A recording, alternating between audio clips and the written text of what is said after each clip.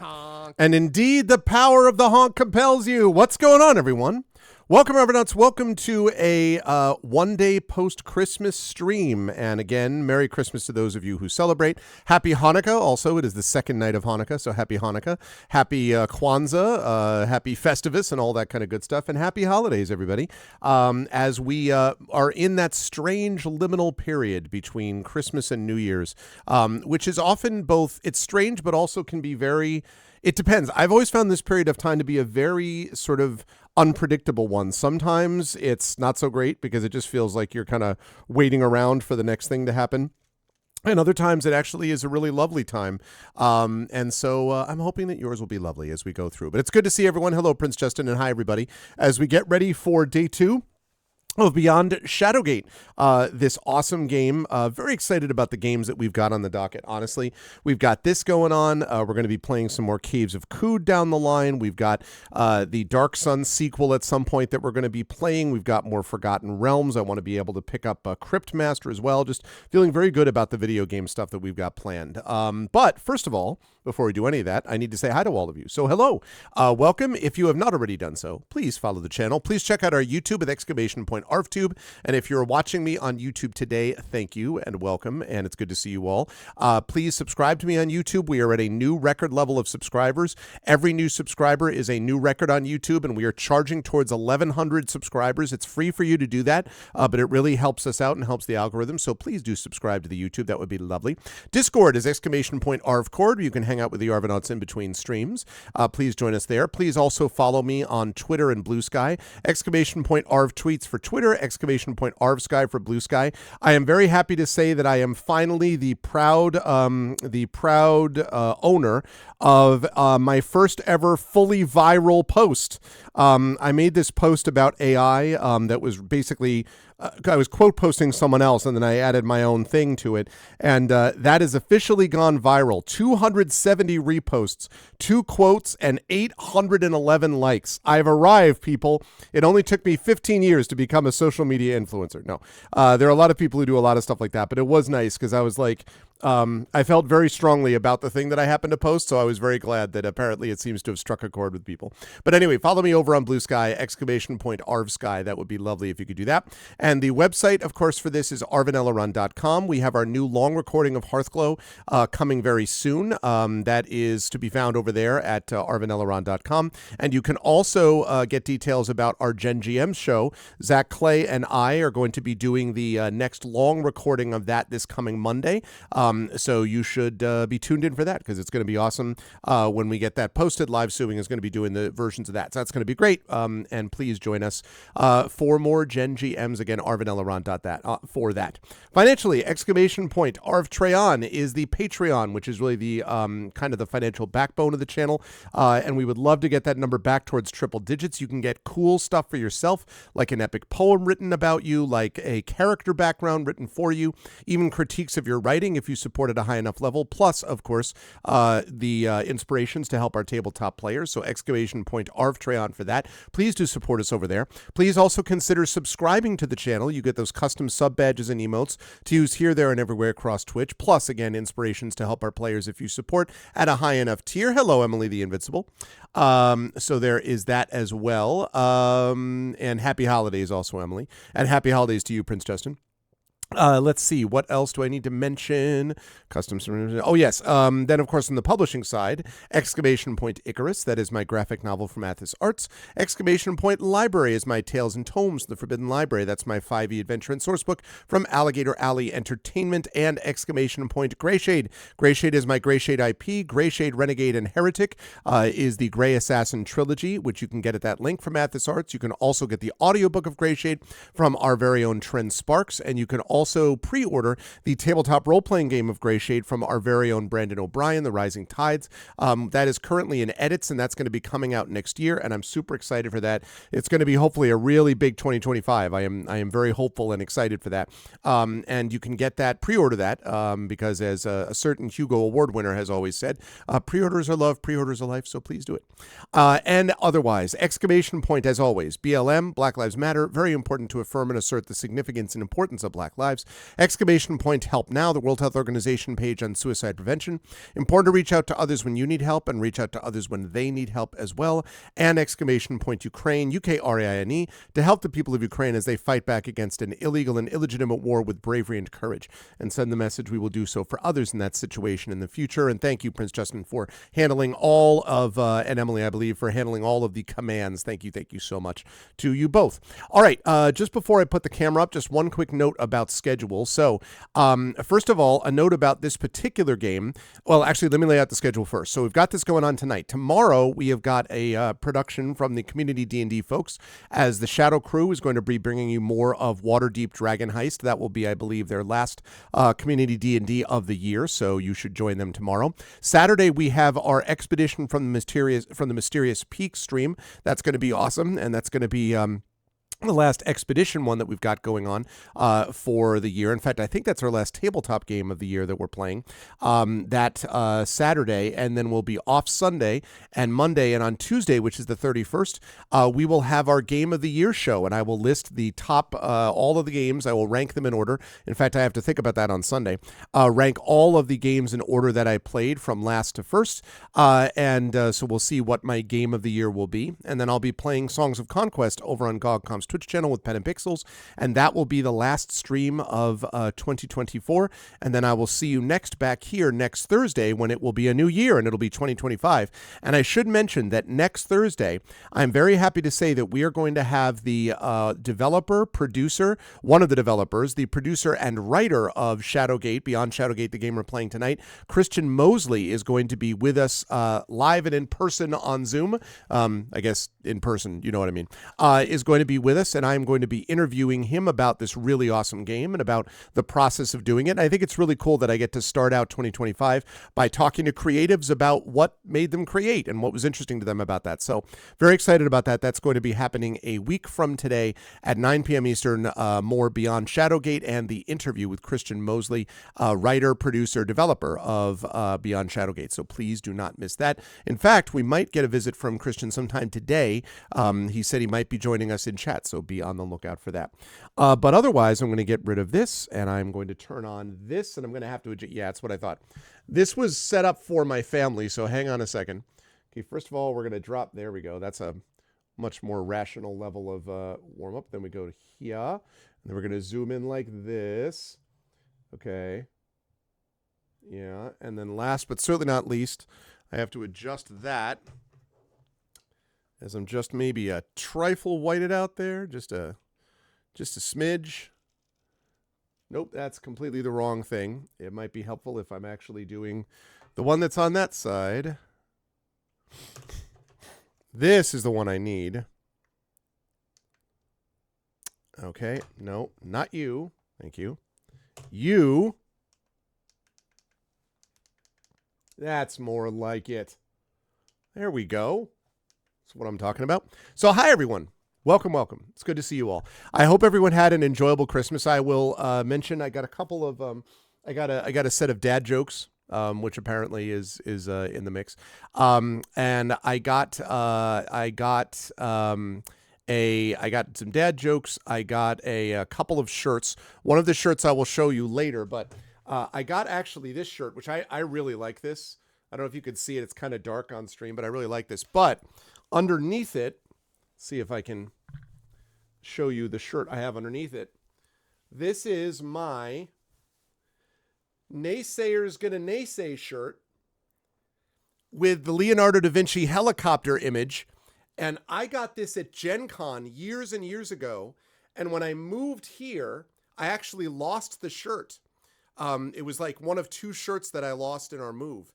And so my daughter, Little Arv, got it for me. She found it on Etsy, so I've replaced it. My two shirts that I missed that are among my favorites are GM equals PC squared, so I still have to get that replaced. But she replaced this. So this is my Naysayers Gonna Naysay shirt, which I really like. Naysayers Gonna Naysay. I have a particular admiration for Da Vinci.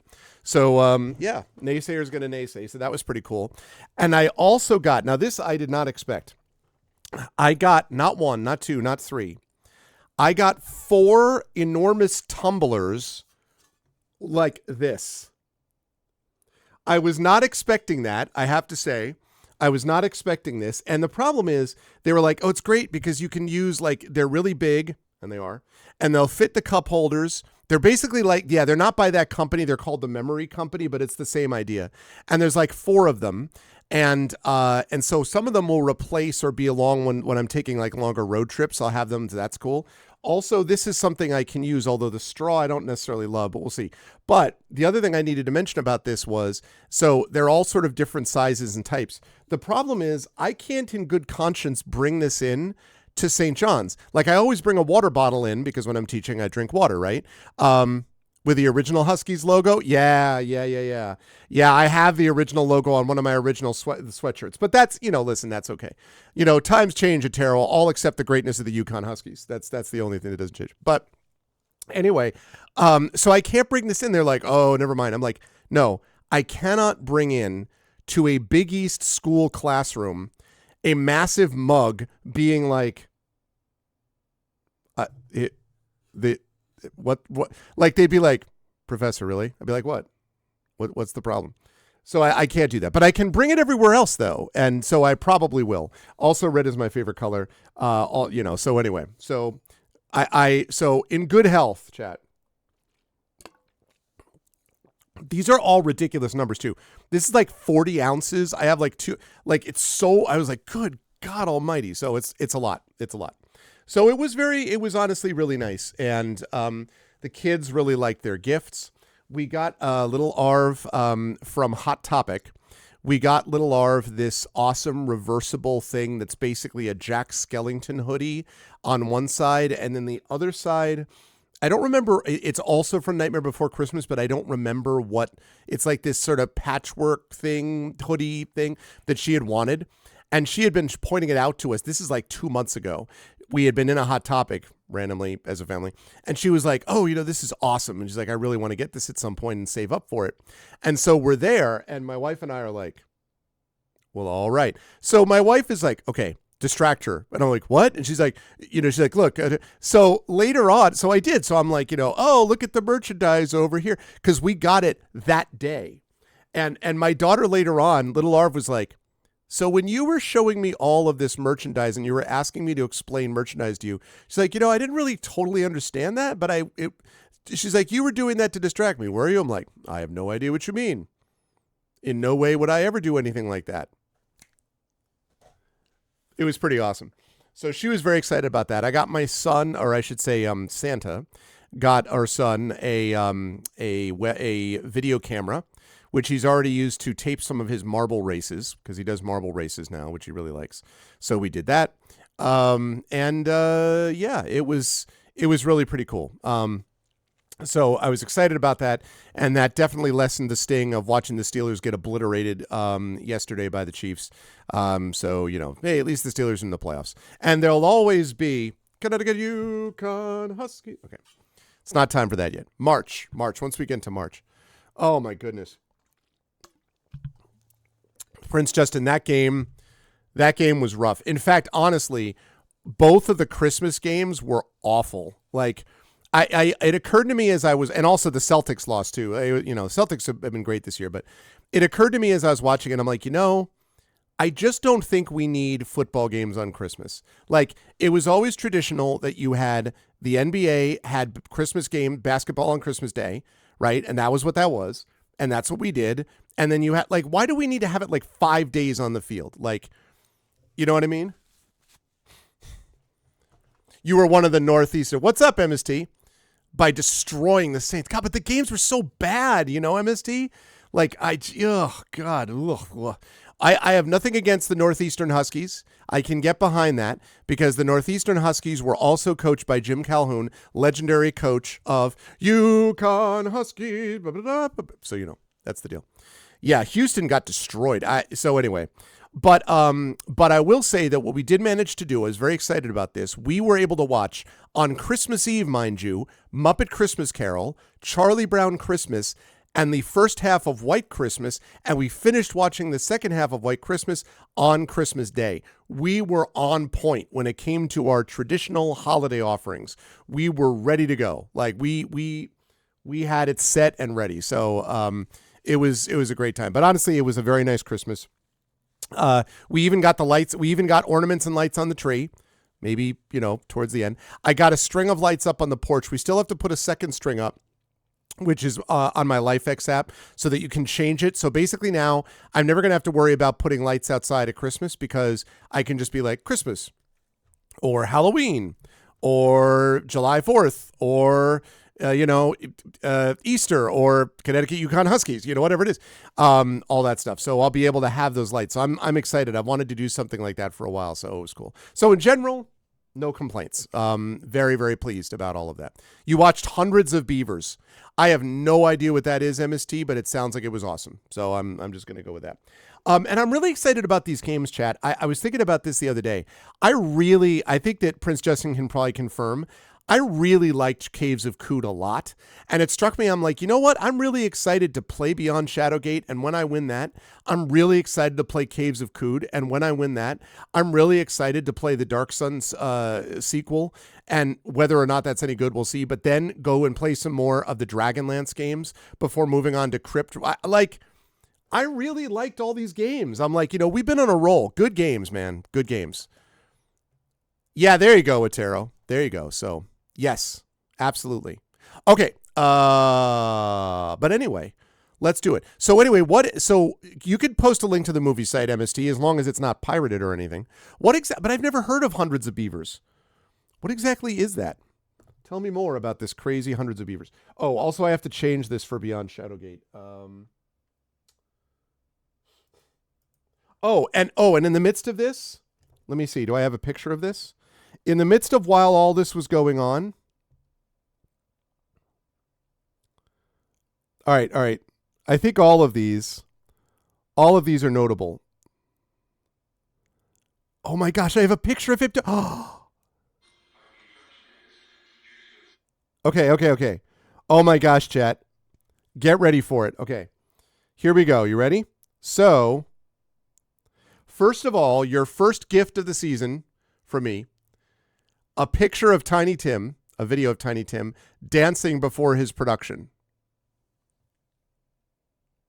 Dancing. I said dancing.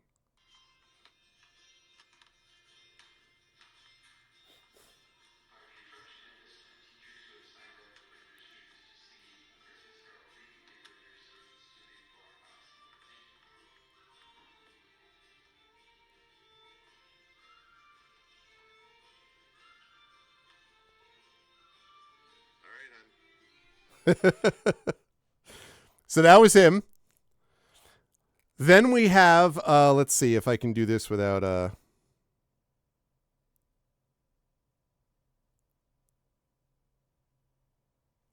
me see if I could show you this much.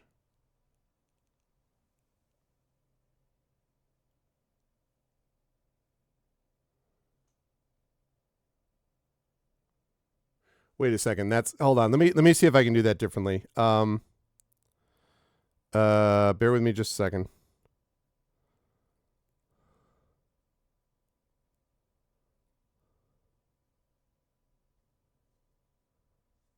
Okay. Here we go.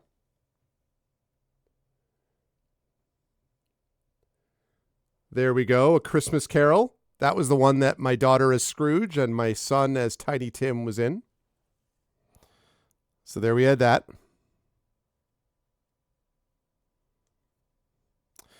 This is a picture of the Christmas tree outside my window at St. John's, which I thought was pretty cool. It's going to be hard to focus because of the nature of what it is, but it's a pretty spectacular tree. So we had that going on. For something completely different, I give you a cat.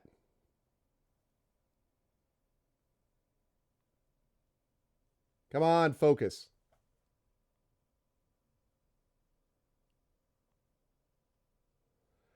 That is my cat, Sherbert, climbing the wooden pole. Now, keep in mind, chat, that is a 200-year-old wooden post that my cat is climbing. Oh, man. Our Christmas tree that was our Christmas tree in the evening after everyone had gone to bed. Yes, sherbet is ginger, yes. Small, but mighty. I don't really know why I want to show you this, but here, have a figure 8 bagel. It's the bagel 8. If you've ever wanted 8 bagels or a bagel 8, that's the eighth bagel. I don't know. And then this part. So on the left is little Arv, my daughter. On the right is my son, mini Arv. And in the middle there is Sherbert the cat. Now, Sherbert the cat is not fat, actually. Sherbert the cat is in very good shape.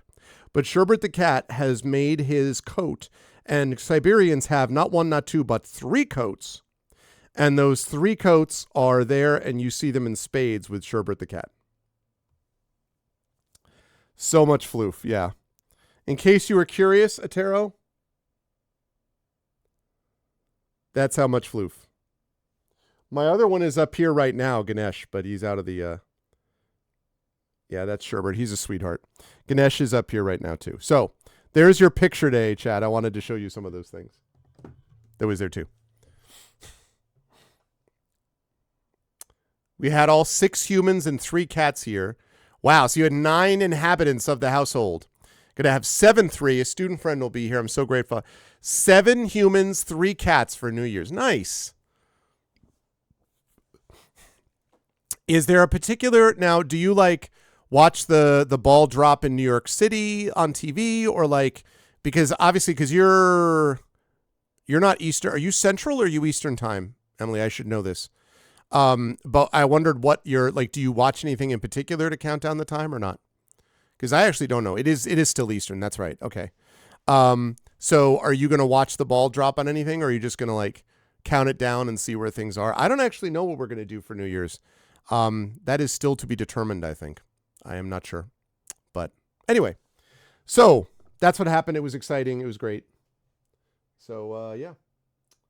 Okay. I'm going to leave that there.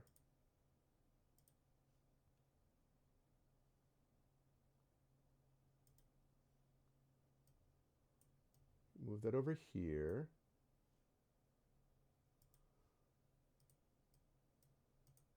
That there. That's what I thought. Okay. This.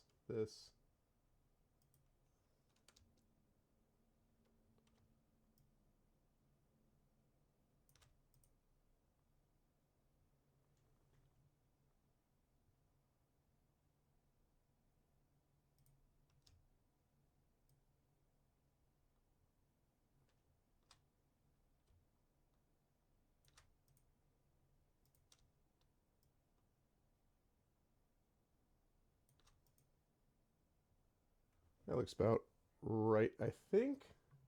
Yeah, looks about right. Lovely. And let me move you folks over here. Hi, Gan Eden. Welcome, Gan Eden. Happy holidays. Happy festival, solstice, etc., etc. And happy not quite New Year. Happy 5 days pre-New Year's Eve.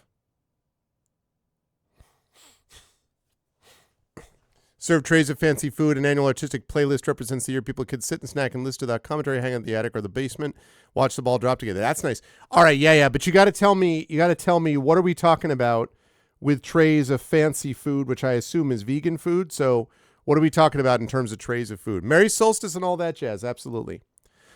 And Gan Eden, do you have any special New Year's traditions? Do you watch the ball drop? Do you watch the Space Needle like ceremony? Because they do like fireworks off the Space Needle, as I recall, on TV. Do you go anywhere? Do you stay home? What's your pleasure? And also, I'm going to switch over to this. And we're going to start playing.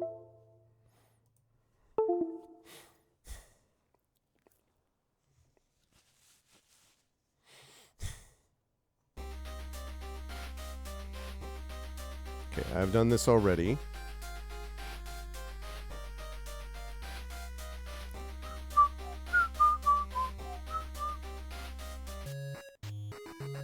Hey, there he is. Oh, wait, hold on a second. Did I miss, wait a minute. Did I miss this? Oh, Chris, I'm sorry. Okay, so Chris Agram is Christian. Christian Mosley, who is one of the developers and the writer and producer Beyond Shadowgate, who is going to be joining us on a Zoom call, on a Zoom interview, a video interview next Thursday for this, and is with us in chat now. I'm sorry, Chris, I forgot that you're the Northeastern Husky. That's my bad. I totally forgot. I also didn't know that you went to Northeastern. That's awesome. Good place. But anyway, sorry, I completely forgot that you were that person. So welcome into the chat and happy holidays, etc., etc. No, I know he said hi, but I was not putting two and two together. Now I remember, and we're all fine here. Thanks. How are you? Now I get it. Good to see you, Chris. Thank you. Hot vegan cheese rangoons, little salami, little cheese crackers, avocado slices, Asian pear slices. That all sounds really good. So when you say hot vegan cheese, how hot are we talking? Like, I mean, is this hot as it gets? Roll people, watch the ball drop, and go to bed at 10. This year we're playing D&D, a version of Unsung Heroes. Ooh, nice. Very, very, very nice. Yeah, I was thinking about another Chris that sometimes shows up here with that name, but not, well, obviously Agram, and I wasn't putting all two and two together, so my apologies. But thank you for being with us. I'm in the far star for my polling. The room ahead has some of the best writing in the whole game. Ooh, I'm excited. Okay, so chat, for those of you who missed this or have not seen me play this before, so the original Shadowgate, excuse me, came out in the 1980s and was available on Mac and I think PC, and was also available the way I played it on Nintendo. And I love the original Shadowgate. I loved the setting of it. I loved the music was very atmospheric and haunting. I just love the original Shadowgate. And I later on interviewed the folks who did Shadowgate 2014, which was basically a remaster of it. And then I knew there was a Beyond Shadowgate from that time, which I didn't play. But I saw this came out and I was like, oh, this is cool. I didn't have a chance to play it. And I really wanted to. And so this is basically an adventure game. There's some puzzling in it. There's some role play. There's a lot of story-based stuff. Very, very cool stuff. And it's been redone by Zojoy. Not redone, I should say. This is a new, basically, sequel to Shadowgate by some of the original devs. And Christian here is the actual writer of the game and also producer and one of the developers, and has done an exceptional job from what I've played so far. First 3.5-4 hours that I played was just absolutely badass. It was great, and so I'm hoping that we continue. And I'm going to see Chris again. Christian is going to be on here a week from today, Thursday evening, January 2nd. Is that right? Yes, January 2nd, 9 p.m. Eastern, and we are going to be doing an interview with Christian and talk to him about the development process of this game. So I'm excited to have it here. It's going to be great. You actually deep fry them. Oh, yeah, I see that. It's interesting they wouldn't have any of the sweet ones. Interesting. Yes, I'm excited. Okay, right. So let's do this. Look. It's an ancient fairy stone. Seasoned magicians use these to cross great distances in the blink of an eye. I wonder if I can use this to fast travel. I still feel like at some point I'm going to be able to do something with this. No. Okay. The path cuts between scores of age-old trees. Okay, let's move west. Oh, that's by which I meant move west. Aha! All right, we got the graveyard. You read the ornate letters chiseled onto this dwarven gravestone. Magnum Silverforge died 2003-05. His death showed us some wisps conspire against us, leading us astray, lest we try to escape the vile fortress. Okay.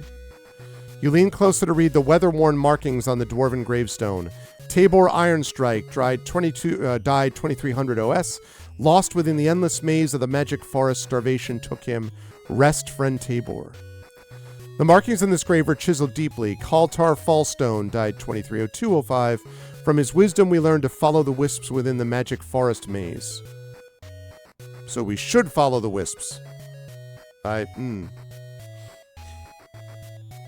can see that. You study the epitaph on this dwarven gravestone. Cantus Firecraft died 2304-05. He discovered malevolence shows through with the red wisps. Do not trust the red ones. Okay. So we follow the wisps, but not the red ones. You got that, chat? Do not follow the red wisps. You mutter the words upon the dwarven gravestone. Warog Smelt Steel died 230105. Creator of the magic lens and discoverer of the hidden wisps within the accursed forest maze. Okay, so we need to find a magic lens that will show us the hidden wisps, and we need to follow the non-red ones. I got it. Oh, hello? Vines and moss are reclaiming the ancient wood beams, supporting this adit. Cannot be taken. Oh, yeah? Okay.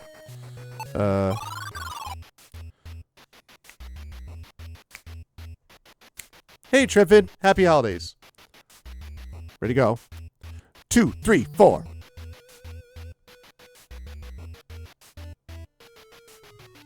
This dreary cave seems to close in on you. Claustrophobia grips you as you think of all the rock above your head. A lonely old bird cage hangs from the ceiling. These held canaries that would warn the miners of the deadly air. The cage is in terrible condition. The door is missing and its captive long gone. It's only loosely fastened to the ceiling, and it's just barely within reach. So I can take it. I got a bird cage. Yeah. I got a bird cage. Hey, Nonstop, happy holidays. Yeah, I got a bird cage. Doesn't seem immediately useful, but what the heck? It wasn't nailed down, right? You got that right. Mounds of excavated rock line the sides of the mine. You stumble deeper into the mine using the cold rock wall as your guide, but you can go no farther. It is too dark. Don't I have a lantern? I don't, huh? I guess not. You squint your eyes as hard as you can, but to no avail. It's darker than a dwarven mine at midnight. You think silently. All right, we're going to have to get something. That's fine.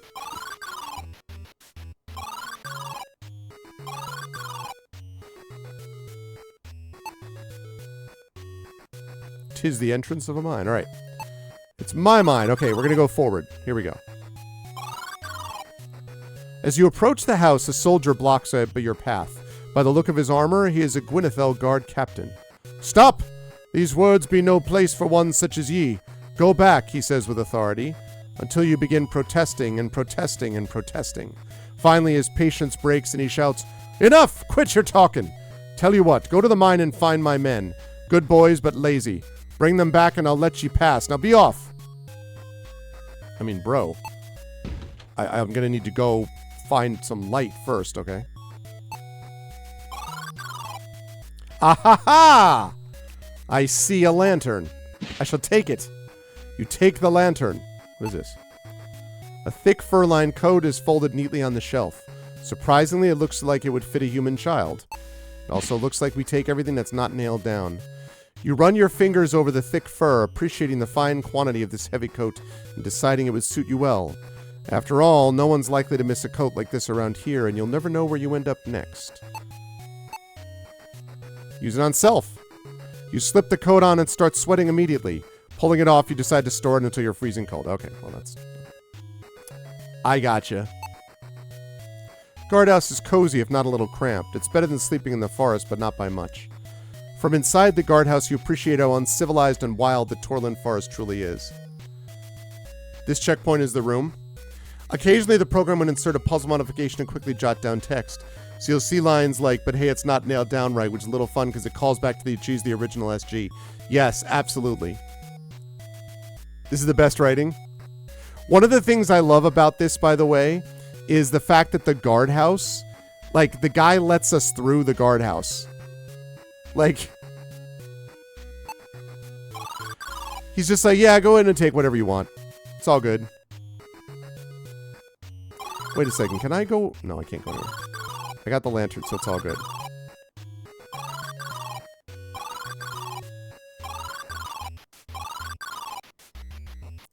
Oh,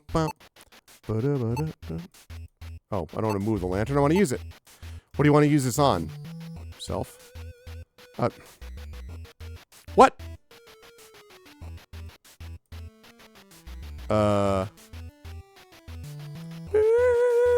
His job is to block the path. Yeah. Go no farther, but it doesn't say don't go to the right, right? All right, let's see. Can I open the lantern? Really? A fresh candle. Well, I know I saw lantern. What? I used the lantern.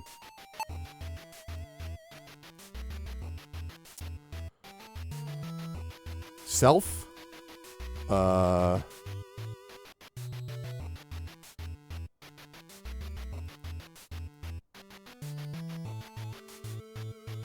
Am I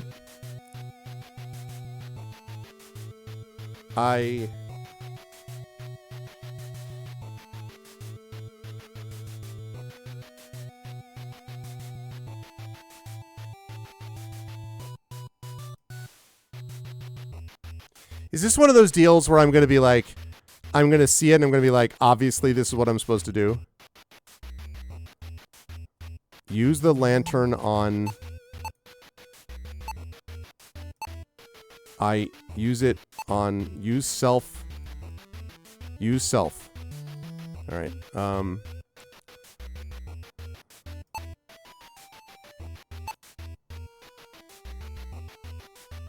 Use it on the empty sack.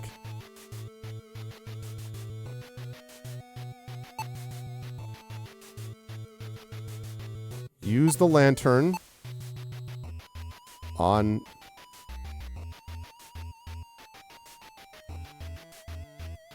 It's useless here. What?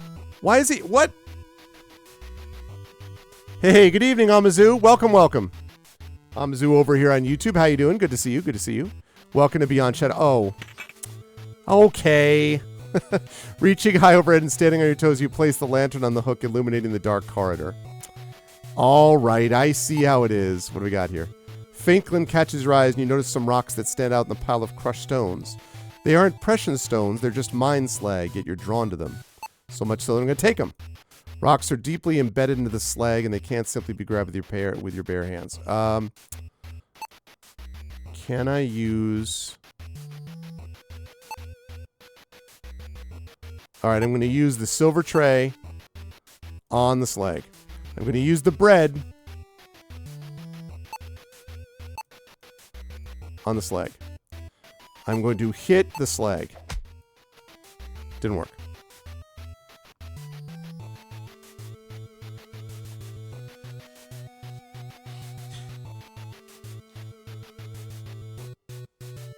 Yes, I think the Minotaur accomplishes quite a bit without going any further with that. Yes, Omazu, this is this is a very recent game, but it is a sequel to a game from the 80s called Shadowgate. It's very, very cool. In fact, in Twitch chat, I happen to have the developer, one of the developers and the writer and producer of the game, and I'm going to be interviewing him on Twitch next week. And actually, you'll see it on YouTube as well, because I'm streaming to both. But it's very cool. It does have a little bit of a console vibe, which is how I played it originally. It was available for Mac and for Atari ST, but I played it on NES back in the day, the Shadowgate, the original. This, obviously, I'm playing on PC. So, very cool game. All right, I'm going to need to obviously find something. Whoa. The mine shaft terminates in a dead end, literally. A body is slumped against the wall, covered in wounds. Oh, man. You hear nothing in response. The body of this young soldier wears the traditional army of Gwynethel. He's covered in bites and scratches. That seems bad. Looks like a small metal tag on a short leather strap. You quickly snatch the leather strap off the ground, pocketing it in the attached metal tag. Red eyes peer at you from the rear of the cave. You imagine they are responsible for the state of the young soldier. Small brass key. You take the key. Okay. Your dallying allowed the dire wolves ample time to assess you as no threat to their safety. Instead, they seem to fail you and make an excellent meal. Their powerful jaws make short work of tearing you apart. I had a feeling with your demise, the land of Kaltorlin fell to ruin. Yeah, I had a feeling that was going to work. All right, let's see. Oh. You take the sword sheath despite not having a sword. Maybe someday, you think.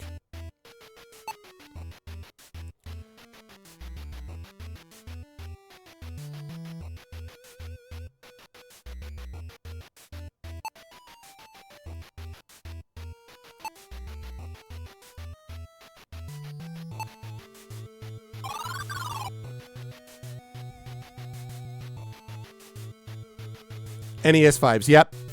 And even the music, which is all like, it's brand new music, but it's got such a great like NES feel. All right, so what's the deal with this? Stamp metal reads, Maravan Montview, Gwynethel Guard, born 24/18/05, enlisted 24/37/05. Wait, what?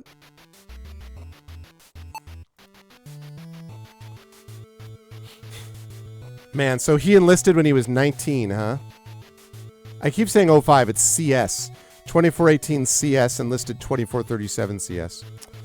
Man. So, well, he's 19 when he enlisted. So we know what happened to one of the soldiers. You see light entering the top of the shaft. For a brief moment, you feel hopeful. Old, rusty, and worn sledgehammer sitting in the darkness. As you grab the old mining tool, you realize the wooden handle is well worn and the metal head is slightly wobbly. This thing has got one final whack in it, then it's done, you think to yourself. Yep. You know what we're using this on. Few quick swings, you not only smash some rocks free of the stone, but you smash the sledgehammer as well. As you reach down and collect the unusually heavy rocks, you are filled with self-doubt. My back is going to kill me carrying these around, you think to yourself. I swear these things better save my life someday.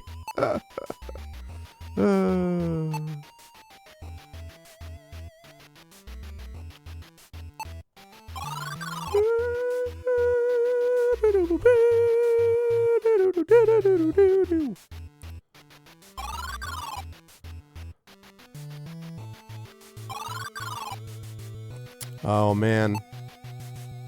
The armor on the body of this young soldier indicates he came from Gwynethel. You can see the Torlin Forest, Tyre River, Great Barren Desert, and Gatekeeper Mountain from the sledge. The colors of Gwynethel hang from the top of the long pole. The soldier didn't survive long enough to place the standard.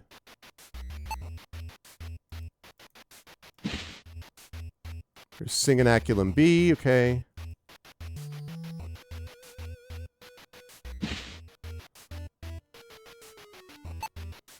Can I use this here?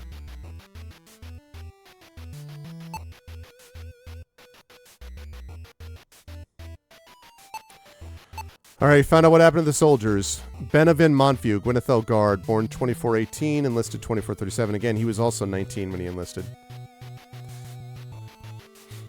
Being a Mac guy, it's nice to hear guys that have come out for that system. Yeah, a bunch of the Mac Adventure, and this was not the only one. There was a game, there were games like Deja Vu, Uninvited. So there were other games than just this that came out in the same kind of, same company, same category for the Mac. Back in the day on Mizzou. What is going on, Iscariot Paladin? Happy holidays. I have not seen you for quite a while. How you been, Iscariot? Good to see you. Welcome to Beyond Shadowgate. Alright, I already did that. Just checking. Can I take the rope?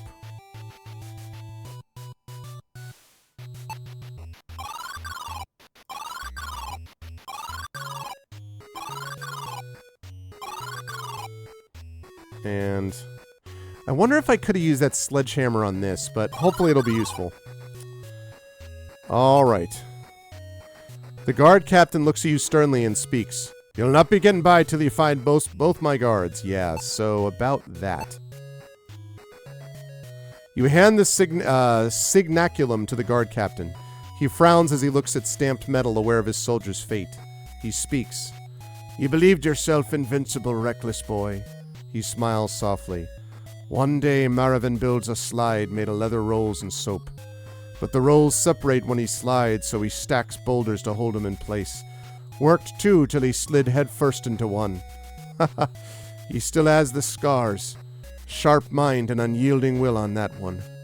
A good boy. His smile fading away. Were these actually maybe his kids, not just soldiers? Probably not.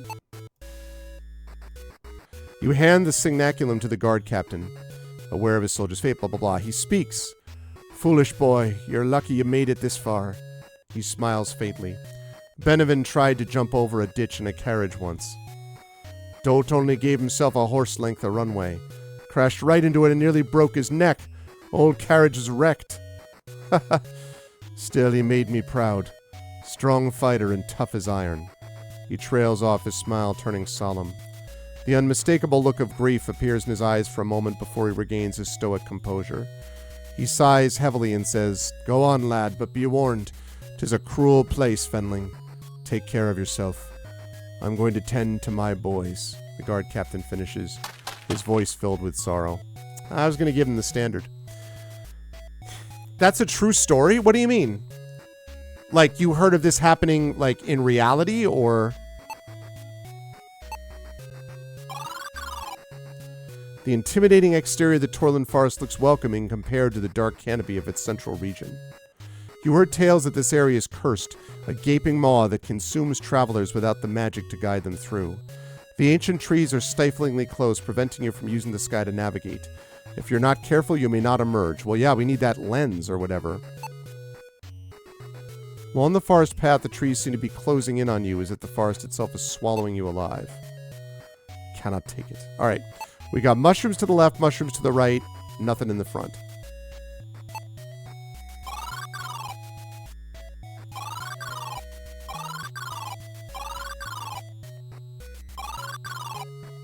Okay.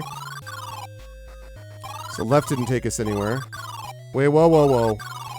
Yeah, it's the same.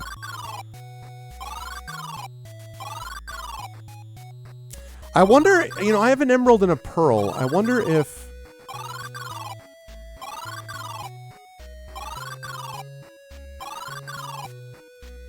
Okay. I wonder if the city is going to have the lens for me. The slide actually happened? Oh my goodness. Is that a personal experience one? Or like...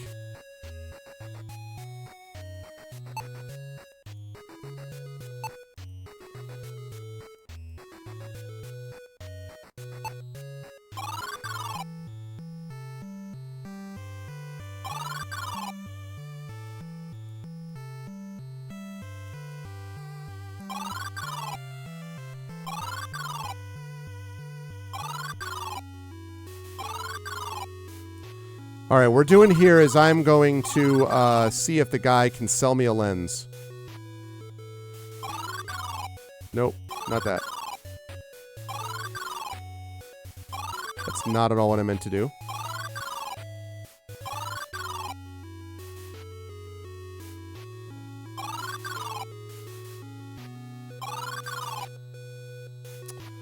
Oh, I remember. That's what it is. I was like, I know there's a way to get out here, and I went the wrong way. Okay.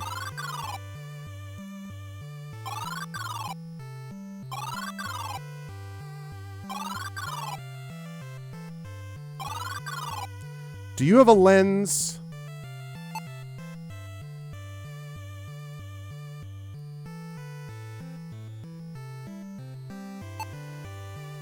Tower key. Tower key. Sheath, heavy rocks, standard. Okay. Well...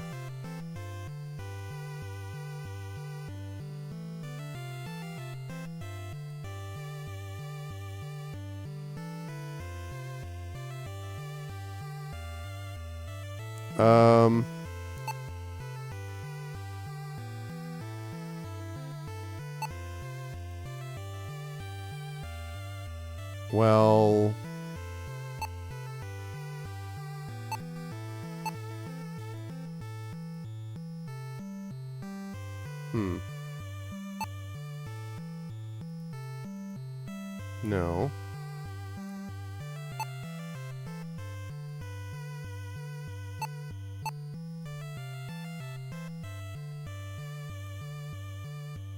Yeah.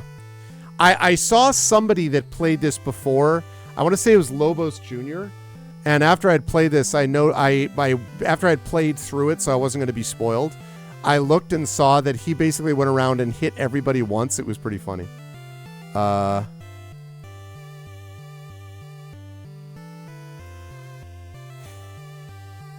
No, that's not gonna work. How about...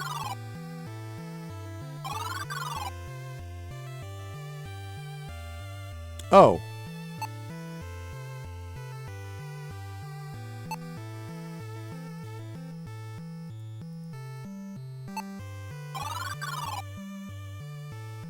A video of the deaths is 1.5 hours long. Well, I imagine there's an achievement for getting most of the deaths, right?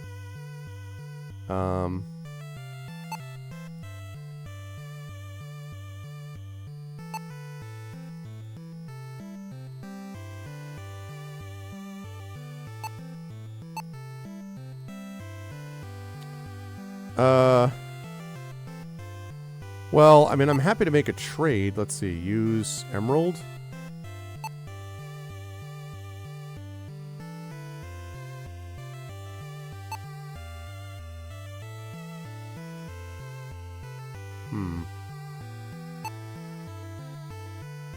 Perhaps you'd like some heavy rocks.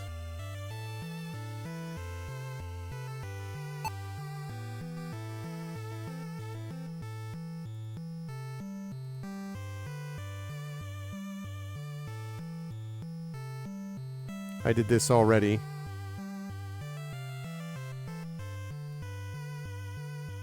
$20 silver coins. How about some cheese? Okay. I would have thought that cheese would have given me the whole store, really. I mean, okay, so it's not him.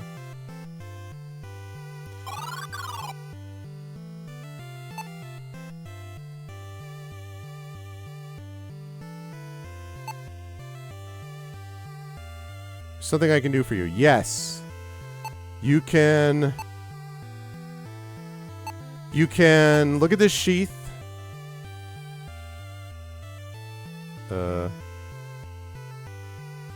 Can I...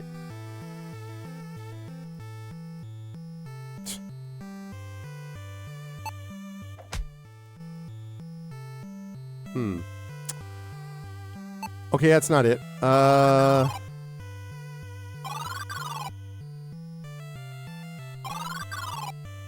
Whoops.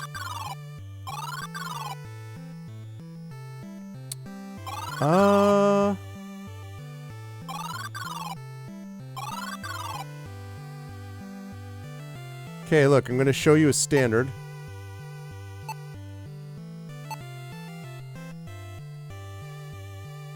There's not for me to hold. The burden rests with you. Oh.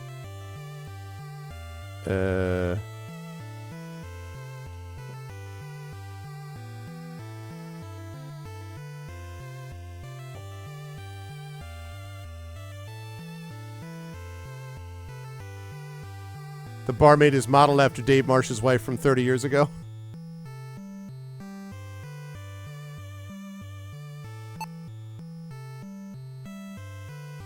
Foul enchantment cast fog upon her land and twisted roads, shrouding it from view, halting trade and starving her people. The queen offered a rod and gold to the statue, placed her glasses upon the altar, and spoke a prayer for piercing vision. The one answered. Magic flowed into her lenses. With them she saw through the fog and led caravans back to her people. Oh. Is that a spell?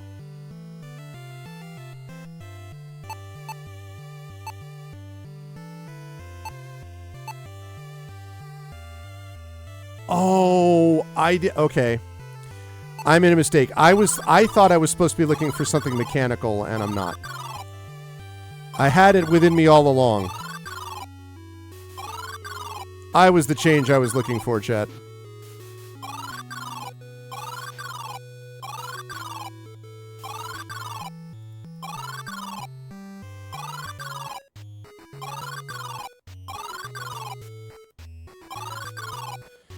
And...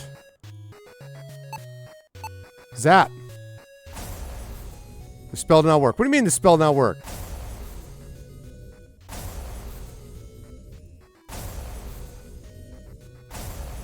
Zap.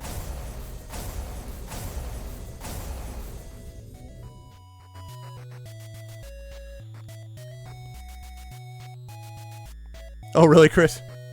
Because it's funny.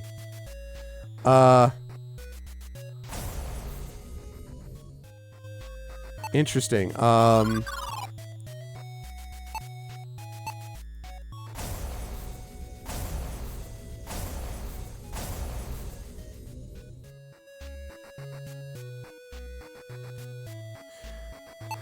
I wonder if I can actually, like, find...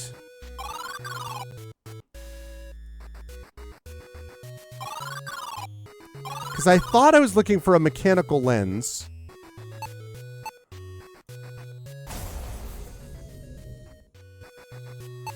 And then it was this whole thing about revealing what was hidden.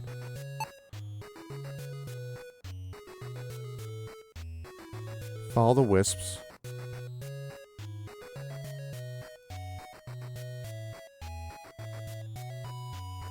Right. Don't trust the red wisps. Crater the magic lens. Warog smelt steel.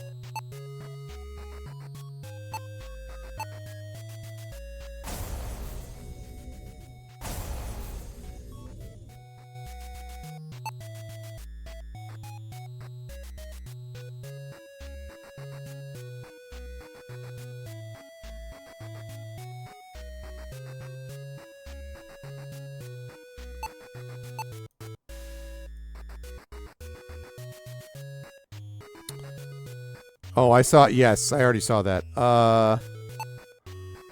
Interesting. Heavy rocks. Hey, happy holidays, Genly. Good to see you. Happy holidays. I hope you're doing okay. And, yeah, and thank you for stopping by. It is always a pleasure to have you on board. So, welcome. 30%. Move...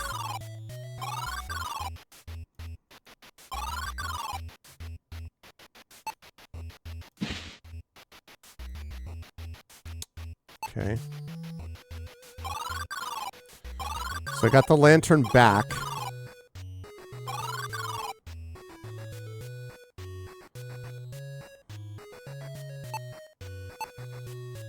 Grenethal military banner. You once used a pole like this to dispatch a bat flying around your attic.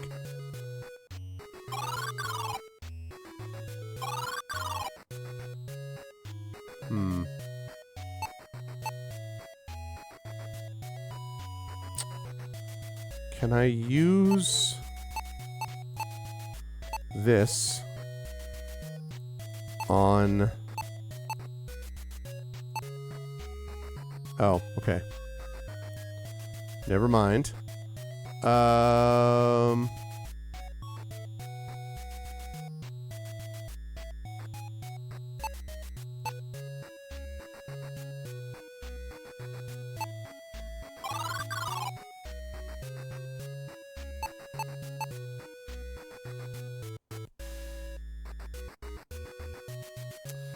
There's something about...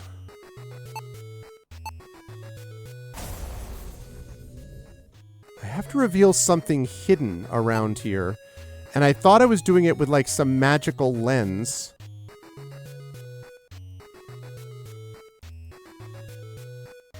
I'm trying to think if there's any place that I saw before that had a...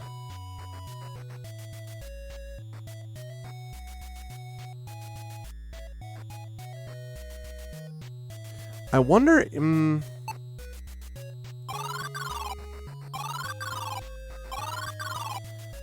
I have... I mean, I have a tower key, but I got the impression I wasn't supposed to use this. I mean, I wasn't supposed to go up and take stuff I'm not supposed to.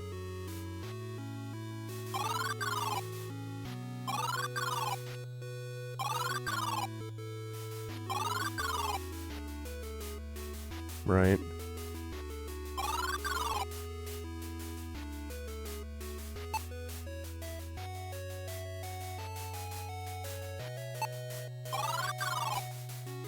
Whoa, wait a minute.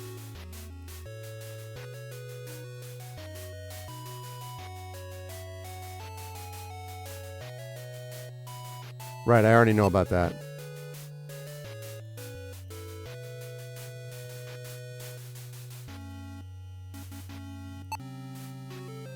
Right, that's the map, yeah. Okay. So, we already found that.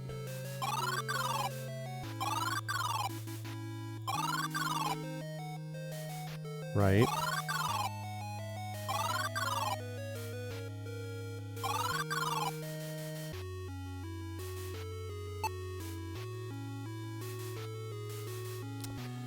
Yeah, but I wasn't supposed to take any of this.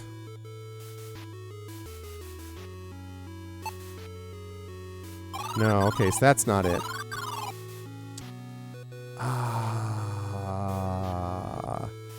Yeah, how you been, Genly?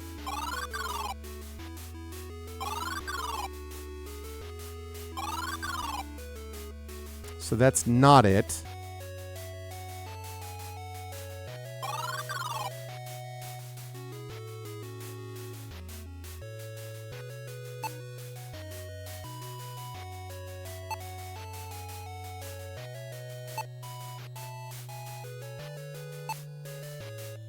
There is no response.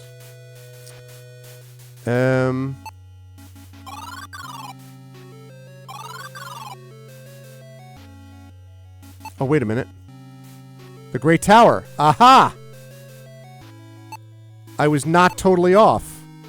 Use. Yes, let's go.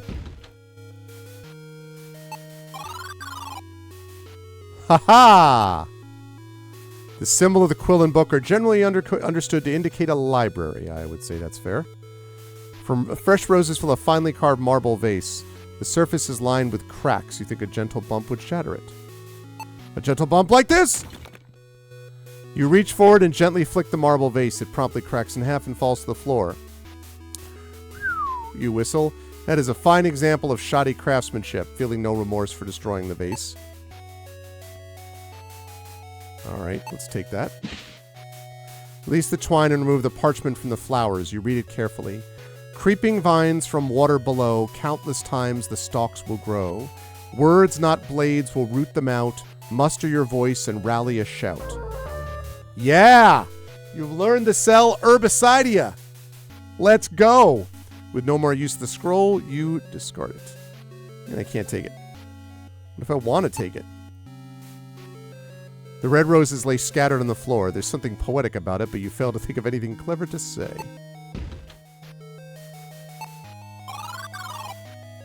Look at this. You see a loose parchment that has not been filed away into its proper place on the shelves. Till now. Principles of Telescope Augmentation, 3rd edition. A lens may be used to filter light in a manner which emphasizes magical properties. And we need that lens to go through the forest maze, chat. However, to identify magical energy, a lens must also be imbued with magic. A simple temple blessing is sufficient. I know where to get a blessing if I can get a lens. Resourceful practitioners report using the lens as a portable magic sensor when investigating observed areas in person. You decide you don't want to take the parchment with you. You place it back when you find it. All right, so... Books on warfare, diplomacy, and history. Looking at the lower shelves, you see scuff marks on the floor.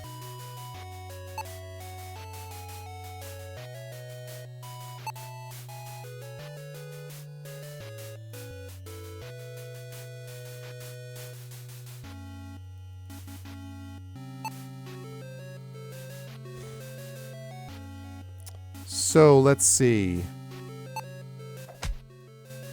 Hut! Hot! Whoop! It didn't work. I thought if I did huh, hua, and whu, that normally works, chat. That's kind of an advanced technique. If you go hua, hua, that usually does something, but apparently not. Open...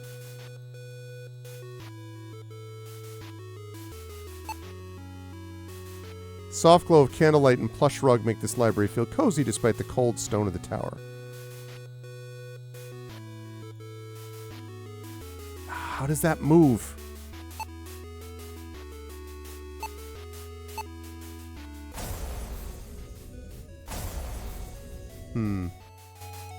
Take that book.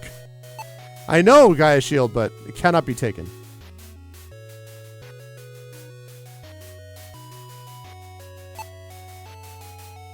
Simple wrought iron.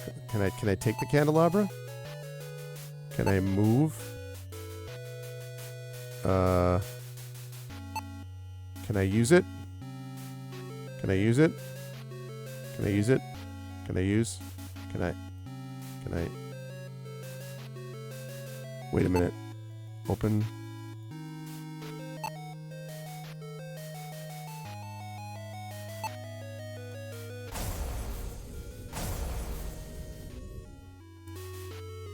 See, I was all prepared to leave here. I bet... all right, I'm going to leave for now. I was all prepared to leave here, and then I saw those scuff marks, and I'm like, that thing opened somehow. Aha. Well, the handle of the heavy oak door, but it does not budge. It must be locked. I don't have a key yet.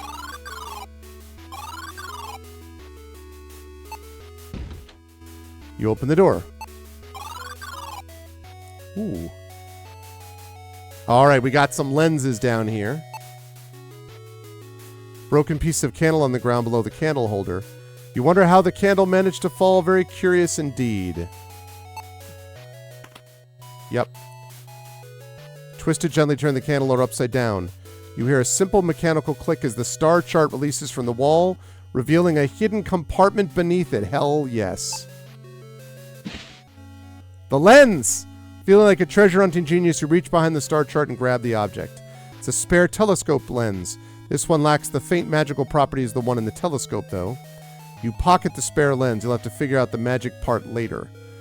Don't need to figure that out later, because I know how to use it right now, son.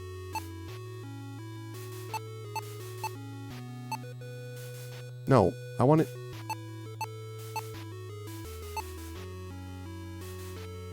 I want to use it on the... Okay, I can't use it. I get it. Large telescope is pointed toward the window. You can look directly into the eyepiece to use it. Okay, I'll do that in a minute. This mounted globe shows all the known lands. You look for the fens but don't see it, which is probably for the best. Cannot be taken. An old and worn desk stands up against the wall of the chamber. Ah! As you reach out to take the book, you accidentally flip the cover open. A bright flame erupts in front of you. Well done, died by fire. Within the flame, a figure begins to take shape. You've never seen one before, but you guess it to be a fire elemental. The being catches sight of you and darts forward. It wraps you in a fiery embrace. Your skin chars and blackens as you were cooked alive. Only your teeth and bones remain.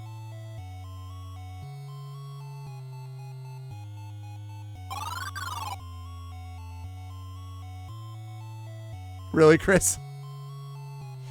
Well, was not expecting that.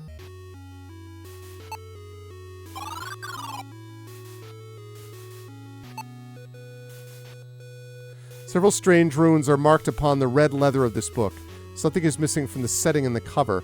You notice a prominent green trim around the hole in the cover, like one that would fit an emerald, perhaps? Press the emerald in the setting, it snaps firmly into place. You feel a sense of calm and safety with the gem in place. It's surely safe to take the book now. Sorcery book! Alright.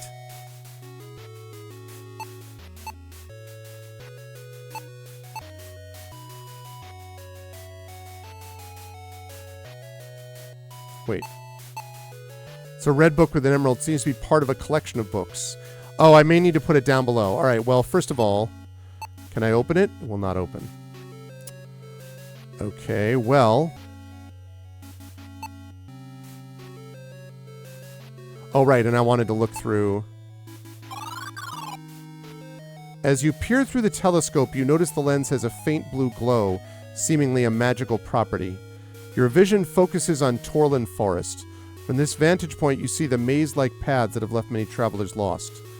You also notice a great deal of sparkling activity in the forest. Your wisp companion chimes in. The Wispkin of Torlin! Mortals are not usually fortunate enough to see them. If we could take this contraption with us, we could see the wisp when we're in the forest. An interesting point. As you think about that, you step away from the telescope. But I bet I can't take it.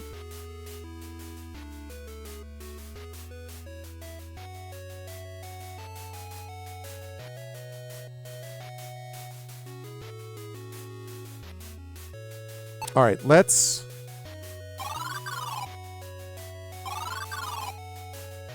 take care of that in a minute. Cool breeze rushes into this small chamber. Whoa! You walk onto the castle turret and observe a creature resting with a thick chain clasped to its neck. Its eyes open and focus on you. It looks uncomfortable and agitated, tugging at the chain securing it to the tower.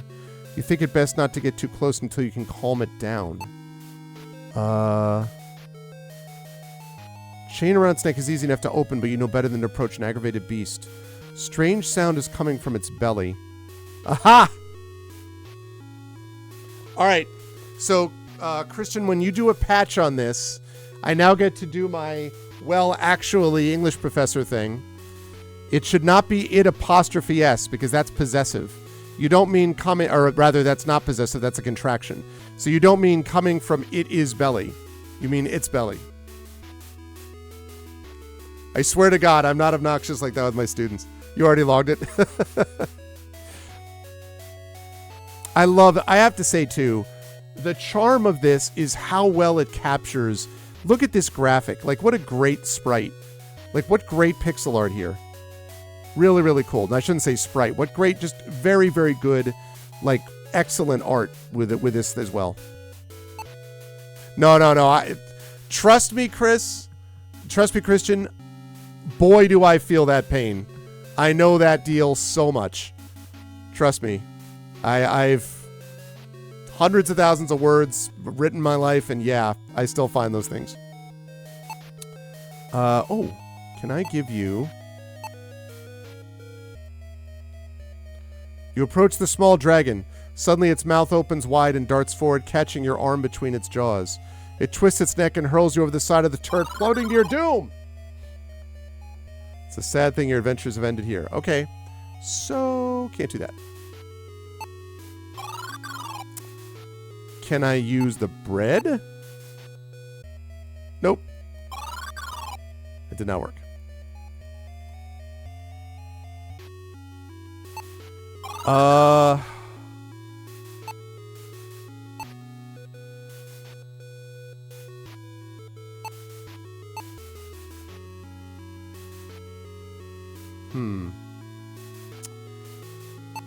How do I serve that to him without him killing me?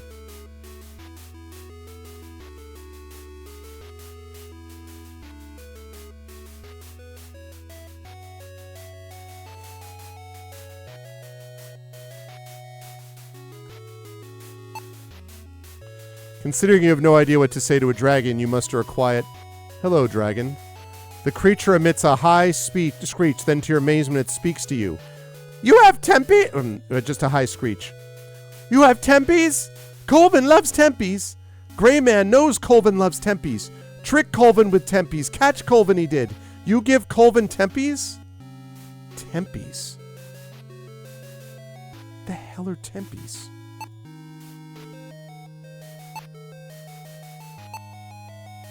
Tempies.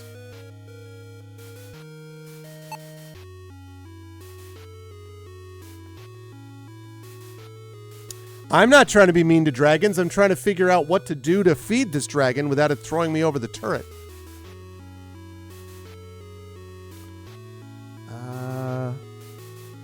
Tempies. Temps that he eats as a snack, maybe. Also, hi, Dragon Spear. Oh, no problem. Oh, I am excited for that convo for sure. Yeah, and I'm not, I'm not trying to be obnoxious. It's apostrophe S happens to be my personal pet peeve, so that's not at all a negative. The writing has actually been exceptionally good so far. You know, in terms of like just like very few errors that I've caught, if any. That was like the first one, I think. So, what can I give you, tempies?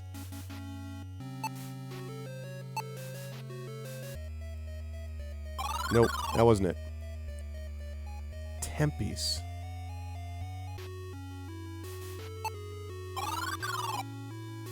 Tempies.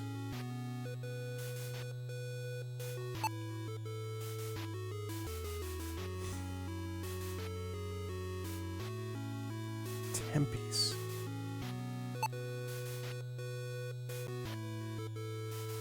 Does he mean heavy rocks? Nope. Wasn't the rocks.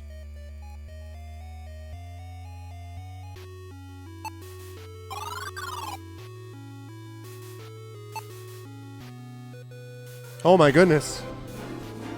What the heck? Dragon Spear? Thank you, Dragon Spear. Good gravy. 15 tier 1 sub gift. Wow, thank you, Dragon Spear. And because of that, they've also added, they've now gifted a total of 150 subs in this channel, which is incredible. Also, they added 3 gift subs to Dragon Spear's gift. So Valorant has gifted a sub to Abdiel, Big B, and Ilavi. And thank you to Dragon Spear for Happy Shrapnel's gift, Krath Play's gift, Chris Agram's gift. Well, it looks like you're going to be a sub when you get to be part of this, Christian. Scariot Paladin, of course. Captain Rugdump, Saturnius, Genly AI, of course. Jimmy Colorado, Pooji, Gaia Shield, MST, Atero, Gon Eden, Guy with a really long name. Thank you, Dragon Spear. Thanks, everybody. Thank you so much, Dragon Spear. I appreciate it. Happy holidays, Merry Christmas, and all that kind of good stuff. Yeah. Thank you, thank you.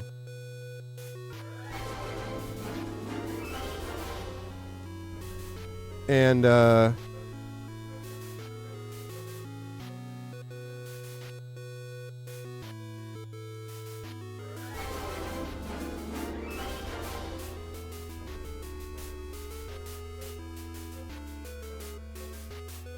thank you so much for doing that, Dragon. I really appreciate that. Thank you, thank you. And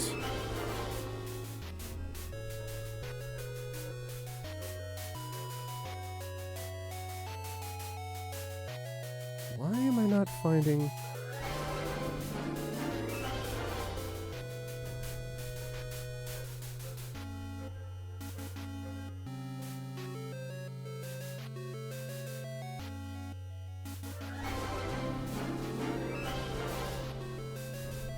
Okay, hang on a second. I'm looking for something.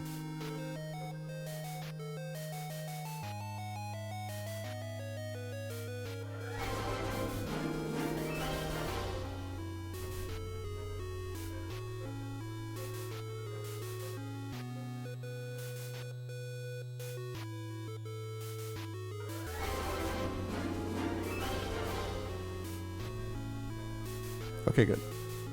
Had to add something in right there. Thank you so much. Thank you, everybody.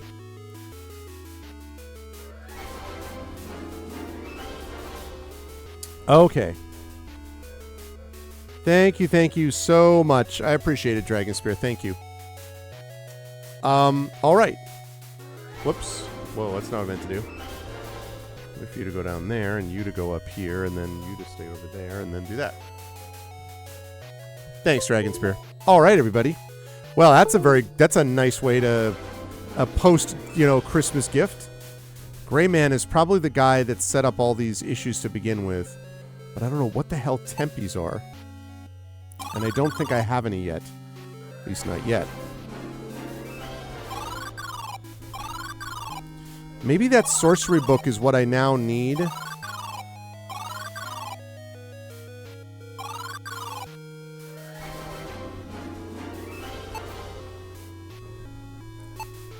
Use this. Haha! You have faint click as you place the book in the empty slot in the bookcase. The sound of wood scraping on stone erupts in the room as the bookcase slides away from the wall, revealing a hiding space. Ooh, look at this! Vessels made of polished gold beset with gemstones. You tremble with excitement as you consider its worth. Peek at the bag and gasp with glee. Tempe's! Sweet blue crystals are your favorite treat. Well, there's somebody else's also. Give me those Tempe's. No, I'm not eating them myself.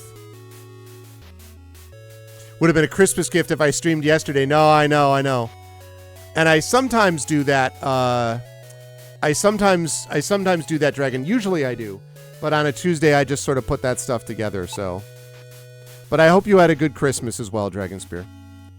Oh, I'm going to take that.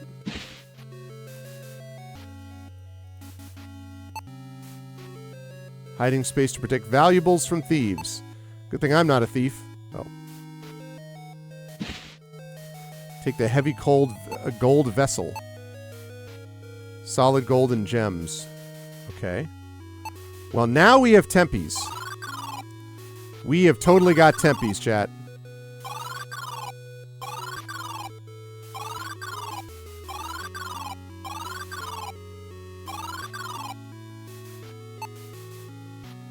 Oh, wait. Open.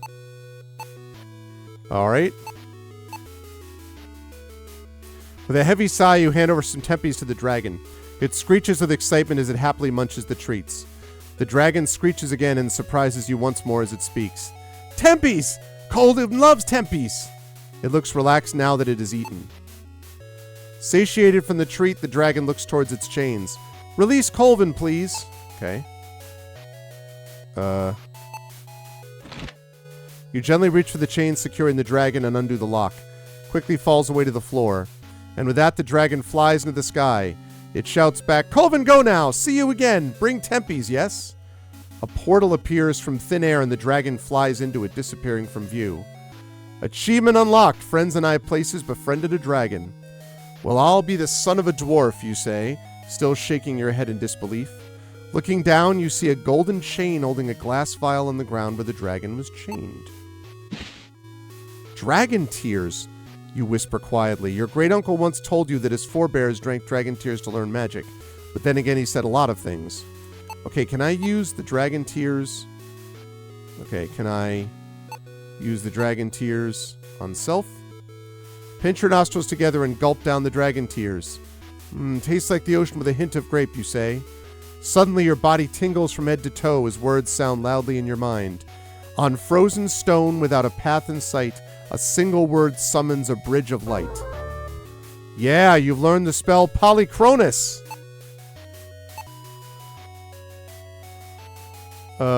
What does it do, though? I know about that.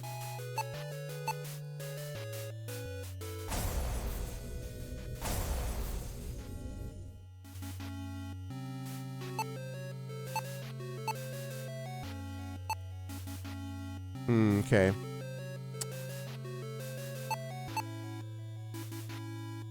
Silver coins. I wonder if that's enough to get the crossbow bolts. Because he said 20 silver coins. Or maybe I give it to... Maybe I give it to the curio guy, who gives me 20 silver coins. Still don't know how to open that bag, that door.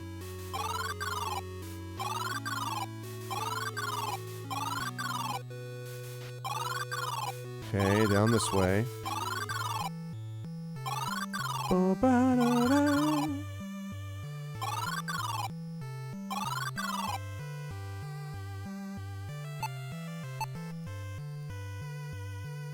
You place the lens on the altar, and after waiting for several minutes and seeing nothing, you wonder if something is missing. You mutter, I wish this would work already.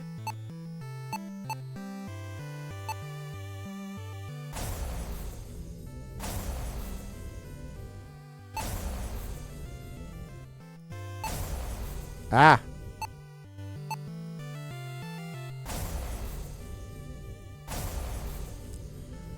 Let's see. How about... Can I use...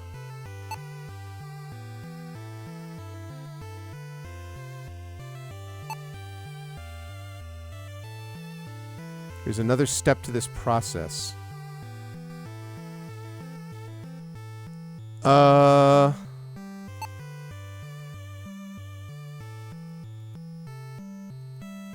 Oh, from the one.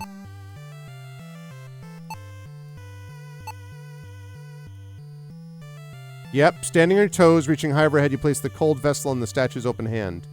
You feel a certain strangeness in the air and sense powerful energy radiating from the altar at the statue's feet.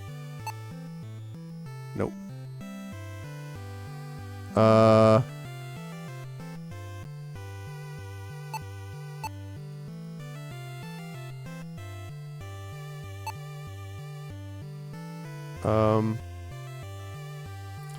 The birdcage.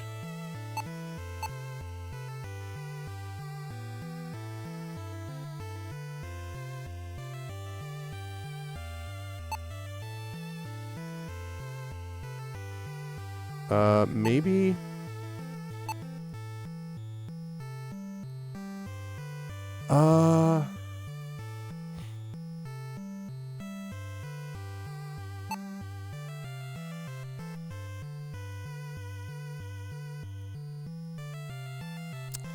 Interesting, interesting.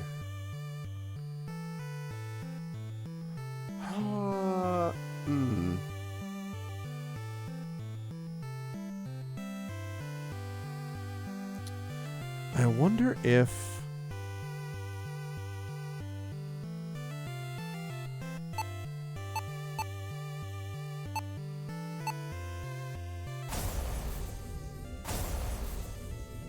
See if there's one other thing that I need to give the, I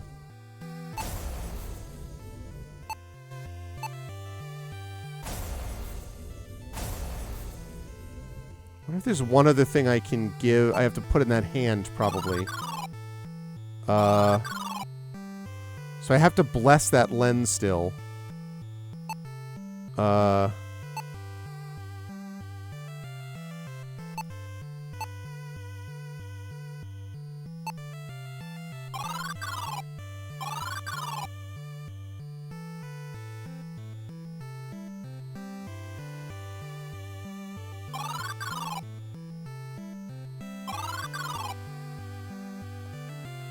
Okay, so...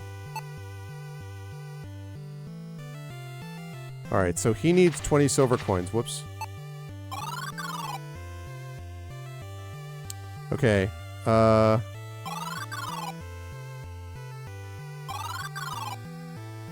in here. What a rare find! It's made of simple clay, yet the craftsmanship is exquisite. I know not how you've come by this little fendling, and I will dare not inquire. 20 silver coins are yours. Trust me, this is a fair price. The shopkeep practically throws 20 pieces of coin your way as he grabs the clay statue from you. All right, thank you very much. So that means I can now give that 20 silver coins to get this. Use silver. There we go. We got the bolt quiver. Outstanding.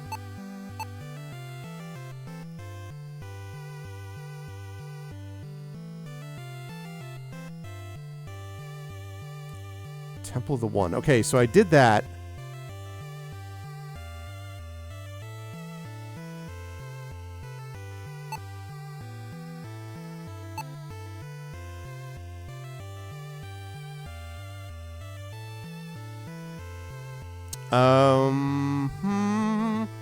Alright, well, let's see. So I've got that. I got the bolt quiver.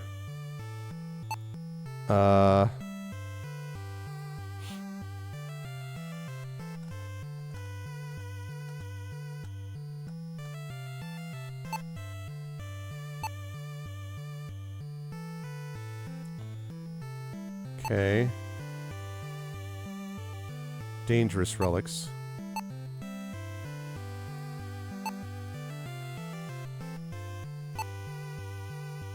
Right.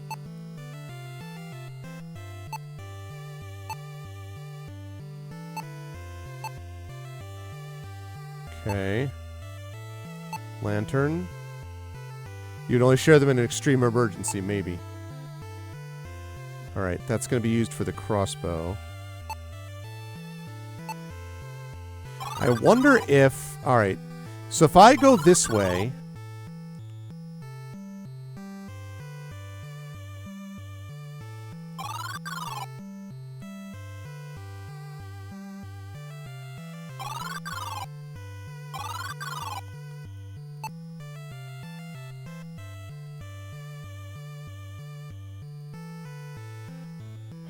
Okay, can I use...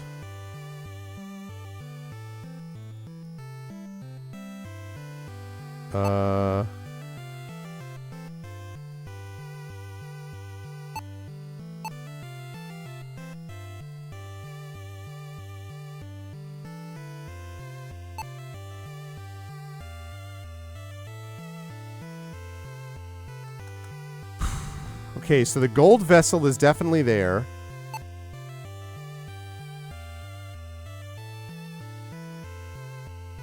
right, so we've got a lens there that has to be blessed. We've got that. But I'm missing this.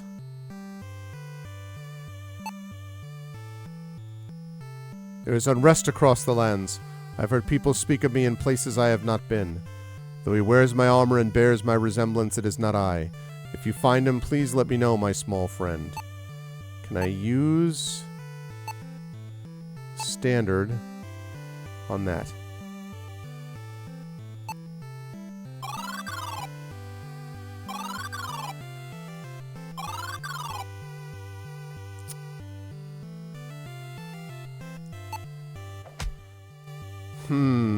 Alright. What about back in the inn?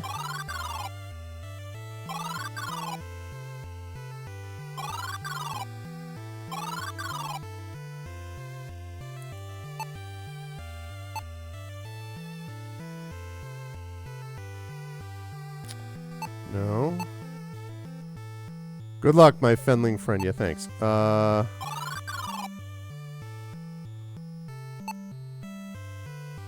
In addition to the famous woodland hunter painting commonly found in taverns throughout the land.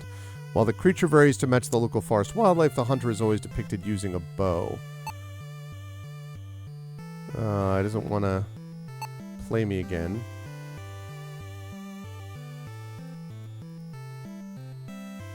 Alright, so that's not it. Okay. So the deal is, we have one key that we need to find. So we have one closed door on the way up, about halfway up the tower, that's locked, that we can't open. We have the lens that we just got.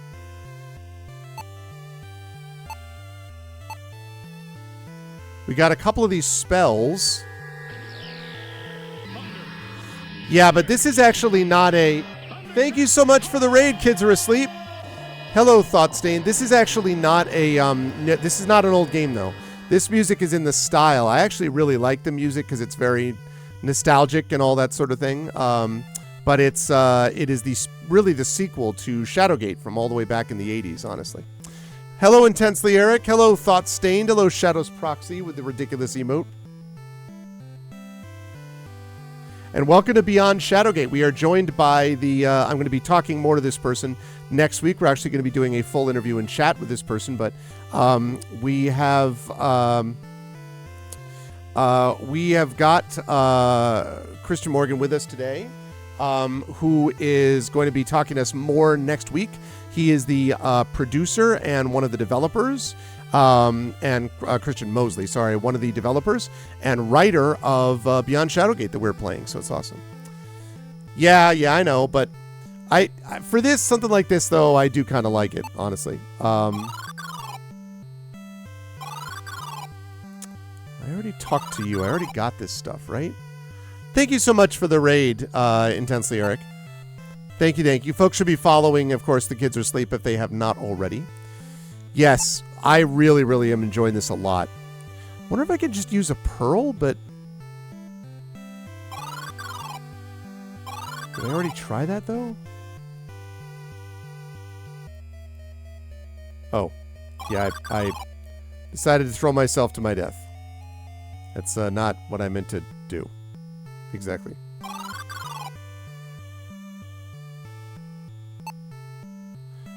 I got a silver coin, but I already did that.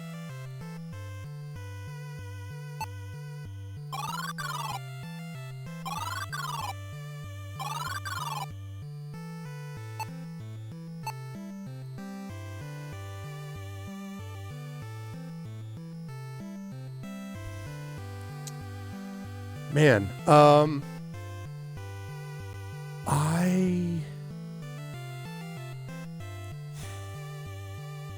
if I do, like, okay, use Targwynthal.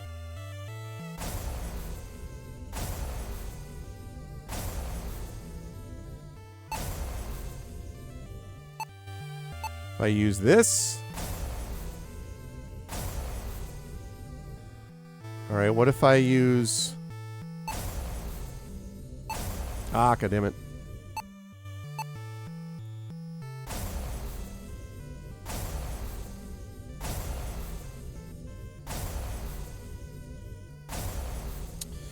I must be still missing something that I don't have yet.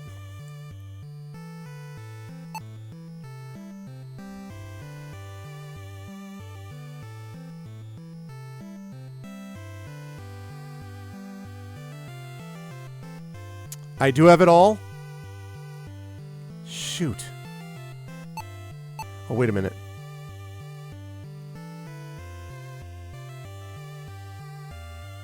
What am I missing? Can I speak to the statue? Oh! You kneel before the statue, lowering your head and reciting a prayer for the one to aid you on your quest. Oh! Didn't know I needed to do that. The statue glows intensely, forcing you to shield your eyes. A loud crack breaks the silence and you hear stone crumbling. You uncover your eyes to see a miracle has occurred and the statue has been destroyed. Oh, I feel bad about the statue. Process that restored magic to the lens also destroyed the statue. You hope you don't have to pay for a replacement.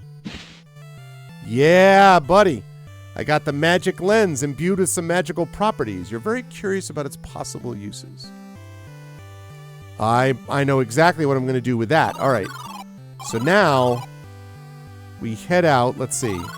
We go this way, this way, this way, this way, this way, this way, this way, this way, this way, this way, this way, and one more. All right. You look through the lens. A faintly glowing green wisp hovers silently in the air, pointing towards a path. You wonder if you should follow it. I absolutely should. But we don't follow the red wisps, chat.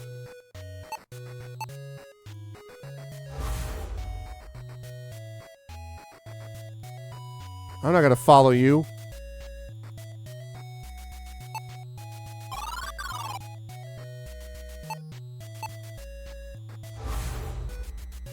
Okay, pointing towards a path.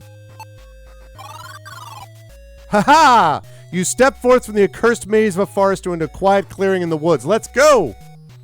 Look at everything on screen in the inventory. There's only a handful of puzzles where there's not a specific test associated. Okay. We only follow them with her. Yeah, because the thing is, I just wasn't sure if I was, like, missing an item. A wooden bridge over a lazy river beckons you forward away from the hazards of the forest for good, you hope.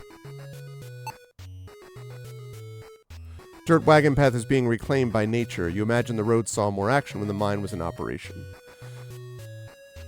It's a covered wooden bridge. 'Tis a covered wooden bridge, not uncommon in rural places.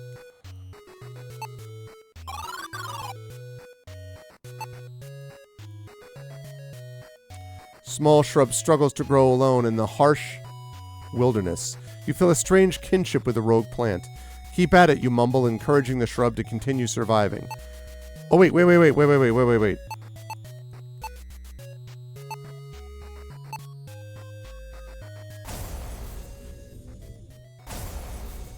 Okay. I guess I didn't destroy it. Maybe I didn't want to do that.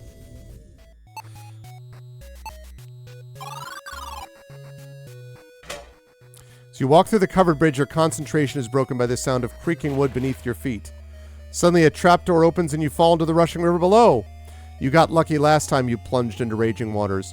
This time the current is much, much stronger. The Torland Chamber of Commerce should be told about these killer bridges. Unfortunately, you won't be able to write that sternly worded letter. You'll be too busy being dead. You have died. The skies darken and the world is doomed. I like how it's always like a joke, and then it's followed up with like something where it's like, yep, well, then this happened. Underside. You can see this handle is attached to a lever that connects to a mechanism underneath the bridge. It's well within reach and can be pulled easily, okay? Reach out and grasp the handle, pulling it down.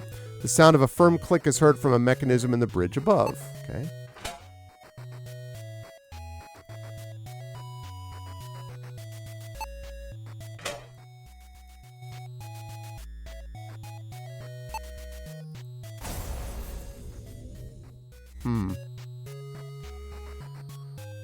Let's see. What do I have that I can use to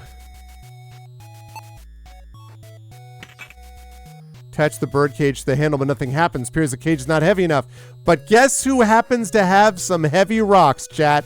My ship has come in, baby. Oh,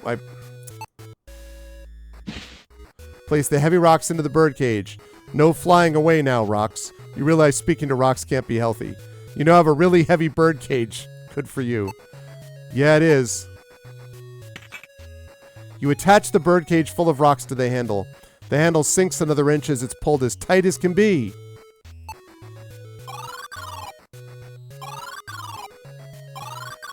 Yeah, buddy. Ha-ha! Forest path winds through a small meadow. With a loud screech, a foul harpy swoops down from the trees and hovers in front of you. Because of the stench coming from this human vulture, you wonder why you didn't notice it sooner. All right, then. Before you can act, the harpy dives at your unprotected head. Ah! Its claws rake your face, tearing away chunks of flesh. Ah! With your face a bloody ruin and your eyes gouged out, you fall to the forest floor, moaning as its poison finishes you off. Jeez. All right.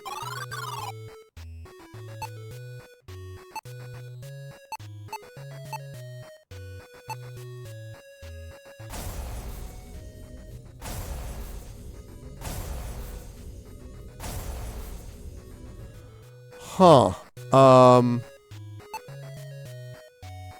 Whether or not the creature understands you, his mood is all it does is shriek back.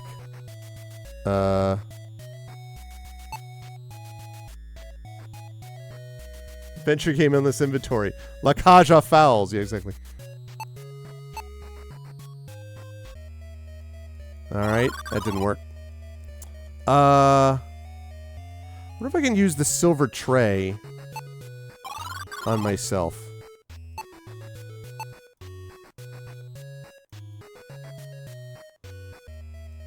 Okay, no. The answer is no.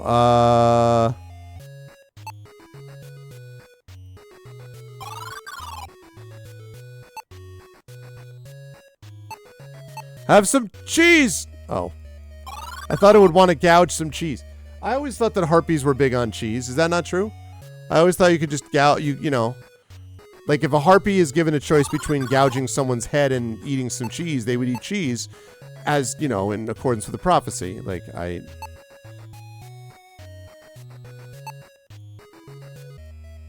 Doesn't he want some tempies? Kind of an uncivilized harpy doesn't want tempies.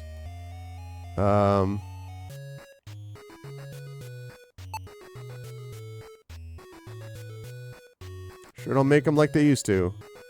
Planks are gathered from the Torland forest. They remain strong enough to support you. Interesting. Ha!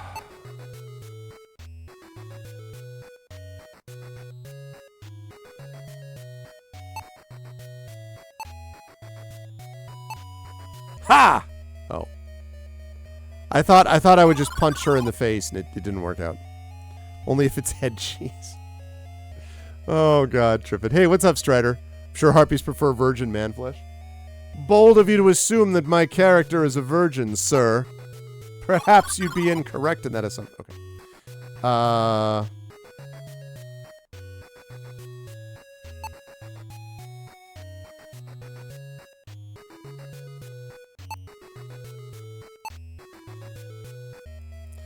No, I wonder why...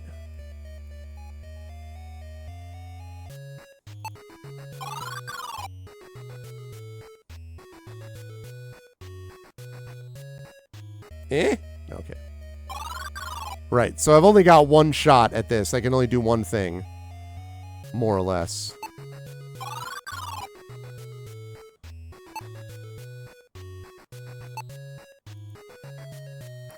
You're out of the forest, but not out of danger. Wild beasts roam the wilderness. Be prepared with your tools and wits. Yeah, I'm working on a wisp.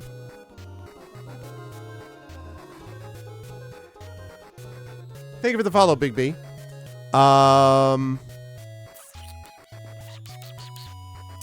So I can't use the crossbow. It's not time to use the heavy coat. I can't use the bolt quiver. The magic lens doesn't do anything. The lantern does not do anything.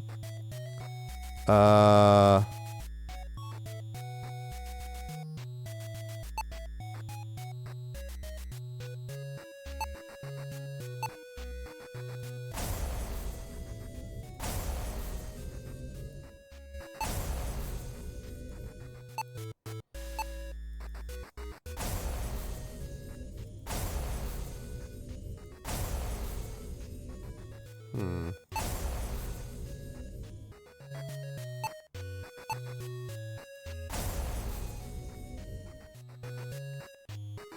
Can't hit her. May not have what I need yet.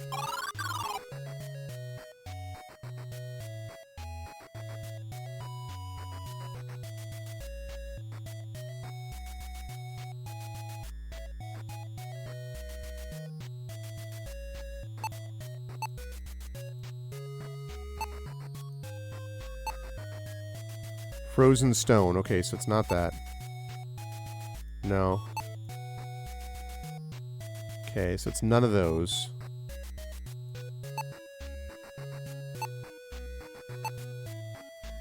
Right, that's the thing about... Yeah.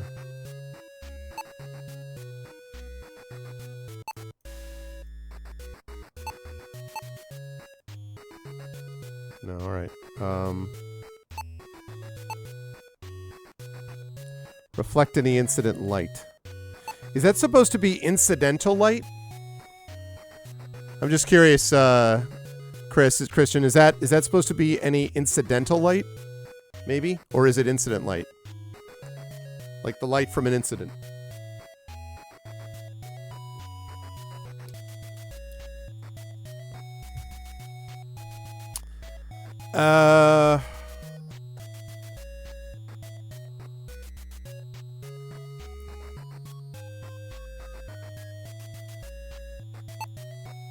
Intricately designed golden dagger. Can cut paper and canvas.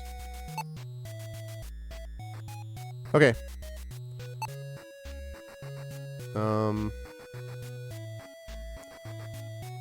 Give the harpy the pearl?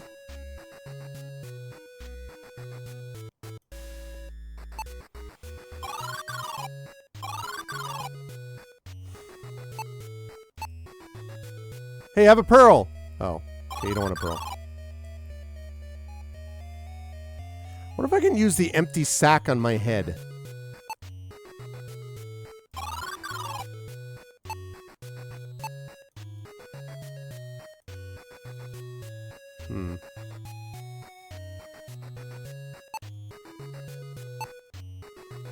No.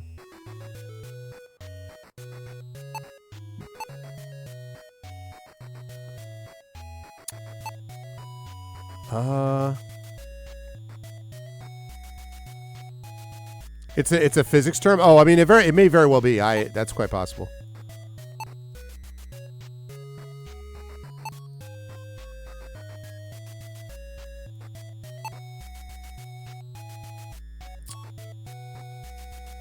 Wow.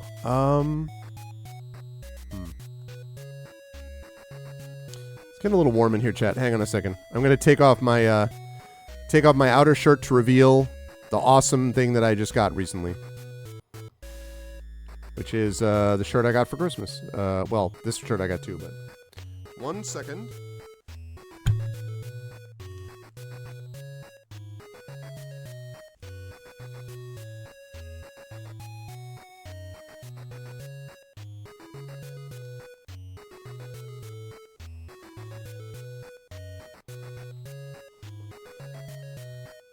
There we go.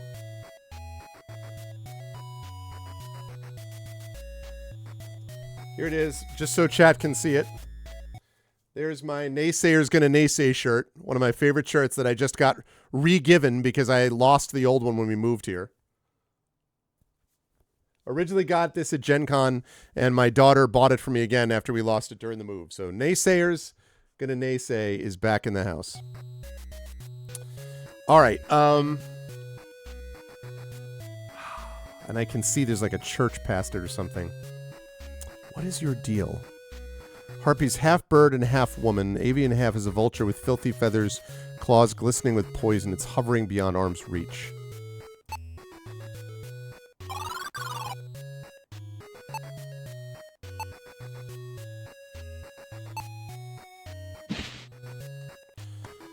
I thought that might be an issue. Load the crossbow.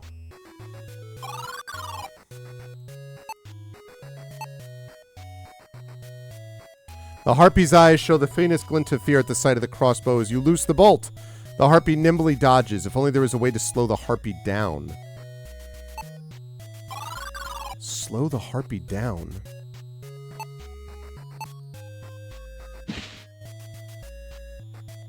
Slow the harpy down? Yeah, big fan of Da Vinci. How do I slow the...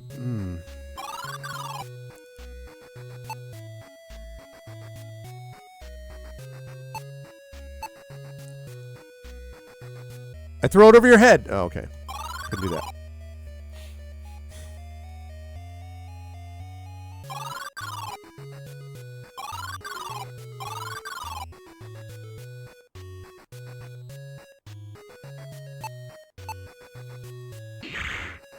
The harpy darts toward you, claws out, ready to take your life. Before its talons reach your body, you thrust the standard into the harpy, impaling the flying horror. Yeah! Stun harpy is slowly gathering its bearings. Oh. Best not get too close, lest it lash out violently. You think it prudent to keep your distance.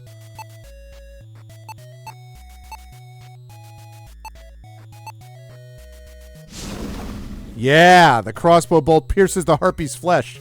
In a moment, the monster bursts into dark flames and vanishes into floating ash. Take that, harpy! Suck it.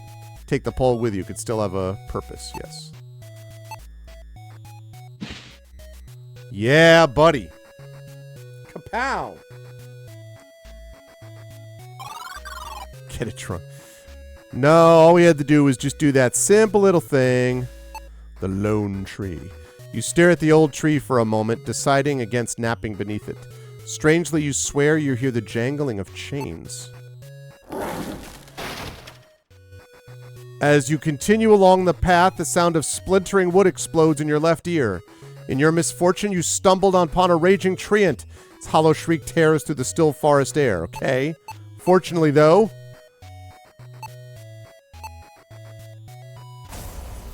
What do you mean it doesn't work here? Herbicidia! Herbicidia! But... You... Okay. I guess not. The treants you knew were docile and wise creatures. Something has twisted this one into a monstrosity. Is there something mysterious?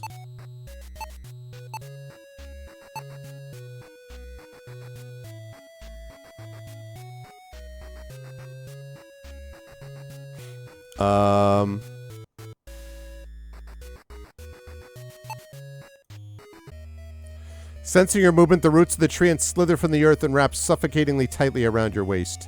It pulls you headfirst into its maw and chomps down hard, giving you the worst splinters of your entire life. You have failed in your quest. All that you loved will perish with you. Well, crap.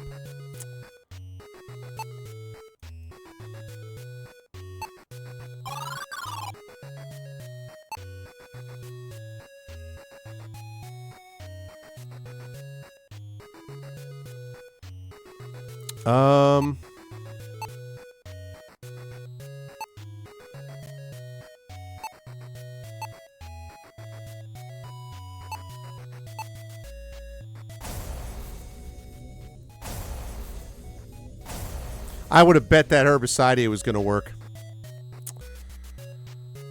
Oh, man.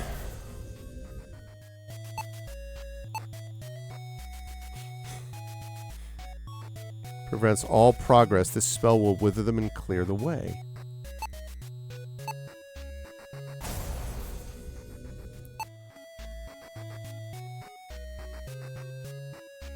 Receive no reply.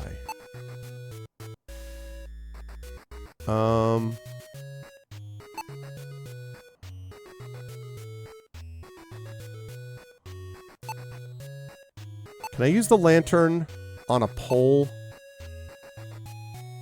Can I use the pole on a lantern? No. Can I use the lantern? You frantically try to recall the wooden beast's weakness and decide that fire is a good bet against your fibrous foe. You hurl the lantern at the rogue tree and watch as it bursts into flames, quickly engulfing the monster. Yeah! Sighing with relief, you resolve never to walk in the woods alone again if you can avoid it. Let's go! The terrifying treant was burnt to a crisp. It is thoroughly dead. Yeah, buddy. I was like seeing the Herbicidia. If you look at the bookshelf on the left. I thought I did, though, and I guess not. Okay, what are you? Pair of silver eyes cast their gaze upon you. They silently watch your every move.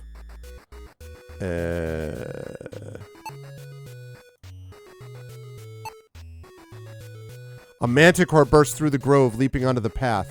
It looks directly at you and becomes eerily still. An evil energy begins to emit from its eyes. It's surely preparing an attack. Yeah, buddy, let's go! I knew that reflective trait was gonna work! As the manticore lets out a roar, you cower behind the silver platter as you hold it aloft. The beam of energy reflects off the well-polished servingware and directly back at its origin. The manticore groans in pain as its eyes burn. The creature reels in pain and lies on the ground. Even without its sight, the manticore senses that you are still near. Okay.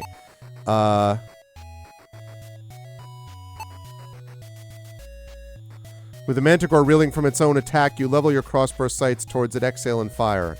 It's a direct hit. The manticore tumbles over, dark blood slowly staining its fur.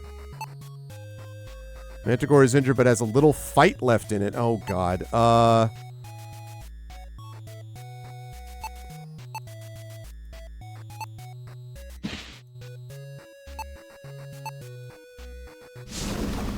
Yeah! Ha ha!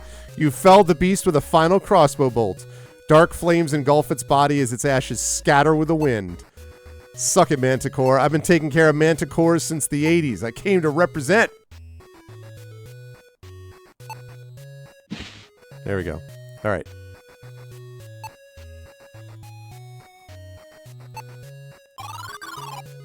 Ooh, you step away from the shady grove beyond the forest edge and into a quiet clearing. Before you is the Tyre River. You exhale slowly. Thank the one. I can rest, becoming aware of the pain from several bruises covering your aching body.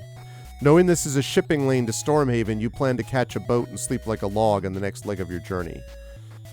First, though, you wave at the merchant and point to the boat, asking if you can catch a ride. He looks at the boat and then to you. Love to have you join us, but as you can see, we're locked in port. Damned hydra weeds are a menace, I say. Cut them and they'll grow back double. Not sure when we'll get free, Fenling. I got you, bro. I got you.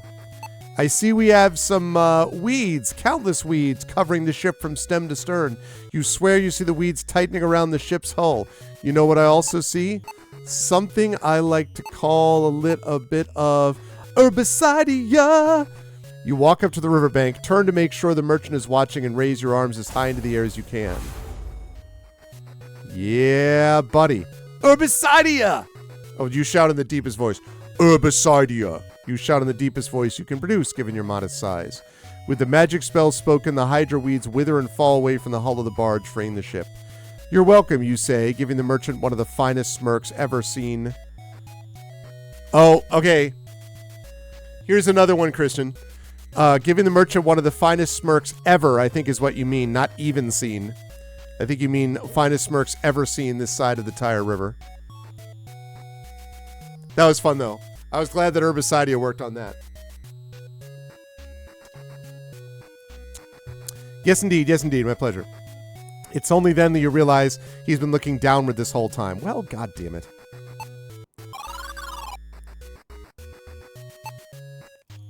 This merchant ship is loaded with cargo bound for ports along the Tyre River.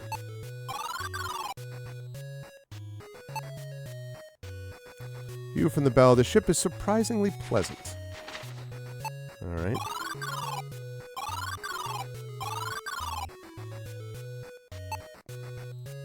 Was it? Sorry, I dozed off there for a second. Well, look at that! Those nasty brambles decided to just give up and release the ship all on their own. Yeah, it's exactly what Emily said. It happens to everybody. You know, I typically, you know, I send a manuscript off over multiple passes, right?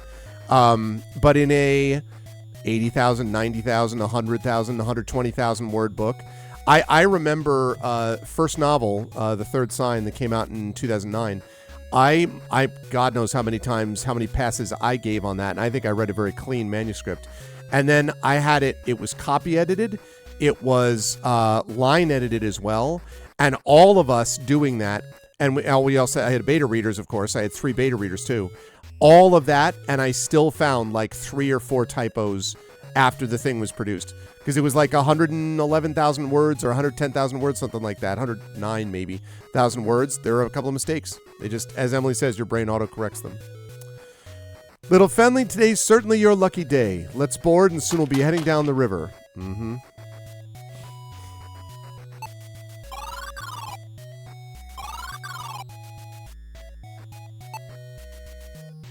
Welcome aboard, Fenlin. When you're ready to go, head to the foredeck and take in the view, the merchant says. The barge pushes away from the dock, groaning and creaking as it slowly sways side to side in the churning waters. You briefly struggle with your stomach trying to keep the bile down. Thankfully, your nausea quickly passes. Waves of chilled mist roll over the edge of the barge deck, quickly becoming so thick that you can't see your feet. That's it, I'm done with the cold for good, you say, resolving to adventure in only tropical climates henceforth. The mist keeps rising over the deck, turning into a thick and cold fog. Something isn't right. Laughter echoes through the mist. It sounds like it's coming from all around you. A raspy voice hisses. I see you, Fenling. You should have kept to your own affairs. Suffer and drown.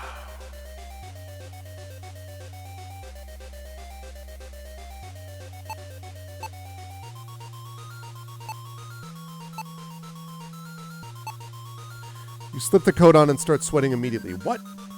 Pulling it off, you decide to store it until you're freezing cold. Oh, shoot.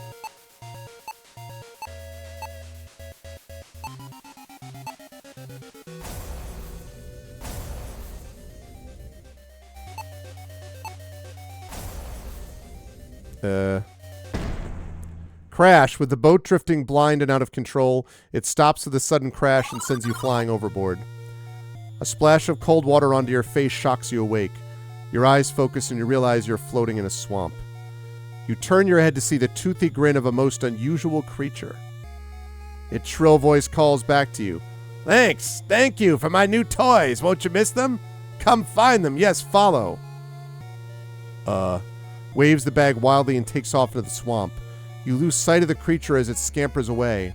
Looking around, there's no sign of the barge or its contents anywhere in this swamp. You're on your own. You took all my stuff? Obnoxious imp stole your stuff. You're dead meat without your things. Find it and get them back. Yeah, thanks. What's up, Tim Coolish? Was there no way I could have dealt with that? Pretty much I just had to, happy holidays, Tim. I just had to take that, I'm guessing, Christian, it sounds like. A usual figure hangs by strings in this tree. It looks like a grotesque doll.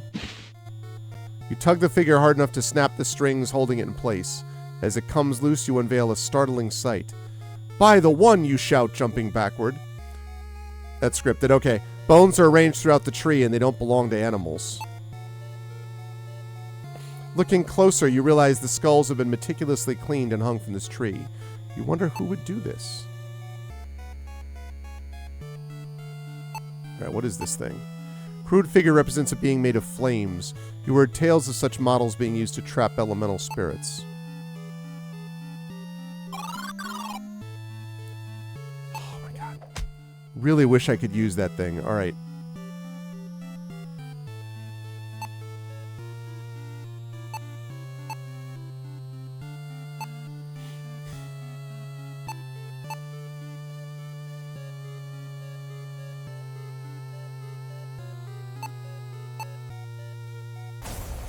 Alright, I was just curious.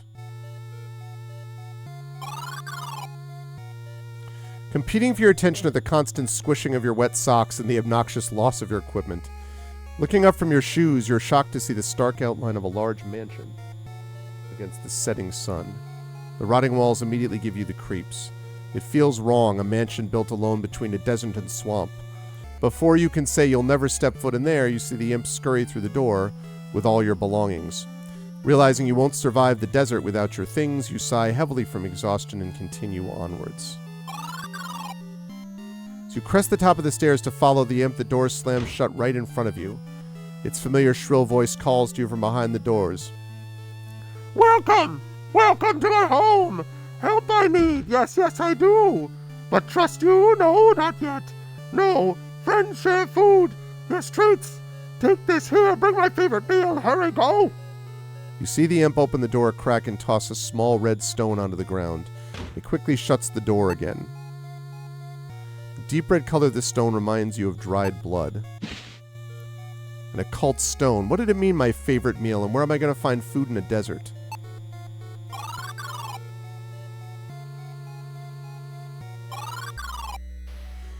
You've heard tale of this place, the Great Barren, a wasteland that radiates a demonic heat from a spell long spent. A powerful wizard delved into the dark arts and cast a hideous spell at the expense of his life.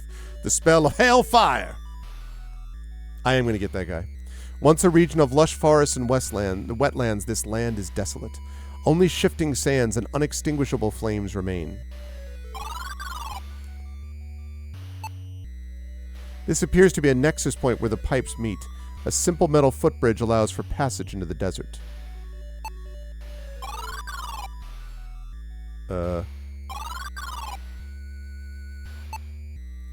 This molten pit burns so intensely it may as well belong in the center of hell itself. Can I use this? Okay.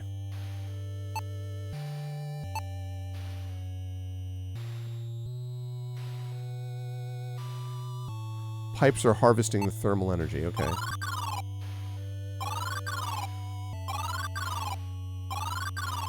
The structure. The origin and purpose of the structure are a mystery to you. You wonder if its secrets lie in its design. Just checking.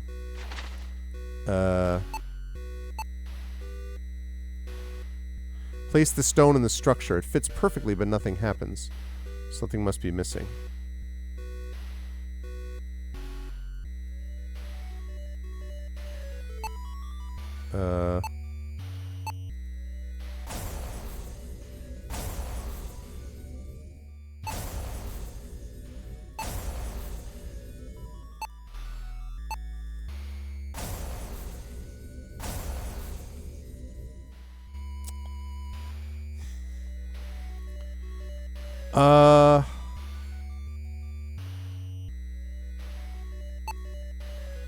So, if I use the occult stone,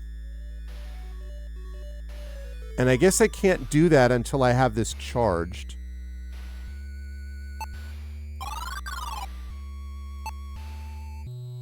Pipes stretch east to west along this part of the desert. Their purpose is very mysterious.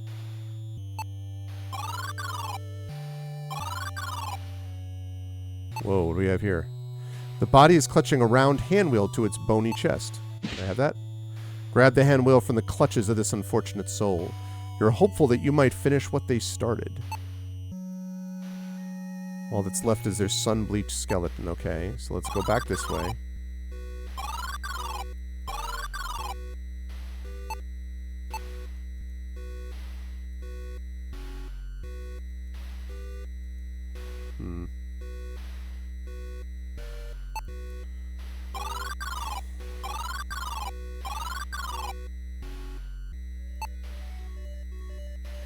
Slowly being reclaimed by the merciless desert sands.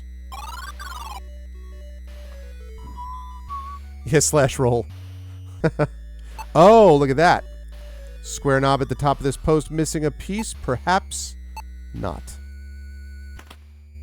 You attach the valve to the metal post. Before you turn it, you hear a loud whooshing noise. Suddenly, a searing gust of wind knocks you back. A flaming entity bursts forth in the lava and fixes its eyes upon you. You stretch your arm toward the fire elemental, holding the effigy in front of you like a shield. The entity shrieks as it is sucked into the effigy. With a blinding flash, the elemental is no more. A moment later, the effigy smolders in your hand, quickly crumbling as it turns to nothing but ashes. Hell yes. All right. You grip the valve and turn it slowly. The metal squeals in protest from years of neglect. You feel a rumble beneath your feet, and you can sense the temperature rising.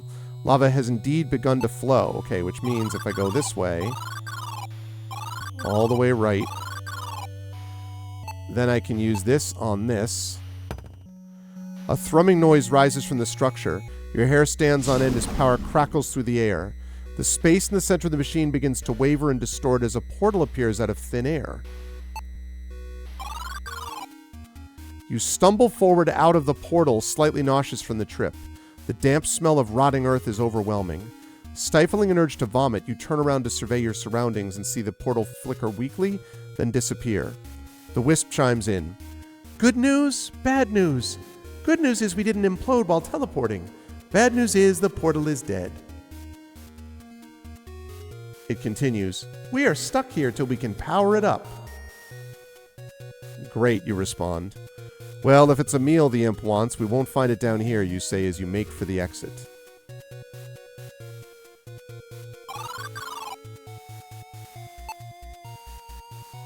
There's a small redstone shard in the corner of the floor. Reminds you of a polished ruby. Let's take that.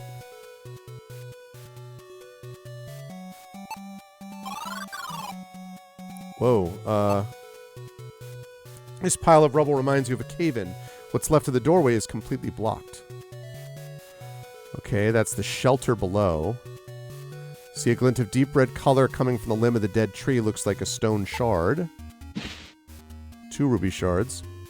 Recalling memories of summers spent climbing trees in the fens, you quickly hoist yourself onto the tree limb. With the shard now in reach, you take it.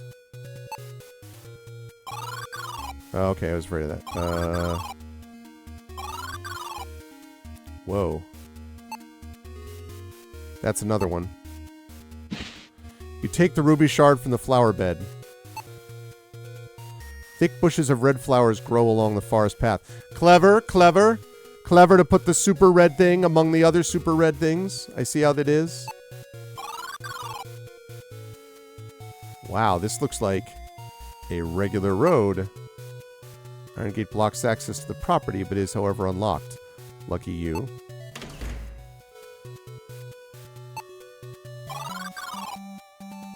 You find yourself standing in front of yet another mansion. This one also gives you the creeps. Is this, because it's called the Dead Forest. You failed to take it. Is this uninvited? Because I never played Uninvited or Deja Vu back in the day. I played Shadowgate. Is this like the bonus level thing that you folks did?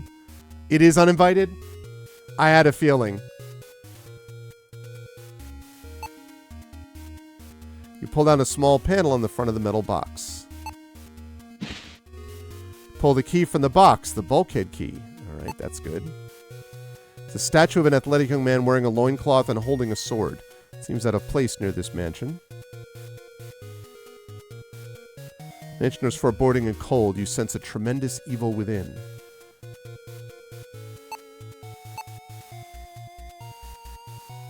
Oh, for both of the...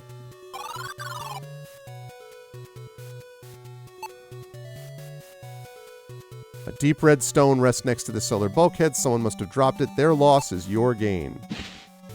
Grab the deep red shard. Hell yes. Let's go. Alright. The heavy doors reveal the passage to the cellar. You're standing in a part of the cellar that is mysteriously frozen. What's an eerie mansion without an equally creepy cellar, you mumble to yourself.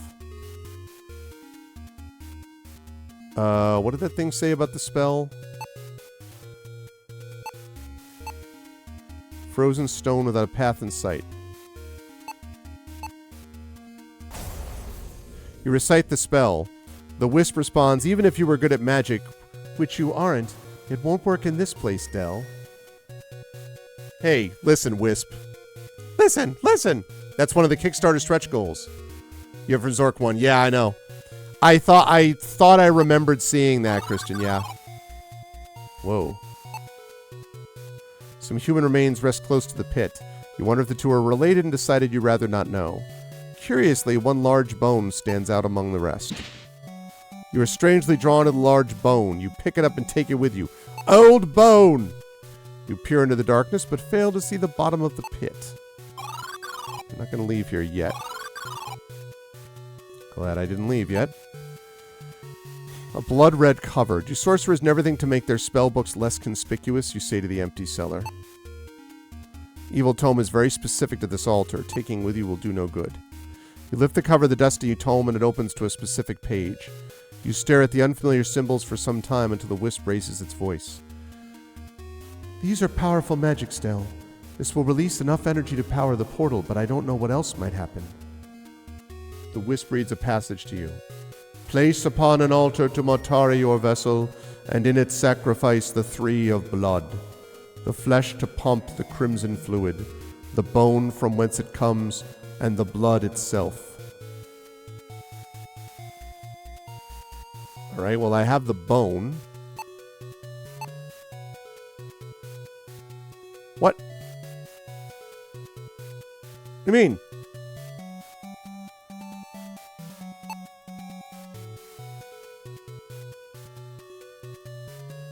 Isn't this the altar?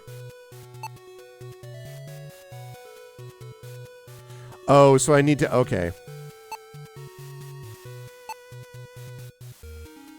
Okay, so I need more stuff, presumably from elsewhere in here. The old wooden door is closed. Suddenly a gust of wind sends you stumbling down the stone steps.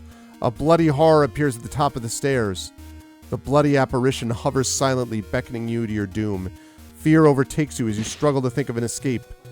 You look down and notice a red glow. Thank you for the follow, Red Dead Monkey. You reach and withdraw the ruby shards. Their glow intensifies as the shards float before you.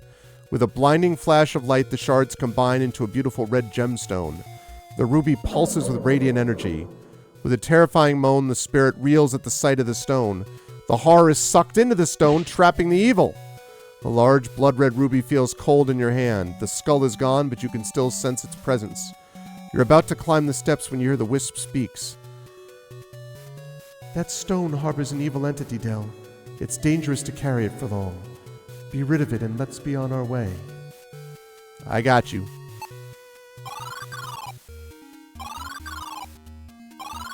That's not what I meant to do.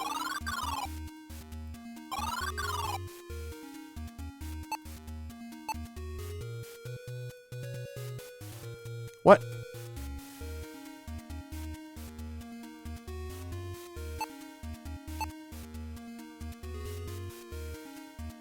Oh. Alright, I thought I had to use it there. You stare at the blood-red ruby, imagining the evil contained within escaping into the world. Deciding you cannot allow this to happen, you cast the stone into the pit, hoping it is never recovered.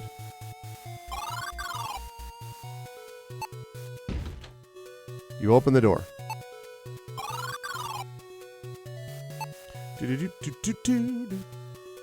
This well-used desk is adorned with scratches. A spool of thread and a sewing needle. I have a feeling I'm going to use those. Take the needle and discard the thread. What? Okay, can I open that? Yeah, buddy. You pull open the desk drawer. Roach to a bunch of papers with names and numbers on them. There's nothing useful here. What?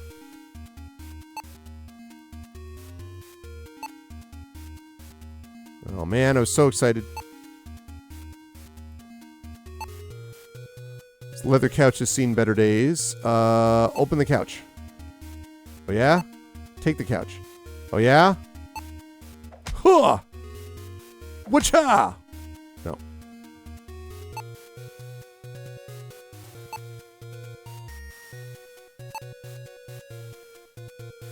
Open.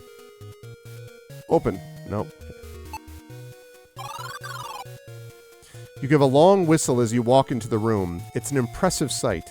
You'll have to remember to book a place like this for your next birthday party. What do we got here? We have bouquet of blue flowers. They would look great in a tombstone, however, there are none in sight. Whip speaks to you. Food, Del. You're here for food, not flowers. This is starting to get with a, listen! A ritual bowl. You're not here to loot this mansion, but this strange bowl has you oddly fixated. You decided to take it with you, yeah, because you can use that for the thing below. Trees, rocks, clouds, sky. Yep, that's a landscape, you say with a tone of pretension. It's a painting of a soaring eagle holding a snake in its talons. Charred wood rests at the bottom of the fireplace. Can I take the charred wood? Okay.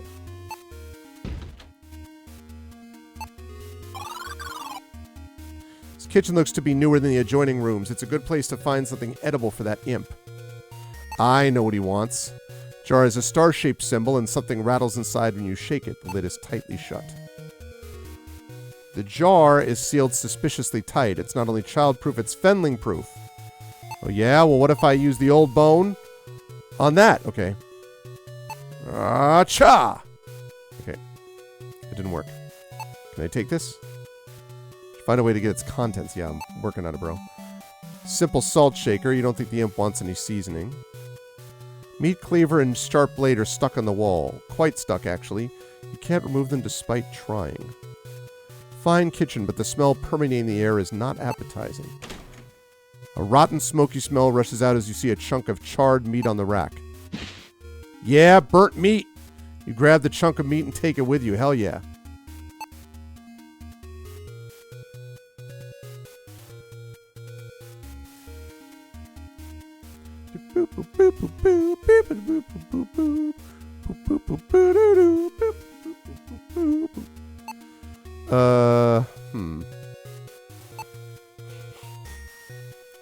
Now that it's empty, you fail to see where the logs sit in this oven. Like everything else in this mansion, it's strange. Got that right. Oh, wait. Ooh. Okay. You've seen some unattractive art in your day, but this may be the worst offender.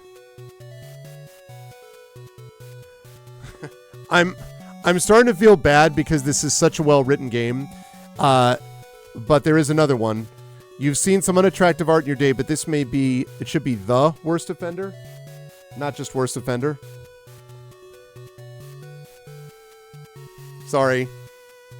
I'm an English professor. I'm sorry.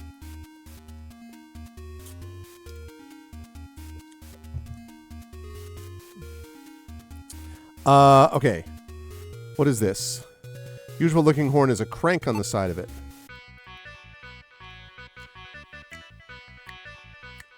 Two, three, four. 2, 3, 4. Huh. I'm playing on GOG.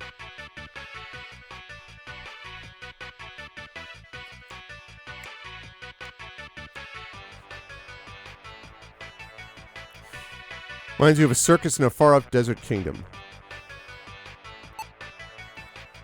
Classic chessboard. It has everything you need to play except for an opponent. One chess piece is curiously out of place. The lack of symmetry on the chessboard annoys you enough that you slide the piece back into position. After resetting the board, you hear a faint click come from the cabinet across the room. Aha. After pulling on several of the knobs and handles, the door is finally given slide open. You reach in the drawer and take the hammer. The games room is an unusual place to store tools, you think to yourself. Best not to dwell on it.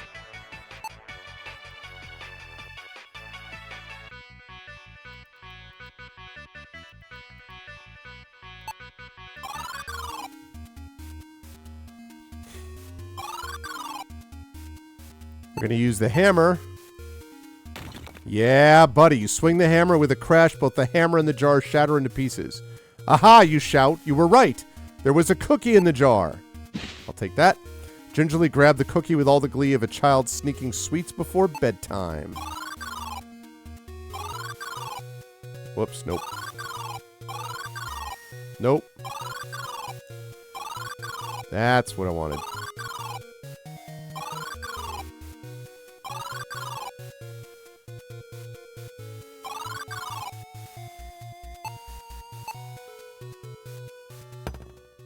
Okay, the metal bowl fits perfectly in the indentation on the altar, making you wonder what it was doing in the dining room.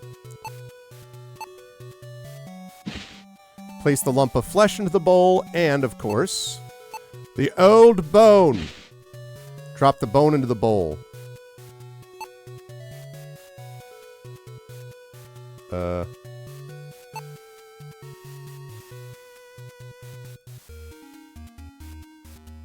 Three of blood. Flesh to pump. The bone from whence it comes, and the blood itself. Oh. Okay, so we need the blood. I bet I know how to do this. Grit your teeth and wince in pain as you pierce your finger with a needle. Small drop of bright red blood slides down the needle. Yep. Use the bloody needle on Add the bloodstained needle to the bowl. Blue flames rise from the bowl. The wisp dives into them like it's going for a peaceful swim in a crystal lagoon. It speaks. Good news, bad news, Del. The good news is I have enough energy to attune the portal. The wisp becomes quiet and focuses its attention. Oh, sure. Yes. Let me... Because I just checked for updates. GOG version 2. I just checked, I'll have to look and see. I just checked it for updates before I started playing, and there were no new ones. So, yeah, no, I'm not going to do it right now, but I have it marked to let you know. The speck grows larger until it's a crystal the size of your fist. There, take this to the portal. Now, the bad news is you opened a gateway to what you people call hell, and a lot of angry things are coming. Oh, look, there's one now. It seems bad. Grab the Stone of Condensed Magic, warm to the touch.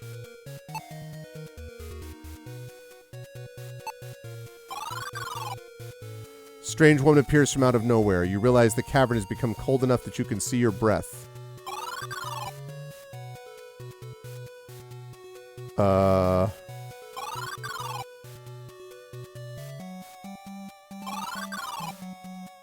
Rumbling noise approaches. From the distance, you turn to see two intensely bright lights moving toward you. You stare as they grow larger and larger. They're heading right for you. Rumbling noise and bright lights approach you faster and faster. You turn and start to run toward the fortress. You hear a screeching noise and a woman's scream behind you, followed by a tremendous crunch. Phew, glad to be out of that spot, you exclaim to the empty wilderness. You smell a pungent odor filling the air. You have no interest in going back to learn what that was. It's time for you to check on the portal. I never went in the front door of the house, so I worry a little bit about that.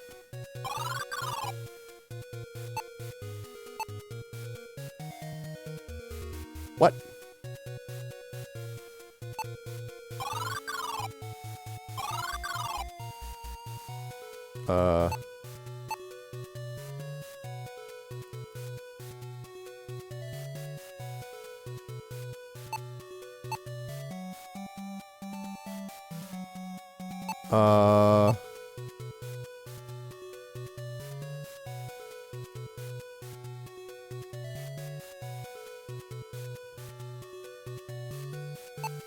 What?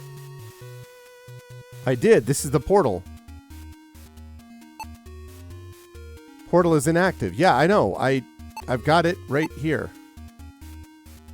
Oh, I have to... Do I have to... Okay.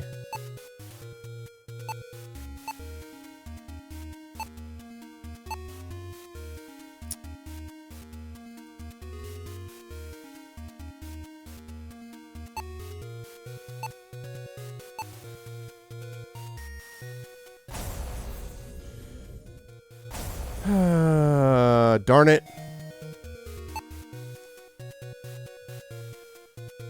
Use, open the portal. Use the portal. Digging your hands into the soil, you remove clumps of earth until you uncover a slot at the base of the structure. I see. Okay. I did think that was a little odd. You kneel in the dirt and place the blue stone in the socket. You hear a gentle humming sound as a portal appears before you. Finally, you shout, one mission is more than enough to deal with today. All of that just to get this dude a cookie. Okay, sounds good. You walk out, achievement unlocked, re-invited, escape Loch Ness. You walk out of the portal slightly less nauseous than your first trip across space and time. The wisp, however, is strangely quiet and less animated. It does not look well. You turn and face the structure just in time to see the stone inside it shatter and the portal fade. All that for a cookie. Oh, well, at least I can get my things for that accursed imp, you say, with a hint of irritation. I feel bad for the wisp, though. Plumes of steam escape from the pipes. The lava must be flowing through them and creating incredible heat. It's a neat little side thing to get that cookie. Yes, I was thinking about Stargate SG-1 also.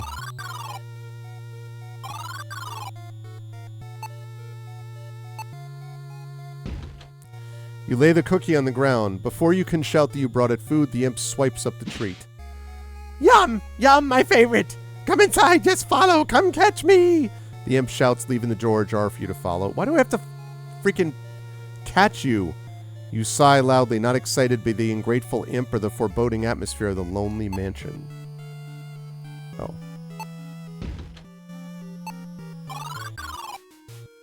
Seconds after your... Oh, this is another one. Legally distinct teleport. So, seconds after your enter the room. Should be you enter.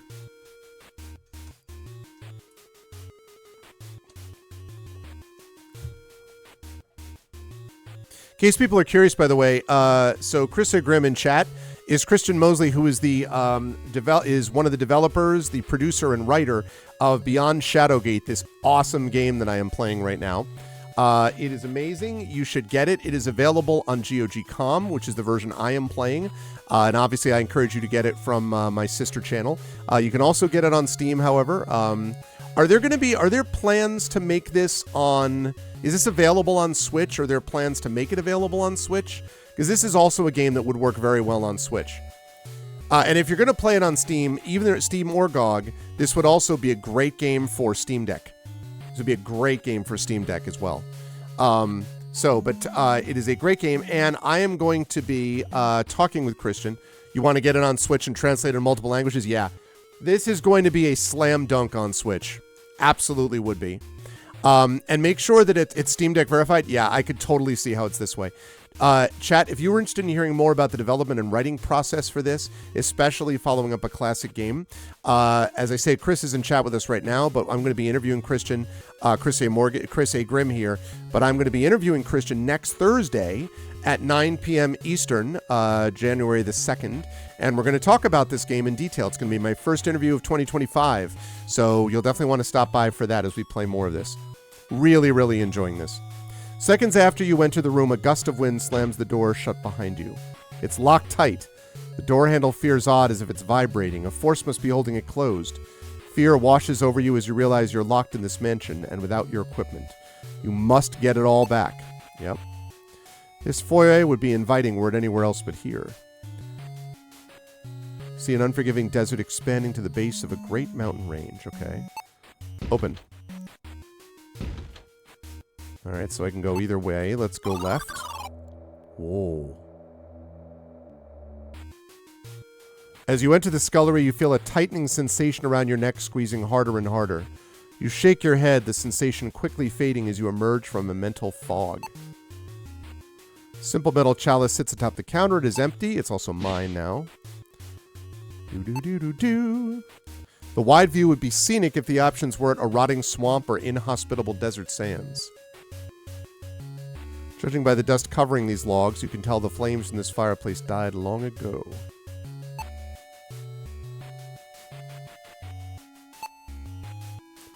Dried herbs hang from the ceiling. Dried herbs from the ceiling! And pink champagne on ice. Okay. Pantry door is locked, huh? What if I hit it? Okay.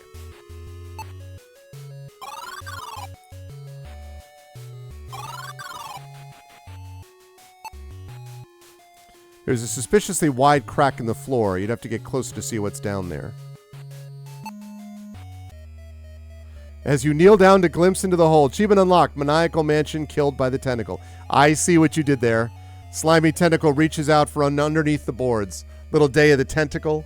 Inspiration for the flashback is the game Eternal Darkness on the GameCube. Well, and I remember you said that you were a horror guy, and so it makes sense that that would come in there. It instantly wraps around your neck and pulls you into the darkness below. What kind of maniac has a tentacle monster in their mansion? Maniac Mansion, maybe? I see what you did there.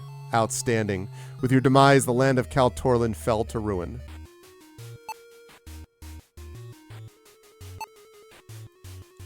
It's a painting of a beautiful night sky filled with stars. There's a small depression in the canvas.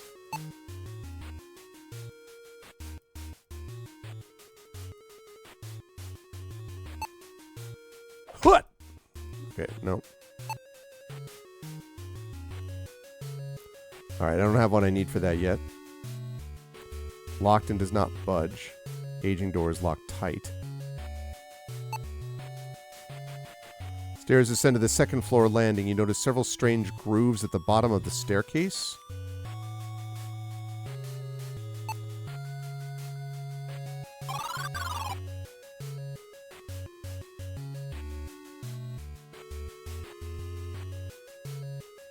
They're quite insistent. Yeah, I could see that. Luxurious rug depicts a single fern. Its beauty contrasts the run... Yeah, we got the... See, the its was correct here.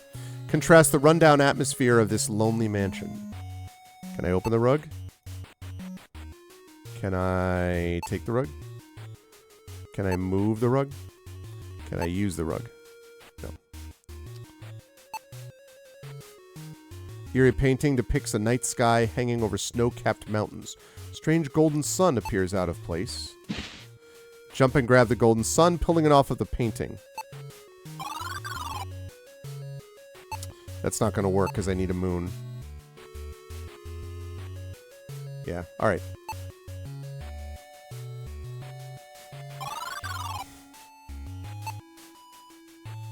No matter how hard you pull the handle, the door remains locked.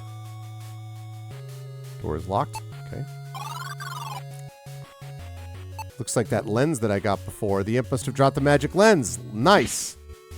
Take the lens. Thankfully, it's not even scratched.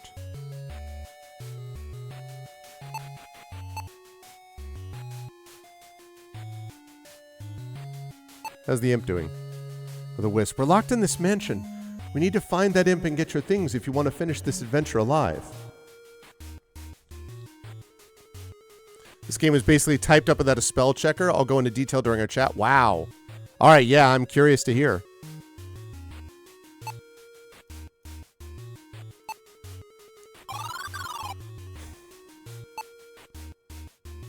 Small rolled parchment scroll sits on the floor.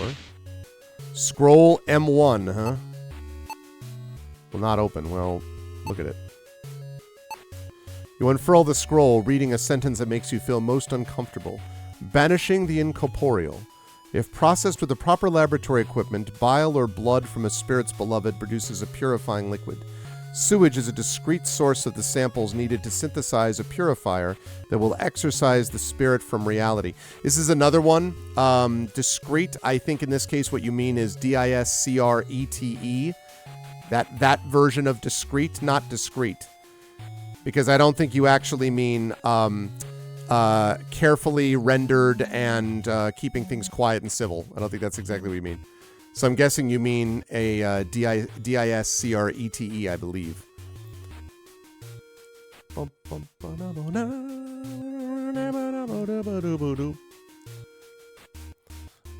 Okay, let's see.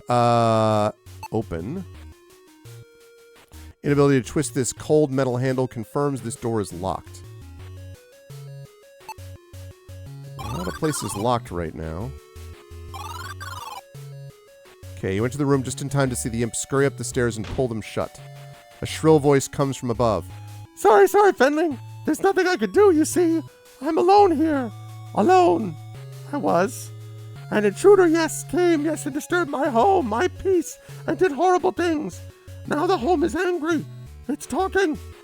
Fortune, I saw your ship. Yes, you. I had to make you follow, you see. I had to take your things or I'm done. Fix what he did. Stop the voices. Make my home quiet. Do this and I'll give it all back and more.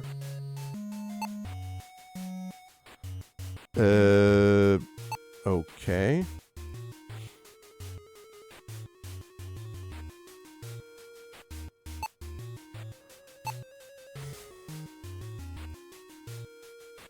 Okay. Oh boy. Yep. You slowly enter the room, noticing the air is frigid despite the roaring flames in the fireplace. With a blast of displaced air, a phantom straight out of your worst nightmares suddenly manifests in front of you. Numbing cold comes off of the creature in waves, chilling you to the bone. A small voice rings in your ear. Del, flee now! I know not what this is, but I sense a vast evil. Run, you fool! The wisp shouts.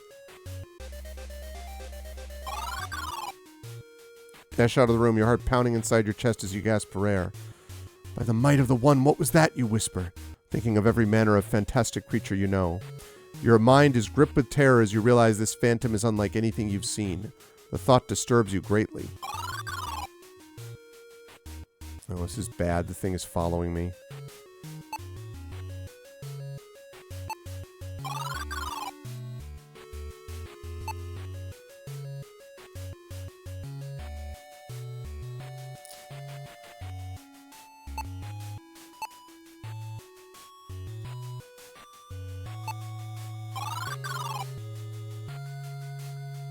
Something catches your eye as you descend the steps. One of the doors is open. It was not like this earlier. An eerie glow radiates from the armor. The metal plates clang against one another as the suit shakes violently. The phantom has followed you. You think you should not be here to see what happens next.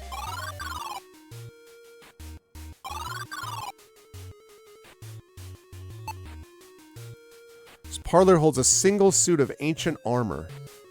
Yeah. Being alone in this room is unnerving. Wait, ancient armor is similar to that of a Gwynethel commander. The fingers of the right gauntlet are spread apart.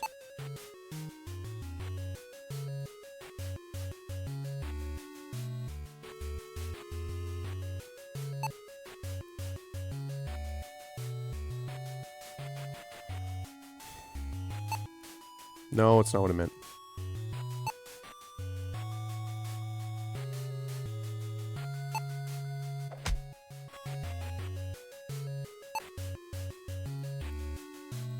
This is the one pixel hunt thing that I ran into in this game earlier, was something else like this. Alright, needs to carry something. I don't have it yet.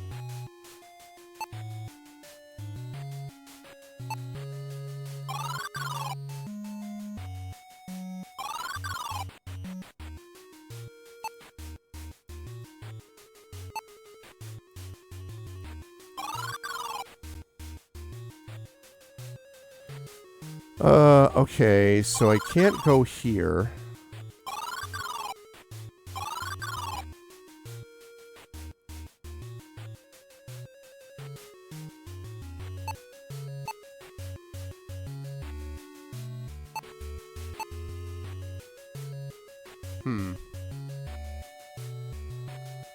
Can't use the sun coin. What does this say again? Bile or blood from a spirit's beloved produces a purifying liquid. Sewage is a discrete source of samples needed to synthesize or purify that will exorcise the spirit. So at some point I'm going to have to use that, presumably.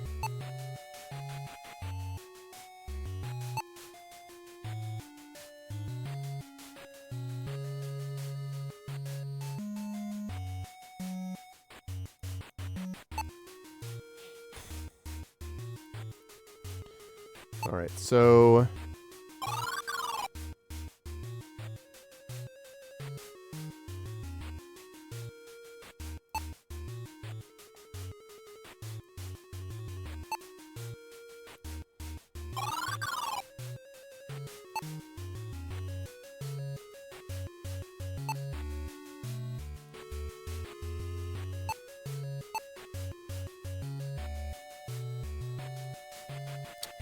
No.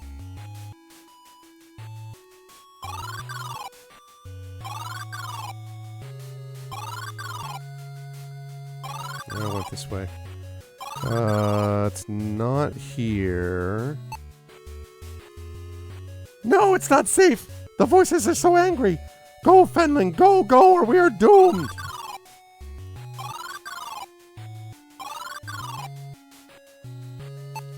Okay. Spotting the fireplace, you eagerly rip your boots off and place your wet socks close to the flames. With great dismay, you realize the beautiful blue fire gives off no heat. But you do see an opening beyond the flames.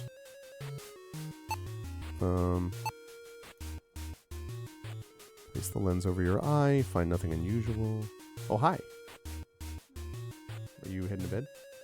Okay, I'll come down in a second. Can I use the chalice?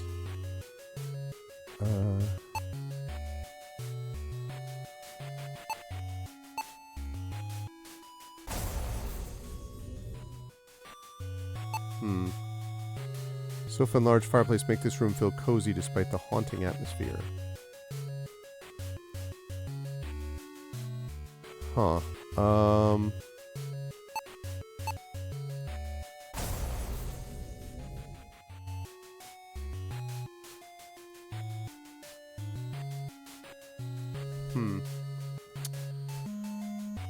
So, let's see. Can I use... Let's see why this would work, but... Thick leather cushions are made of solid wood. It must have been very expensive. Can I open?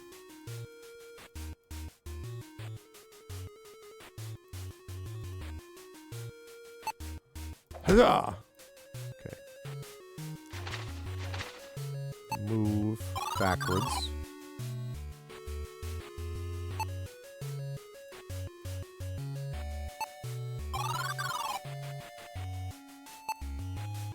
Wait a minute. What is this? Painting of a forest. Strangely, all the trees look dead.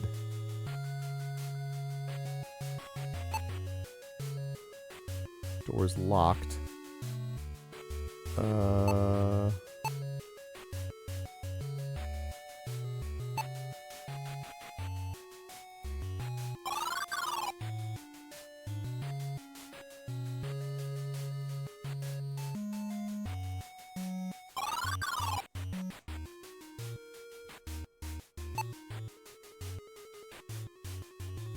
I wonder if I can use...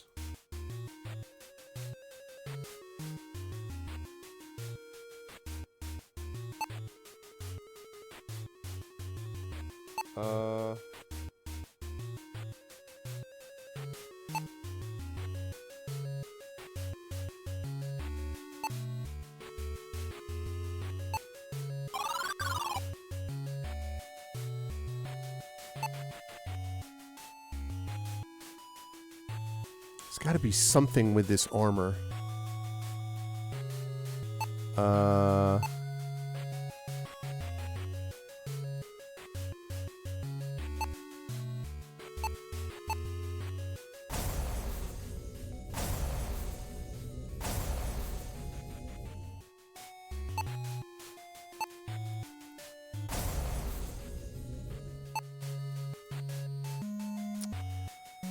It's got that thing with the fingers of the right gauntlet are spread apart, which tells me either a shield or this chalice.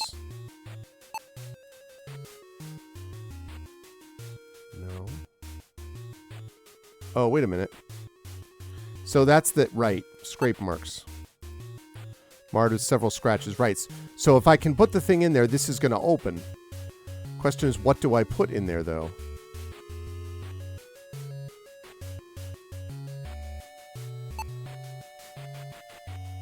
Can't take it. All right. I'm going to go down and tuck my daughter in goodnight, and then I will come back up. We're going to play this till about 1 a.m. Eastern, so about another 25, 30 minutes or so. Really enjoying this. I just have to think about... Because we don't have a lot to work with. We have the 3 spells, and then we've got this chalice, the sun coin, a magic lens, and a scroll. There's something that I'm obviously missing that would allow me, and I've used the magic lens, I think, in all of these rooms. So, we will see. Anyway, enjoy the music. I'll be right back. I'll be back in just a minute as we continue with Beyond Shadowgate. This is good stuff. Back in a minute.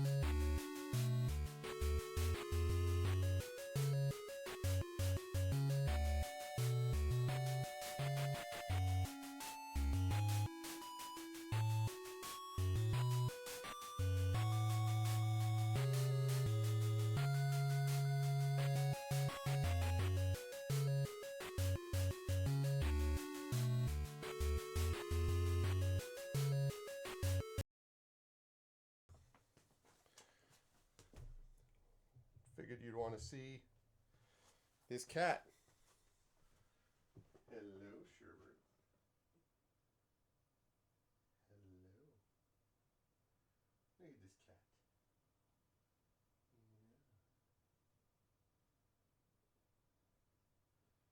Yeah. There's my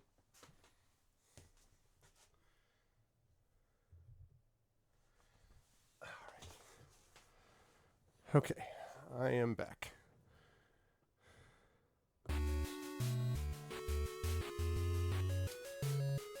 Okay, let's roll. All right, let's get another half hour of play in on this, shall we? Okay, so something has got to fit in his hand, which is going to open that door. The real question is... what is it that's going to fit?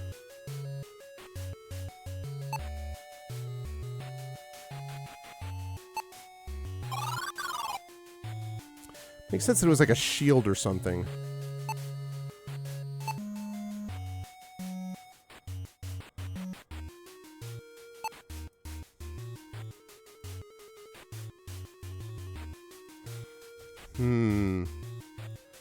So I can't open this.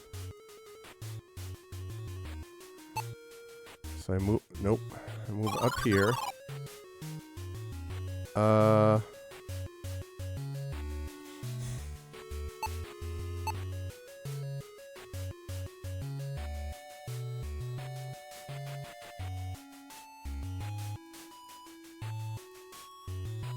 I wonder if I... Wait a second.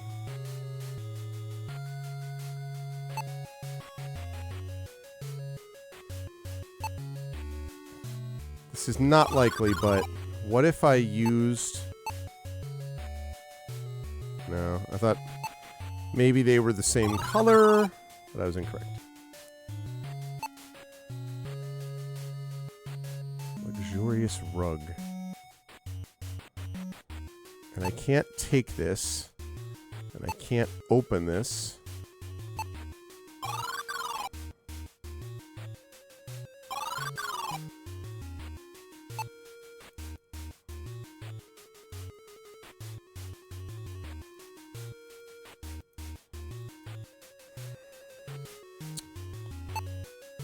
No, I can't go there. So if I back up and go left...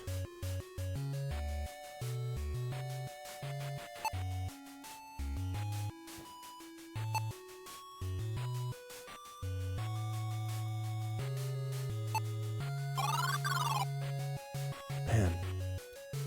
Use the chalice. Use the sun coin. No. Use the magic lens.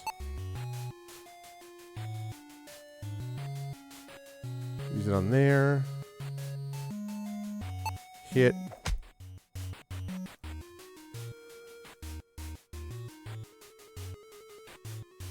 Can I use the sun coin? Wait a minute, wait a minute, wait a minute.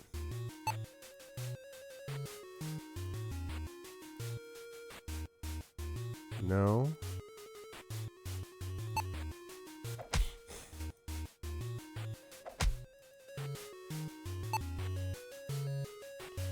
Wow. I am not sure.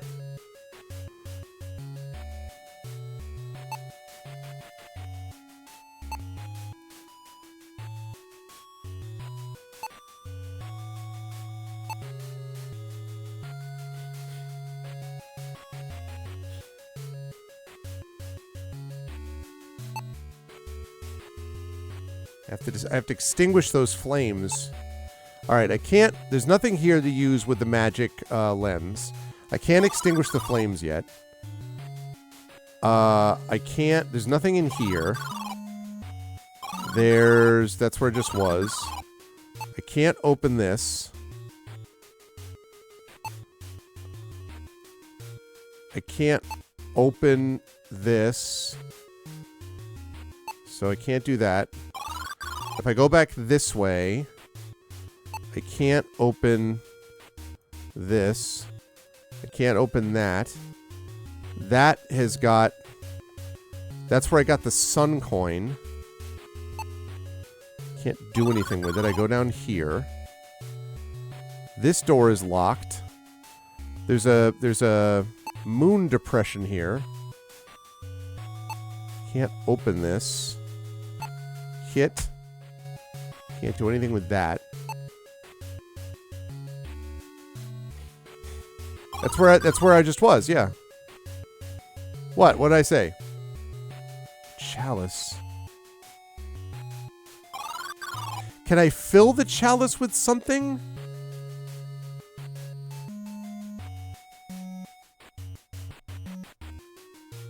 If I could fill the chalice with something and then extinguish... That's where I just... That's where I was. It's not where I were, if that's what you mean. That is incorrect, sir. It is not that's where I were.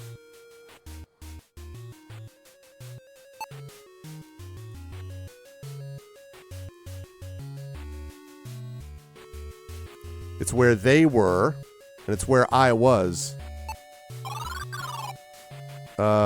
Open this. This.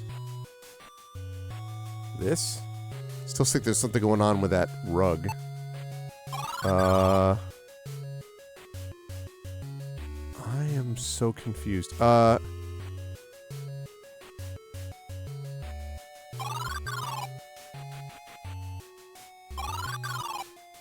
No. There must be something I'm missing here. Like here. That's the map.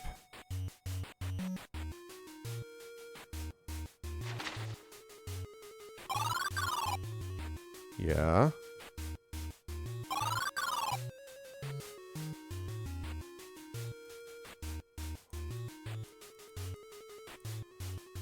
Deep scratches near the lock on that door.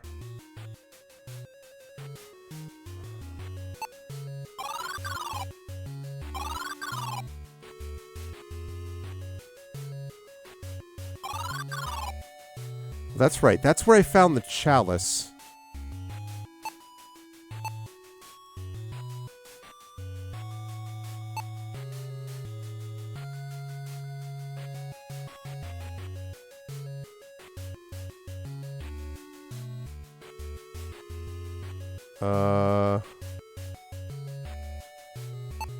Take logs.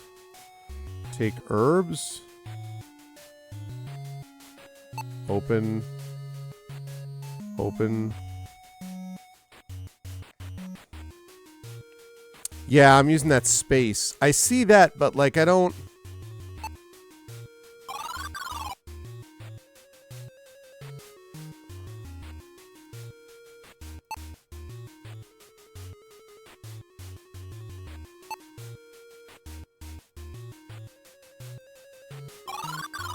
Right. So I can either go right or left.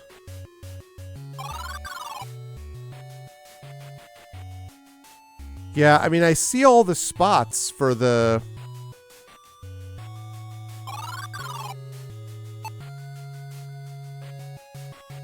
Damn it.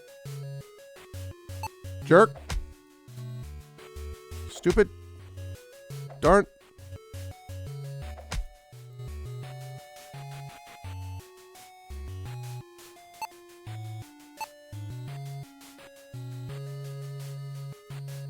Can I use a chalice on you?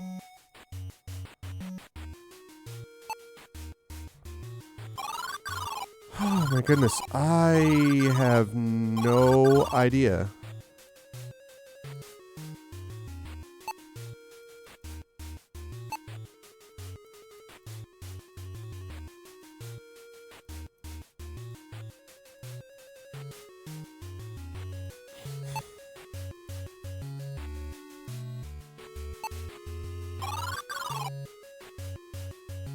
Use the sun coin on that, on that, on that.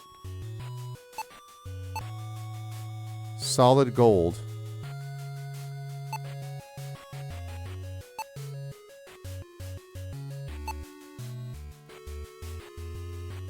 Yeah.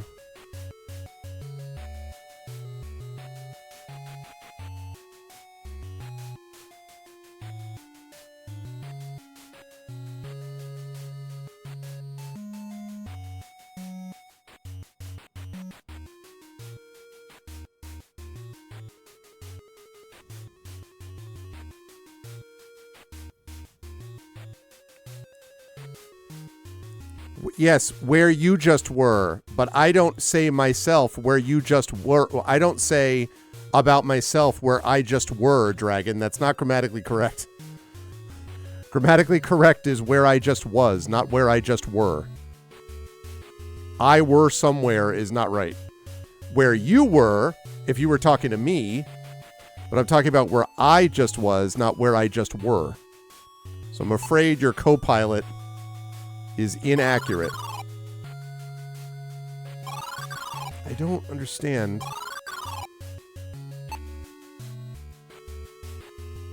Can I take that?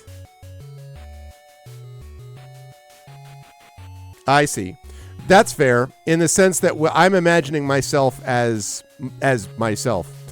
So in that sense, that's fair. I will acknowledge that we're both correct in that sense. I just identify more, Dragon. I don't keep myself at a distance from my own character. No, I'm just kidding. Except now where I'm kind of stuck and I'm not sure what to do.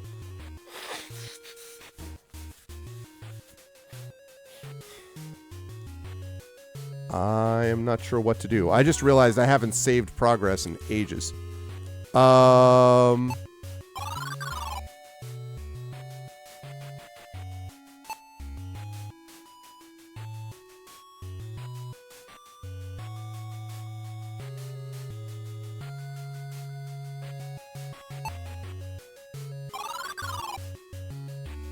I wonder if this is just a pixel hunt thing that I'm just mixing up. I swear it's this.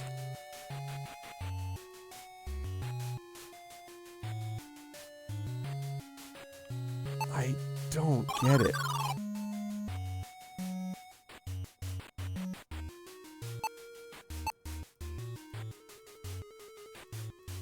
Can I use the chalice here?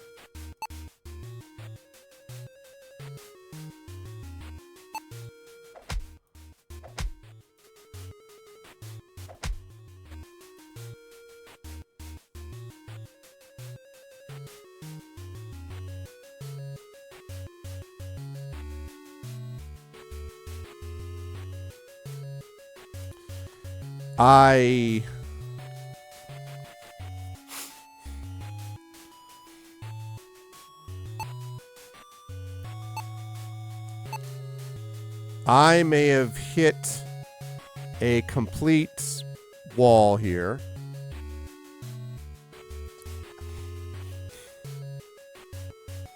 Dispel an enchantment and reveal what is hidden. Get rid of the weeds.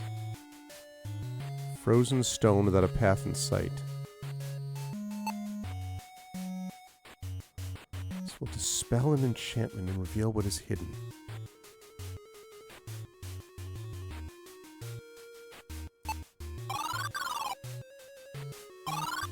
I don't...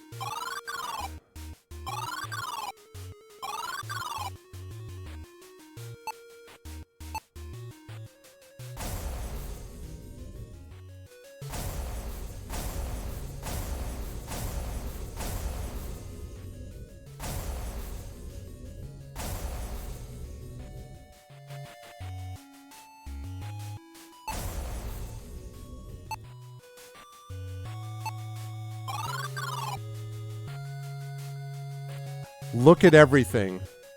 I feel like I did that, though. I mean, no, not use. Look. Contents of this chalice evaporated, leaving a dark, crusty residue.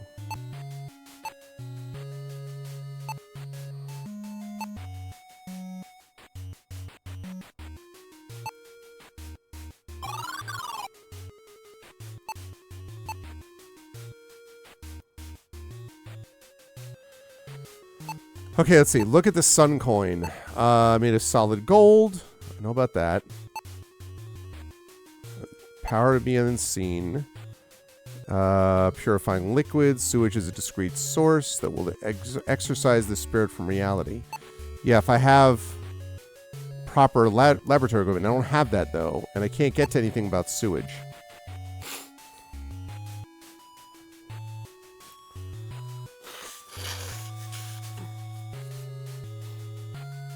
I'm obviously missing something. I already did that.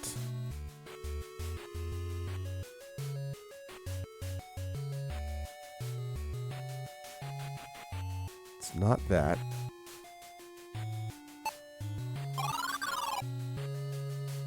Look, all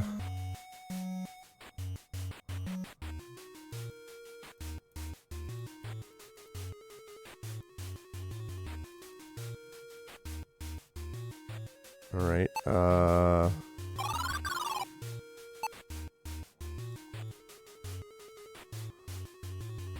I keep thinking that there's something going on with this, but I can't get to it really.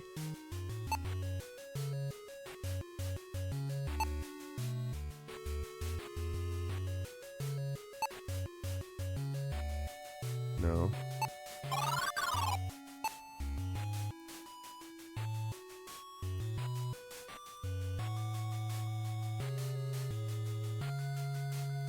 Okay, so it's not there. I'm right on top of it with the fire. With the fire.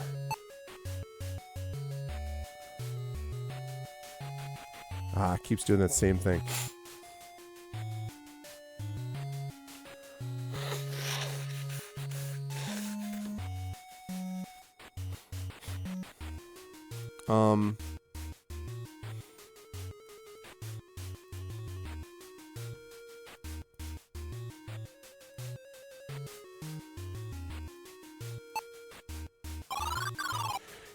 Well, but I saw an opening, but there's a fire that... Okay. Damn it. Thank you for the hint. See a key hanging from the handlers just within your reach with a good jump. Son of a... Surprising display of acrobatic skill. You leap into the air and grab the key from the antler. You stare at the key for a moment before you notice a pale light fill the room. The stag head is glowing. Oh, God.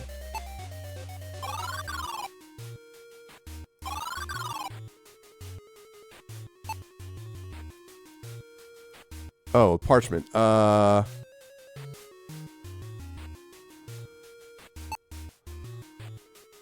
that emits no heat. Yeah, but I still thought that there was no way to get into the fire. But it could still burn. It's all creepy.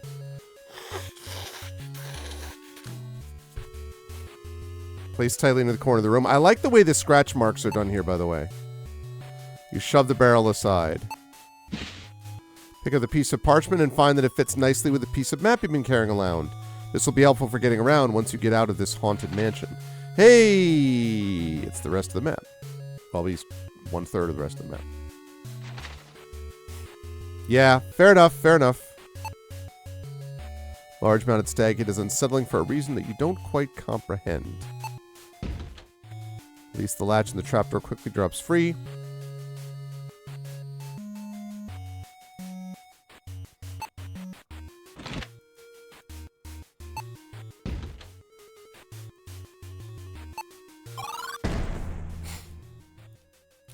Yet again, you jumped into a hole without looking first. This time you landed on a soft carpet covering a hard floor.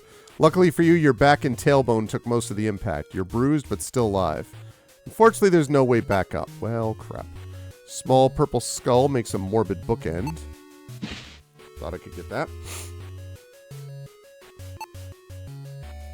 Bottle of mysterious glowing liquid sits next to the books. Ectoplasm. All right. Closed door strangely has no knob or handle. You wonder how it'll open. Begin reading the elegant red script. Energy of inert polarity arises from nodes, physical sources of power, and flows outward, enveloping all of nature. The actions and intentions of beings polarizes this energy. Profane action imbues the energy with vile darkness. Desecrating the grave of a tortured soul produces much evil. Pious action and purifying substances create the opposite. Once imbued with a polarity, the energy may be absorbed into a being or used to create a portal to a corresponding dimension. As you look away, you notice dark scales below the book.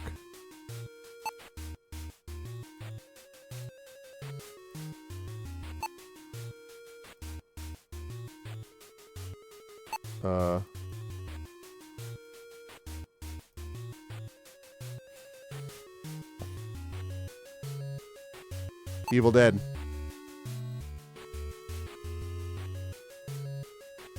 Dark scales below the book. Is there like a... as they call you, have a nagging feeling that something horrible happened in this room. I wonder if there's like a... is there something I can't miss that I missed there? Put a leg up on the desk and reach for the lever, pulling it down. The door behind you swings open.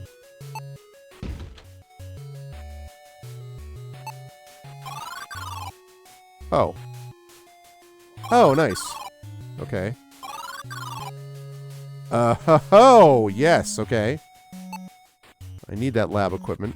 Entomological specimens and glassware outfit the laboratory. You feel uneasy thinking about what experiments were done here. It's a brown glass vessel used for stabilizing light-sensitive substances. Don't need the vessel until it's filled with whatever comes out of this device, at least. A genius alchemist created this apparatus to combine liquids into powerful potions. Simply pour and pull, it's how it's used.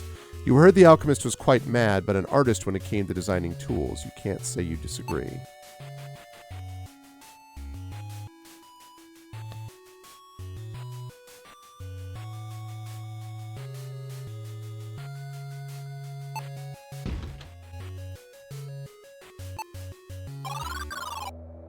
Ooh.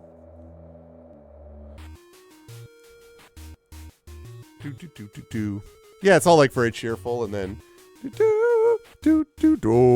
agree with that totally.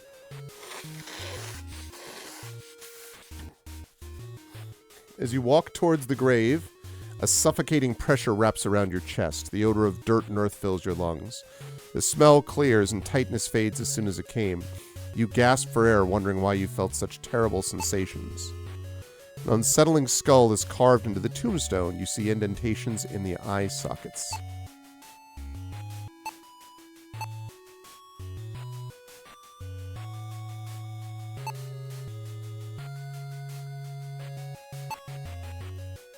Corpse bound tightly in wrappings is partly buried or partly unburied. Either way, it is very likely not in its intended final resting place. Crouch down and fight the urge to vomit as you grab the body and pull it into the grave.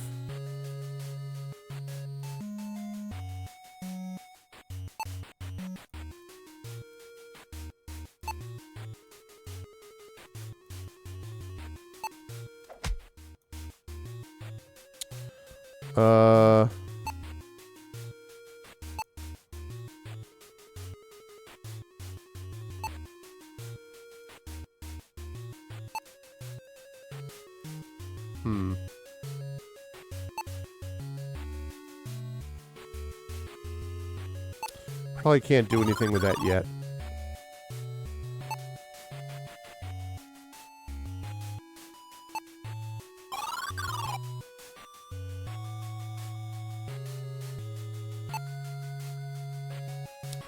There is a book of architectural plans. The text is a hastily scrawled dwarven language of which you're vaguely familiar.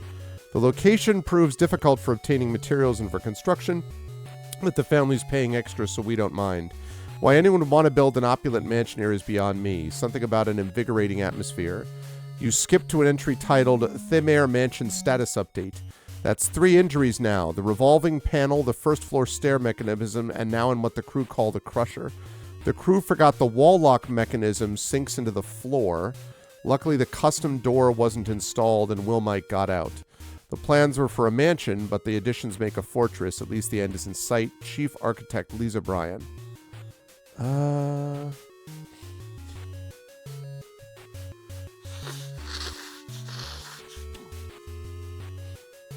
Hey, what's up, Drew? I missed that. It's a team discussion. I wanted the swamp theme as the mansion theme.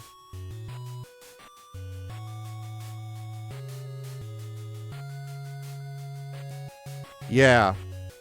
I totally get that, Drew. This game's great. And I'm going to be interviewing Christian here next week, next Thursday. Summons and Rituals. You recognize it's a banned tome filled with knowledge unfit for mortals. Creatures of unnatural origin, while not bound to all laws of our dimension, may be influenced by our actions and materials. Often what unleashes an entry can also expel it if reversed in its entirety and accompanied by naturally opposing items. In the case of impure and amorphous apparitions, pure crystalline salt is opposite in both form and essence, supplied corporeally. However, some spirits require additional coaxing, and a blend of materials familiar to the shade source is necessary. Finally, it's helpful to focus the entity to one spot as you work. Several candles and a charm will suffice to snare it.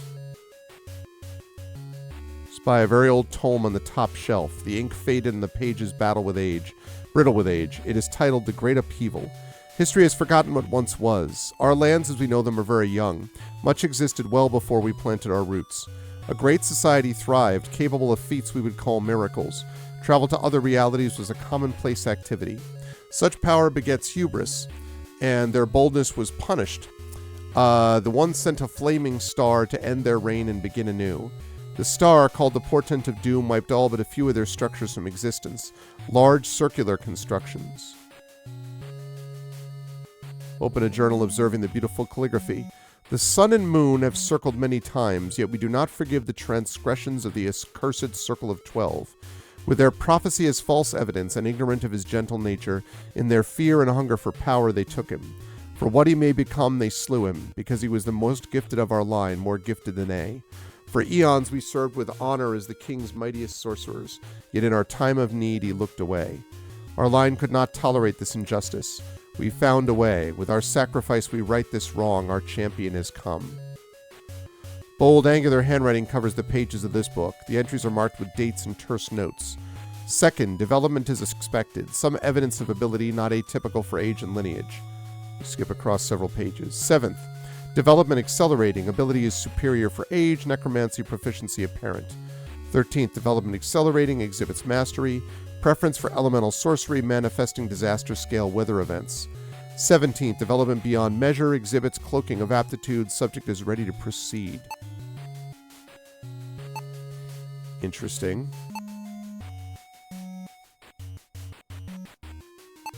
Alright, so just to make sure. Right. Okay. Unlike the other books in the library, these are wedged in place and free of dust. They also aren't of the same subject matter. The rest of the books seem quite important. But these are just children's stories and cooking recipes. Quite odd that they were so hastily piled on this shelf. With some effort you pull the books away from the shelf and you see the panel behind them is slightly askew. Yep. Rear panel is askew. It's time to... You hammer the panel with the side of your hand, knocking it loose and revealing a secret compartment, and that is what we need for the painting. Nice. Nothing happened. Okay, I already read this.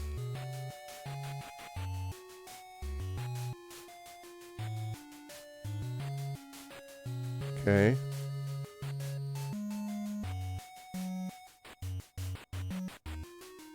Okay. Because I already read that.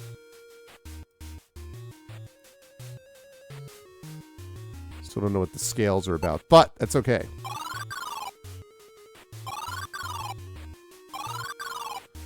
Right. Moon icon. Stretching your arm above your head, you snap the moon into the canvas. It fits snugly into the depression. Sounds of moving metal.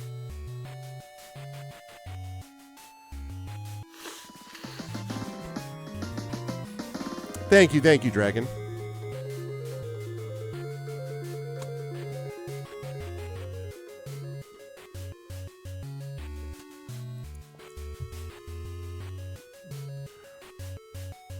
Yeah. The 2 February publications may help. That's possible. And I do think that some would watch. Sounds of moving metal come from under the staircase as the bottom steps slide upward, revealing a hidden stairwell. Ooh-hoo. And I have a key. Yeah. So you wonder if you really want to know what lies beyond. Well, what other alternative do I have? Aha. Need that shovel for that corpse. Grip the cold metal tightly and pull hard, lifting the door open. Seconds after entering the room, a loud boom startles you as the door slams shut. Machinery as the walls come to life, slowly closing in on you. You pull with all your might, but the door won't open. This seems bad. Moments later, the spikes press against your flesh. The last thing you feel is pointed metal pushing into your skull. That's unfortunate. Let's not go there, chat.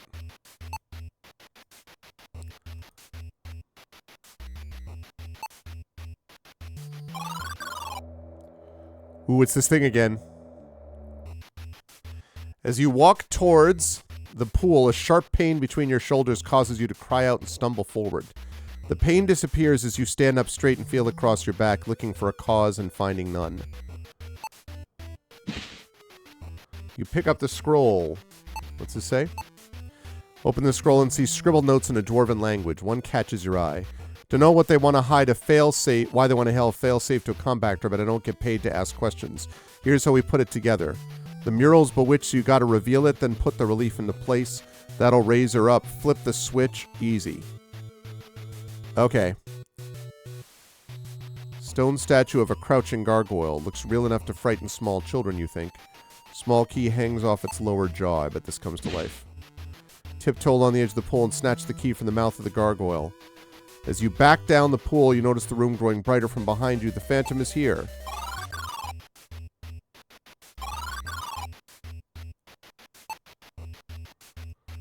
Murky liquid has a repulsive odor that reminds you of the sweet scent of rotting earth mixed with rust. Based on the eerie vision you had as you approach, you're drawn to the curiously dark and vile liquid. Dip the chalice into the rancid liquid, taking extra care to not let it touch your hand. Outstanding. That's what I like to see.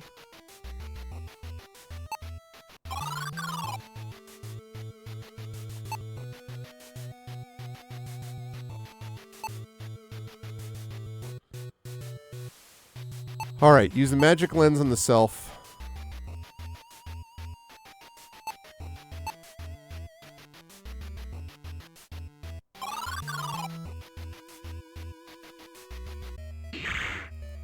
Alright.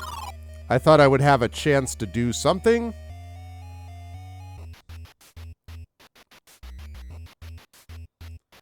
Taking care to keep rancid liquid off your hands is good practice, yes. Because it's weird, like, that's the thing that you would think would do the work. Alright, well, anyway, I have the shovel. I don't know what the bedroom key's for, but we have a couple of things that could be used for that. And I needed to fill that chalice.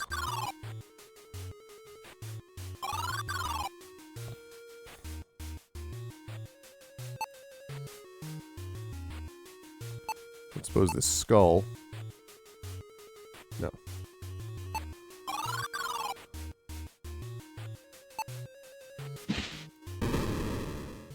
Mm-hmm.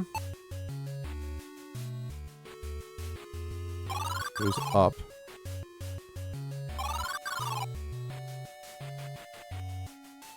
Okay.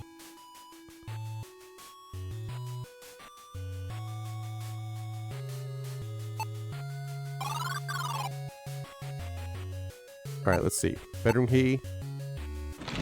That was the one. Hand shakes as you slide the key to the hole and unlock the bedroom door. Alright.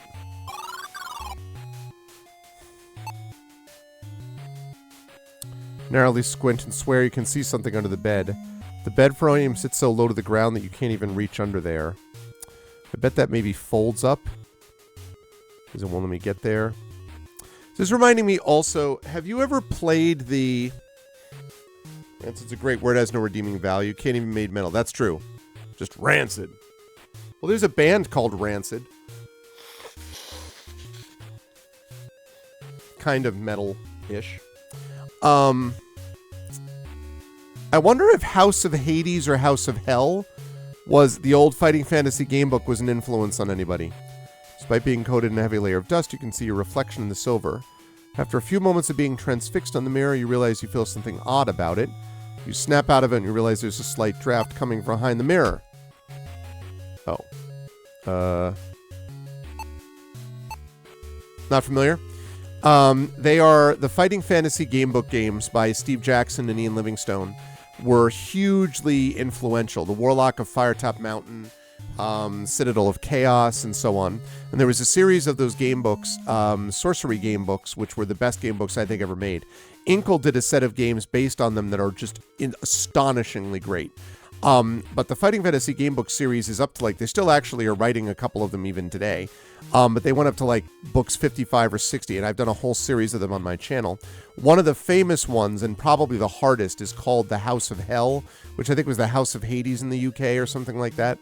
And there's a whole section where you're basically trying to investigate this area, and it's famous because of how difficult it is. There's this one section where you can go through this whole area of choose your own adventure choices, but once you get to that section, you can't escape it. It's unwinnable at that point, but there are so many different entries that it doesn't feel like that, right? It's not like you go one place and then it's oh, well, screwed, can't go any further. You could go in all these areas, but can't get to that next section. So, yeah. So that's basically what those are. Would have been very familiar to the people, I imagine, who did Shadowgate, but... Huh. Can I...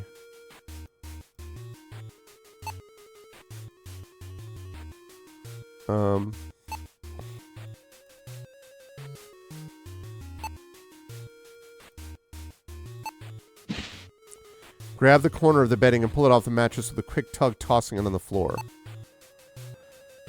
An old scroll sitting on the bed. Alright, what is this aged scroll? If apparitions you seek, ensure you won't flee. Edu Spiritus you speak, and there they'll be. You have learned the spell Edu Spiritus. Oh. Wish to draw a phantom to you. This spell will bring it forth when the conditions are right. Ah. Nice.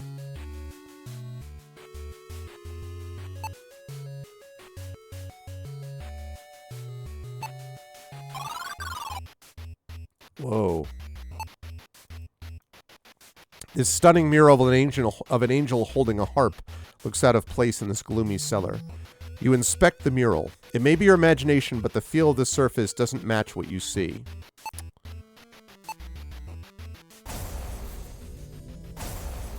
Oh, that wasn't it. No, that's not right. This is what I meant. You hold the lens up towards the mural and peer through the glass. The holy image fades and the mural reveals its true form. Uh-huh. Once peaceful mural is morphed into a ghastly reaper. Looking closely, you see a piece of the mural is missing, like, for example, a purple skull. You push the skull emblem into the mural. It's a perfect fit. You hear faint sounds coming from behind the wall. After a moment, a large gear mechanism rises from the floor. See several small flashes of red twinkling within the hole in the wall.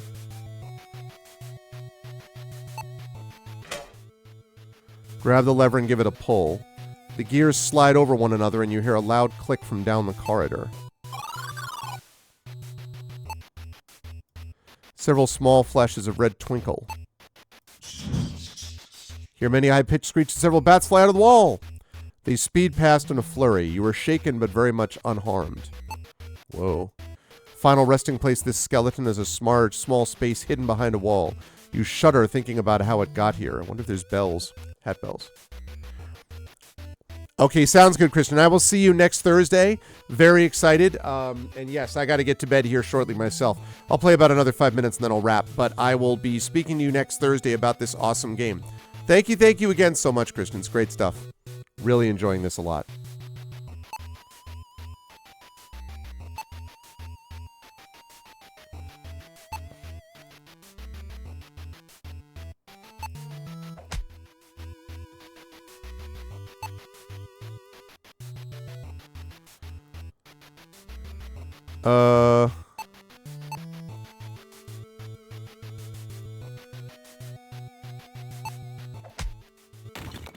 Aha! Luckily for you, it doesn't put up much resistance and crumbles like sand. You revealed a skeletal hand. Take care, Kristen. Thank you so much for stopping by again. And it's holding some kind of trinket. Quickly reach out and take the charm from the bony hand, half expecting the skeleton to come to life. Okay. Pull the handle and open the door. Okay. Oh, so... I'm going to save progress, just in case.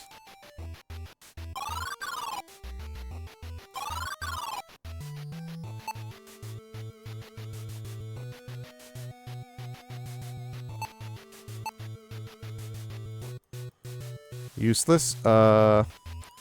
Can I use this item?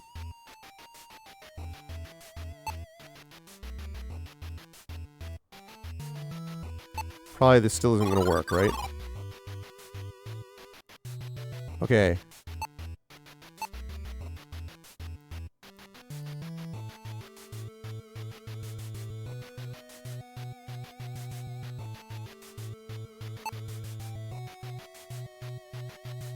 Part of a purple object attached to the door. Oh, right, because I reduced it.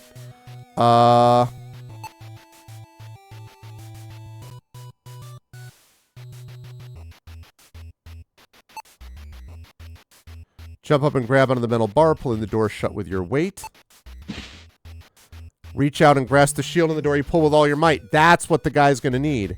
Land right on your rear when you realize it wasn't even securely fastened in place. Luckily, no one was around to see that, unless that ghost saw you. Best not to think about it. Grab onto the metal bar and pull upward. A hidden counterweight causes the door to slide open with ease. Outstanding. Now we're cooking with gas, chat. Oh, Right. Yep. We use the shield here. Ha ha ha! Hear a soft clicking noise as you close the gauntlet around the shield strap. Suddenly the wall panel in front of you revolves, exposing a hidden relief. Kind of relief. Detailed relief of a starry sky was hidden behind the wall. You see 2 sets of small holes in the celestial body. So, if I use the sun coin... Press the sun coin into place, it fits perfectly. Larger crescent-shaped notch surrounding it. Aha, I have that.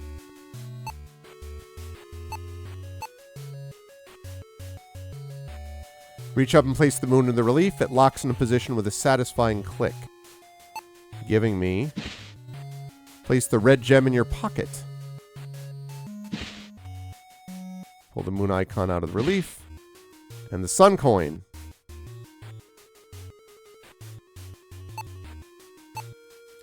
This pale red gem is fashioned to an exquisite round cut. Alright, so I have that. Nope, I don't want to go there yet.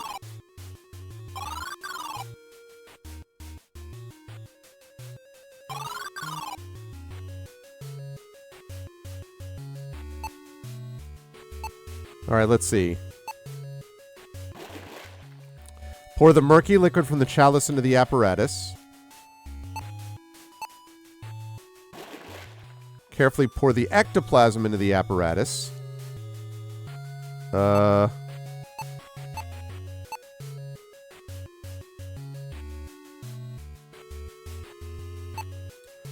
am still missing something, right?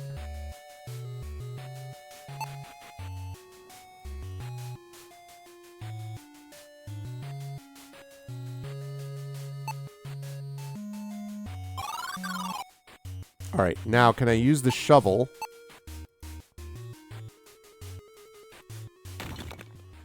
Driving the shovel into the pile of earth, you begin the somber activity of burying the corpse. With each shovelful, you think about how miserable it is that you were on this journey. You were not prepared for this.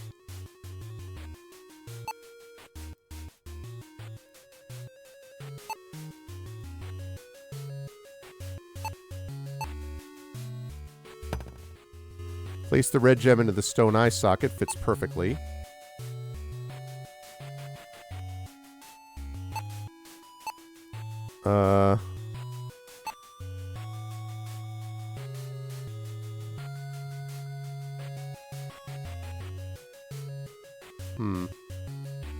I used the shovel. I buried the guy.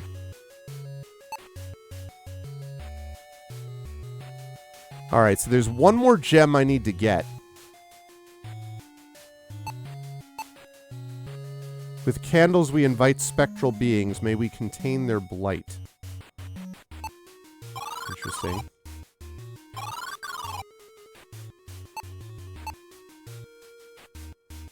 Lay the charm down in the circle of candles and back away. Within seconds, a magical symbol appears on the floor. Your trap is set. Now to call the phantom to you. Well, I have that, yes, but I don't think I have everything I need yet, though. I can call him with a spell, but...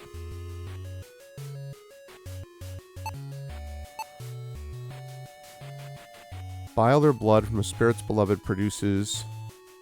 Sewage is a discrete source of the samples needed to synthesize a purifier.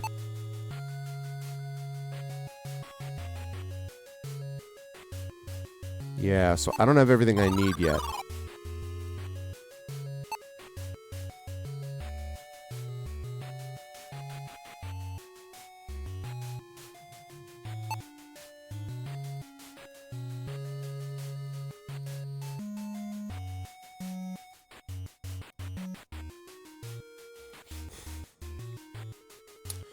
Yeah, so I'm close. I'm close to what I need here.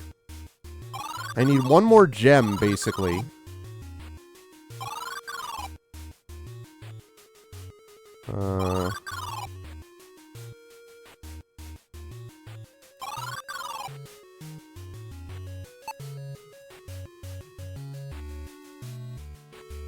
I need one more gem. No. Darn it.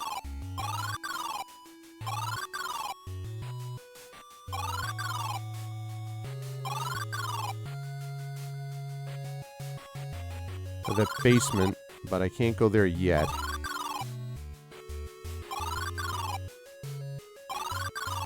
So there's also this thing with a mirror.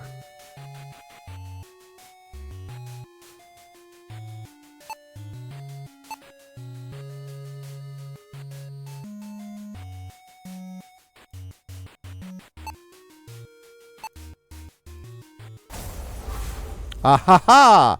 You chant the magic words, Tar Gwynthel. The face of the mirror shimmers and disappears, revealing an opening to another room. Yes, indeed. Thin gray object is covered by the bedsheet. You can't tell what it is from here. Thick leather-bound diary sits on the floor. Open the diary and note the bold yet beautiful handwriting. I read the most fascinating thing today. Should things go away... and I am haunted. Purifier alone is insufficient. The remedy, pour salt on the corpse. Ha! Trivial. You close the book and wonder what monster wrote such things. So you thumb through other pages of this diary, you realize you don't feel right taking it with you. Place the diary right back where you picked it up.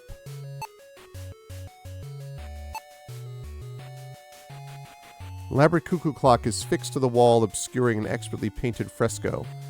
Amateur hiding place. I'll bet these weights contain the lock, control the lock position of the brass key opens it.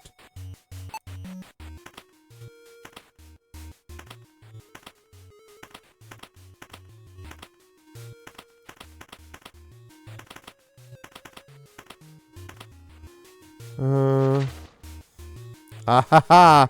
This one right here. That's what we're looking for.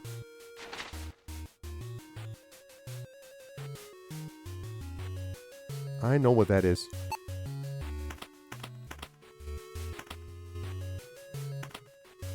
You give the brass key a good twist and wait for the lock to release. It doesn't. Instead, an adorable cuckoo greets you. The chirping of the cuckoo has seemingly disturbed the master of this bedroom as a figure crawls out from under the bed. Ah! It sinks its bony fingers deep into your eyes, blinding you before it strangles the life out of you.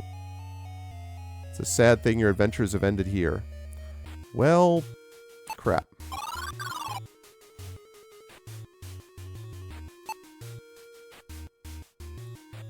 You would love to dive into this large bed and rest under the heavy purple sheets if being in this room didn't terrify you. Salt.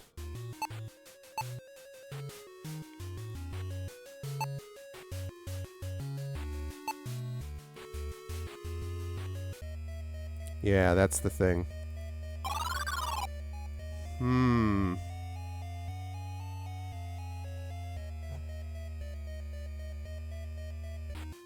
Interesting.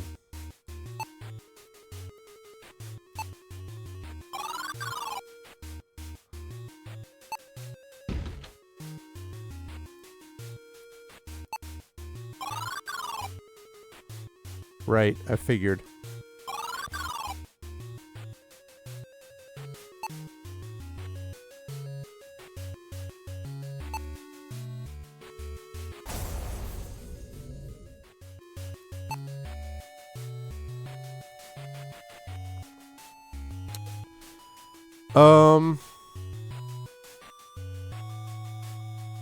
We need the cuckoo clock, but I need to get rid of this guy.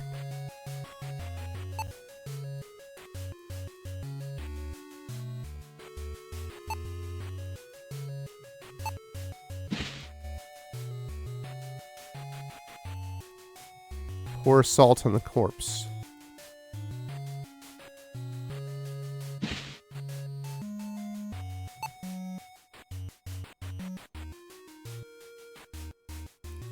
So that's right.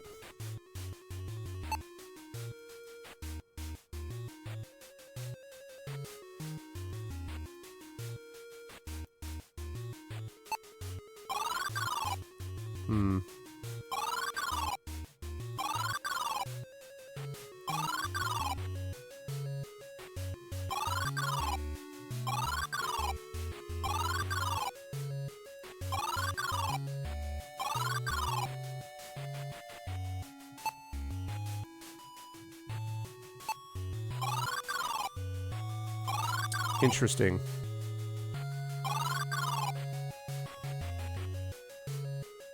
Let's see.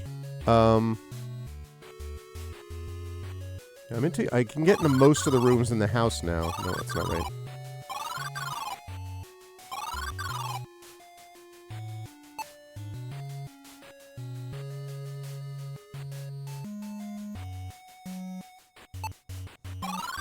I probably will need to get salt from there, and I'll need a key first.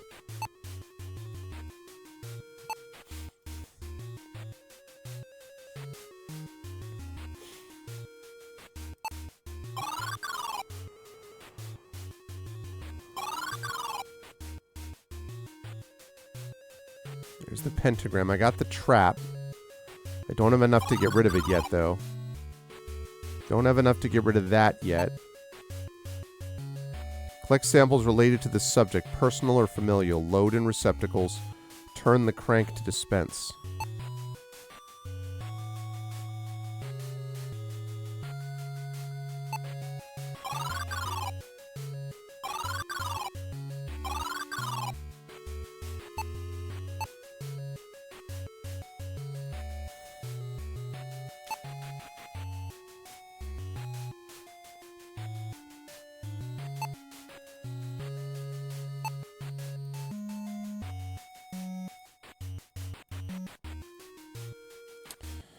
So, I have to pour salt on that.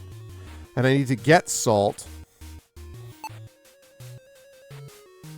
Right. I need to pour one more thing there.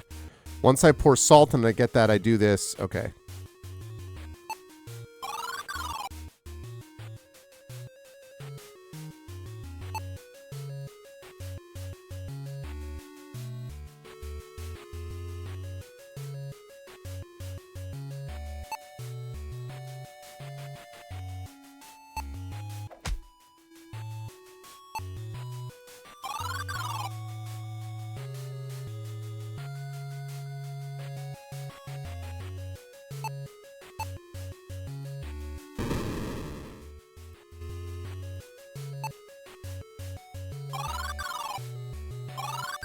Mm-hmm.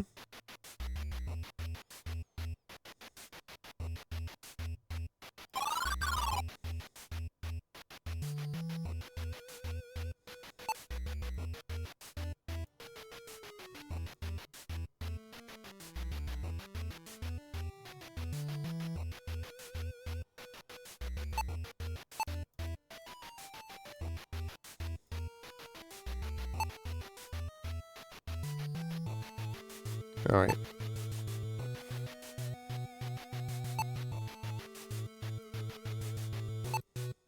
I love the reflected eyes there. It's very cool.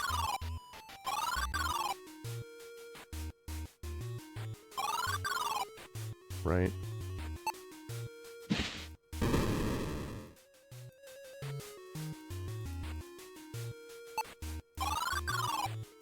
No. Right.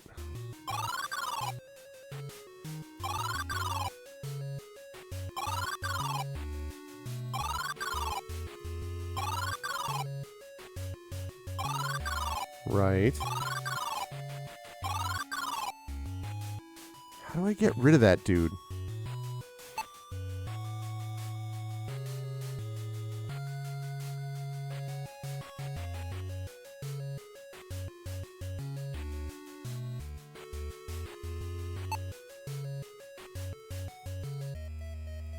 Man, I thought I'd hit it.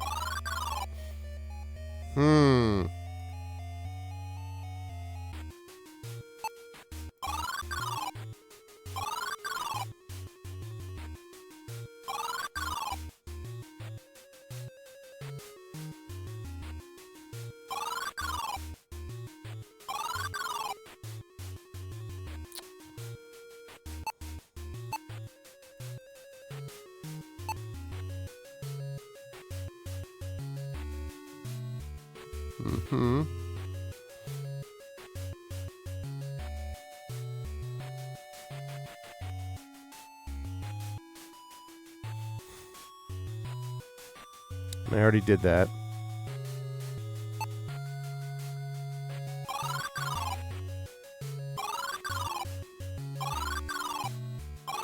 Well, we may have come to the end for tonight. Man.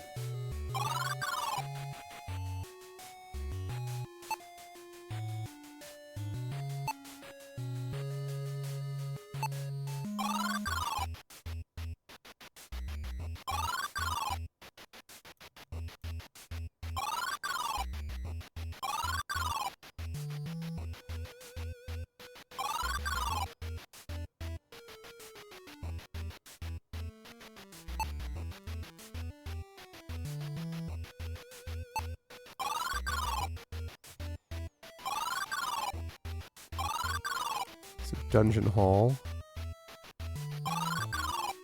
Yeah.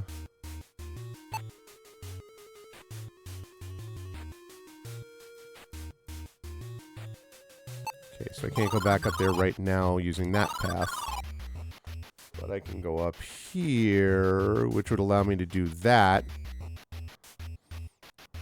No, I think I did that already. How do I stop that skeleton?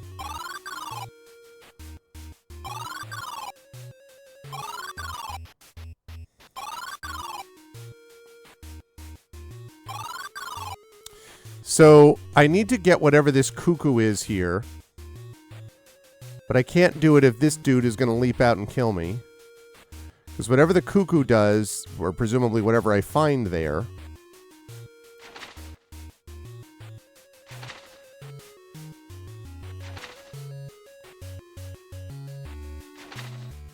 Curious, if I do...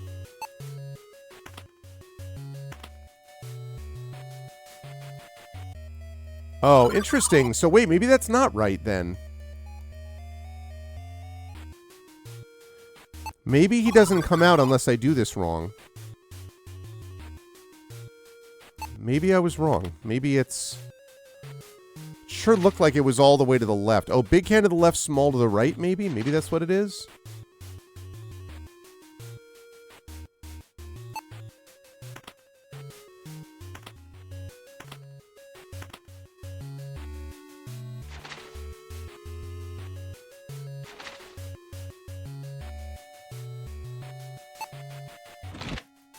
Ahaha! You twist the key into the sweet clicking sound of a lock coming undone. Clock face swings open, revealing a brilliant red gem. I still got it, you whisper with great satisfaction. Yes, there we go. Okay. So I was reading the map wrong. So now that I did that, I can put that over the grave.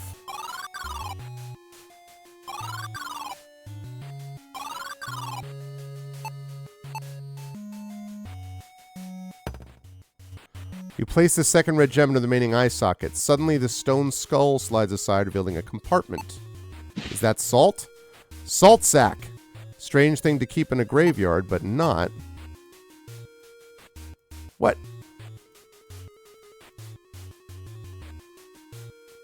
Interesting. Okay. Salt sack. Oh, maybe that's for the thing.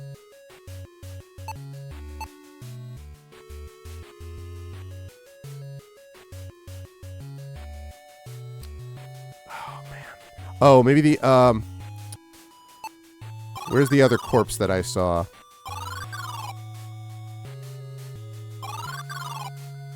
No. No.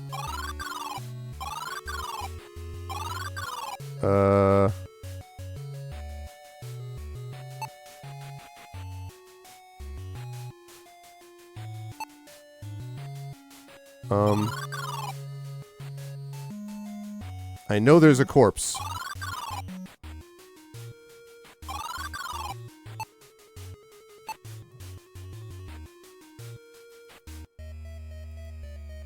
Aw, man. I was gonna use the salt sack on it.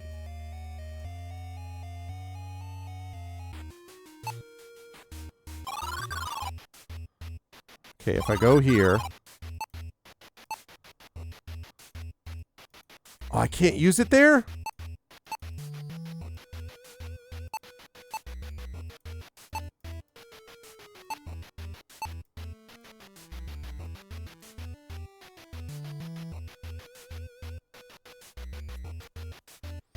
That's unfortunate.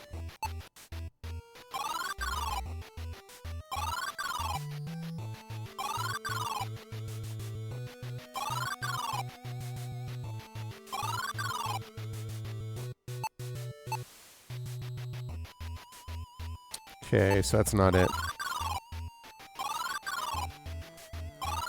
I got the salt sack, which means... Nope, nope, nope, nope. Off here, here, use this, no, no,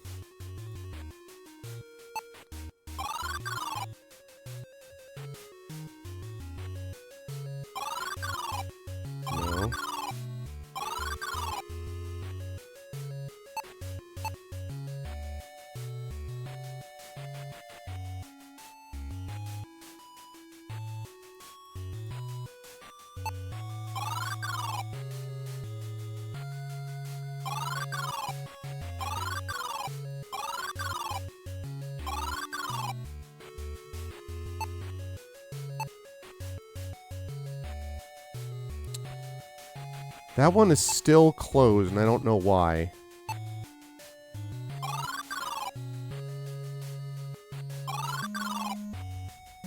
All right, sounds good. Sleep well, Drew. Yeah, I gotta get to bed. I'm getting too sucked into this is the problem. Getting into the just 5 more minutes, Mom.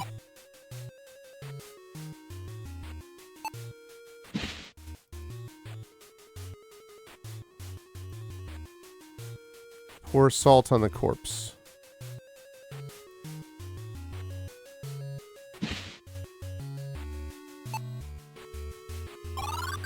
Pour salt on the corpse.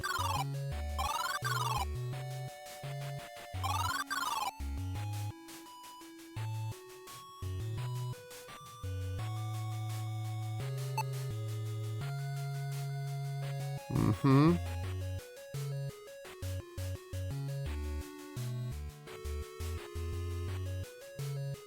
Mm-hmm.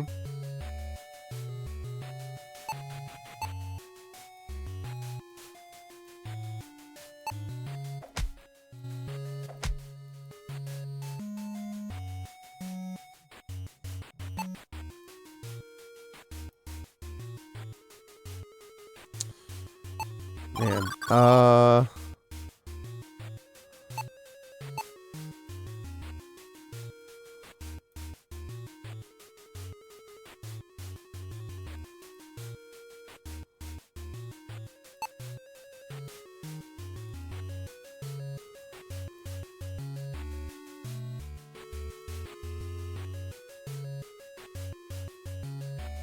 So I need a crank, too.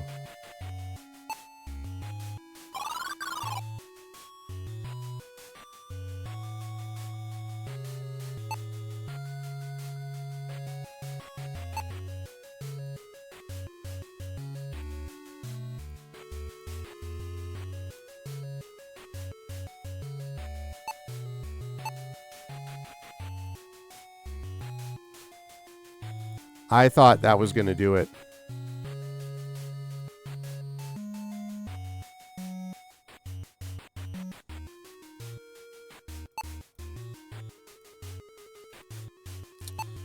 But apparently not. So I'm still going to need a crank for that.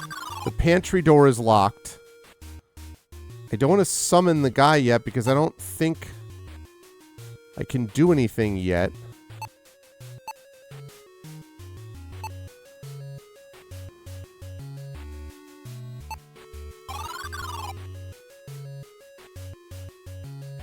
I don't think I have what I need yet is the problem. Wish I could open that pantry door.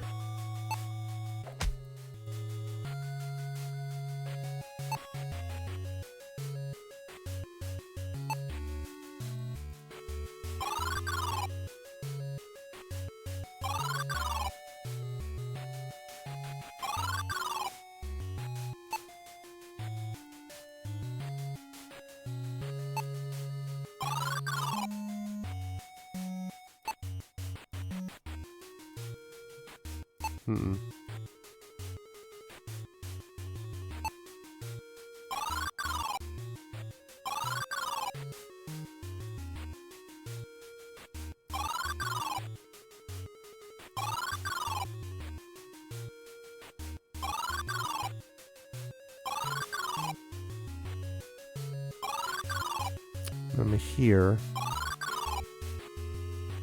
Yeah. And then there's this room with that guy still there.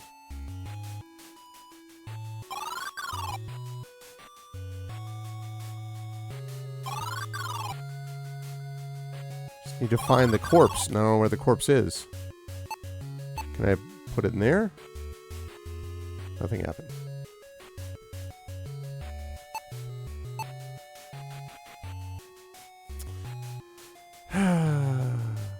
Alright, good night, Dragon. Alright, well. So, okay.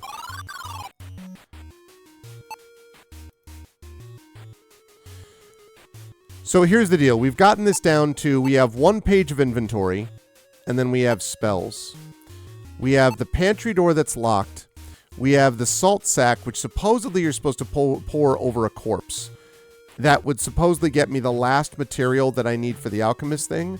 Once I have that, then I can use the spell to summon the guy to the trap. Then I use the thing to banish him, purify the area. Then the imp is like, thank you. Here, have all your stuff back. And also he's going to give me something else. And then we continue. That is what we're looking at. So we made some incredible progress. Made some very good progress in this very enjoyable experience today. And that was a good time. I was very happy about all of it. Very good stuff. And I have played so far, how long? Once it syncs up, we'll know. I have played a grand total of... There we go. 6 hours and 22 minutes. Oh, and also, what is the version? 1.0.0.5. I'm going to tell him that.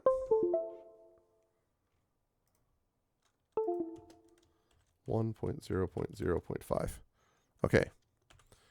Because that, I think, is what he said was the most recent one. But he wanted to make sure that it was the same version on GOG as it was on Steam. So, awesome. 6 hours and 22 minutes. And we are, I'd say, at least halfway through. At least halfway through. Depending on what happens, we did a lot in this mansion. So, I am super excited for this game. Very, very pleased with it so far. So, but I've got to get to bed. And so I'm going to rise up on out of here. I do want to remind everybody that tomorrow night, or actually later today now, we'll be joined by the Community D&D crew, the Community D&D with the Shadow crew, actually, to be exact, which will be playing some more Waterdeep Dragon Heist. That'll be happening on Friday night. And then Saturday, I will be back for some Expedition from the Mysterious Peaks. That's going to be the last of the games that we play, the tabletop games, for the year 2025. And then on Monday, not on Monday, will be Dark Sunday, Monday. Tuesday, I'll be back for on December 31st, for a couple of things. I will be back for, first of all, my Game of the Year show. So I'll be going over all the games I played this year. I'll be ranking them from lowest to highest. And what will win my coveted Arv Game of the Year, we will find out. And also I'll have a chance to talk a little bit about the future of the channel, as I always do every year, what happened in the last year, what I'm looking forward to in next year, and so on. And then I'll be over on GOGCom's Twitch channel with Pen and Pixels, playing the last stream of the year, which is going to be Songs of Conquest, and making that progress there. And then that's it. And then we will see what is going to be happening for the rest of the week as we move into 2025. But I'll worry about that next year. But right now, I'm going to wrap things up. I had a great time tonight. Thank you as well to Christian Mosley for hanging out with us. And again, we will be back here with Christian Mosley next Thursday, which is January 2nd, to do an interview with Christian and talk a little bit about the process of writing this and about the aspects of that. After we're done with this game, by the way, Caves of Kood is going to be next. And I'm going to play that for a while. And then after that's done, we'll look into the Dark Sun sequel. Depending on whether I like that or not, I'll either continue it or I'll be like, whatever. And then we'll move on to back into some of the Dragonlance gold box games. Or silver box games, I guess, and I will do some of those. And then we will finally move back into the rest of the sequence, looking at a game called Cryptmaster, and then moving on from there. So it's going to be exciting. And I'm grateful that everybody was here. It was a nice turnout tonight, and I really enjoyed this with Tim Coolish and Emily and Drew, and Dragon Spear and DM Chromie, and Christian Mosley, as I said, and all of the lovely people who made this an awesome stream tonight. So, in that spirit, if you like what you saw and heard today, I hope you will follow the channel. I hope you will check out our YouTube at !ArvTube, Discord, !ArvCord. For those of you who were over on YouTube, Omazu Paints and the others, thank you for watching me over on YouTube, and please do subscribe to me on YouTube. It's free for you to do that, but it is a real help to us with the algorithm and otherwise, so please do. We are at a new record high in subscribers on YouTube, so every new subscription is a new record over there, so please do that for us. That would be lovely. Discord is !ArvCord. You can hang out with the Arvanauts in between streams. Twitter, !Arv tweets. Blue Sky, especially Blue Sky, !Arv Sky. Website, arvanellarun.com. Don't forget to check out Hearthglow on that website, our limited run podcast set in my Forbidden Library universe. And also don't forget to check out Gen GMs, the show I do with Zach Clay on this, not on this channel, but I do over on my YouTube channel with DM and GM tips. We have another long recording of that going up in the next couple of days, and then that will be broadcast to all and sundry with the power of live suing and others as we go through. So we're excited about that. On the financial side, !Arv Shop, that's the merchandise area where you can get stuff relating to Infinity and Beyond, and the Adventures of Middle-earth Shire Adventures, specifically crew, and soon to have a couple of other things that we're going to add into the mix there as well. The !Arv Treon is sitting right there. That's the Patreon. 13 paid members, $85. We're trying to get that up to triple digits again and moving up, because that really does make a difference for the channel. You can get cool stuff for yourself and cool stuff for the channel. Also, of course, subscribing to the channel. Dragon Spear was nice enough to give us a 15 gift sub pack today, which was very, very generous of him.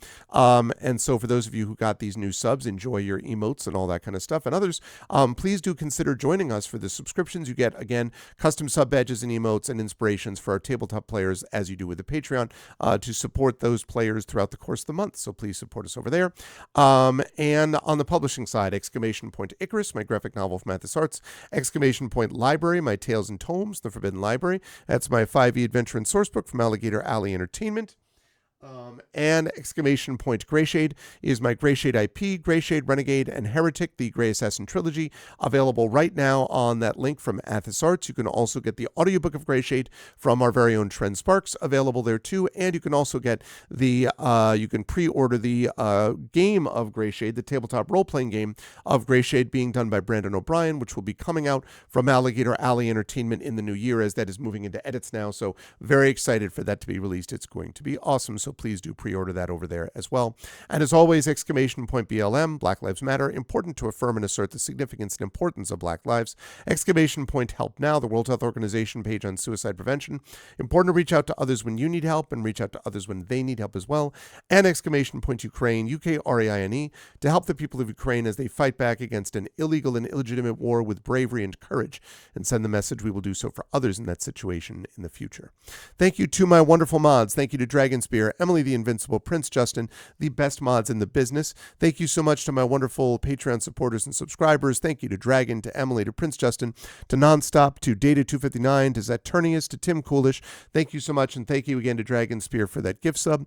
And thank you to my gift subs, plural. And thank you to my wonderful viewers. Thank you to Adam Hart Mother. Thank you to Dr. Death Knight. Thank you to Dr. Laser Falcon. What's up, Russ?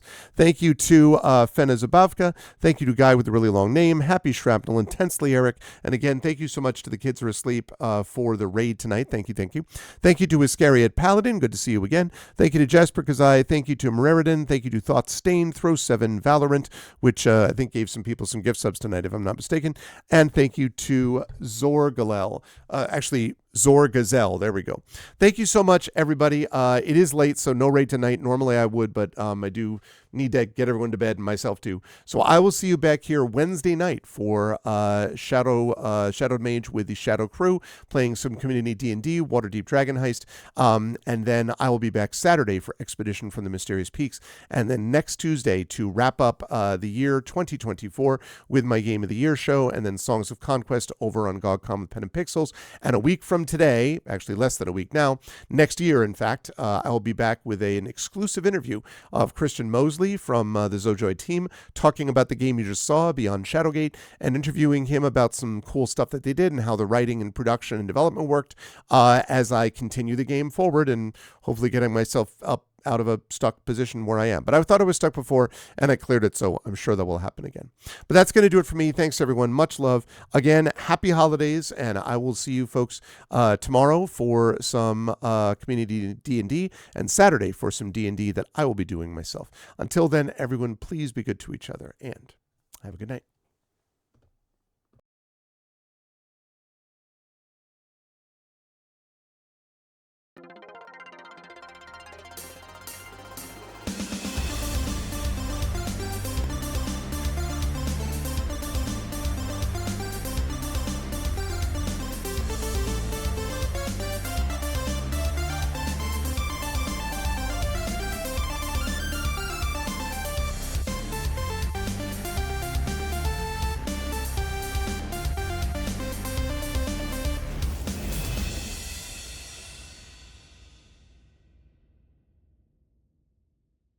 Huh?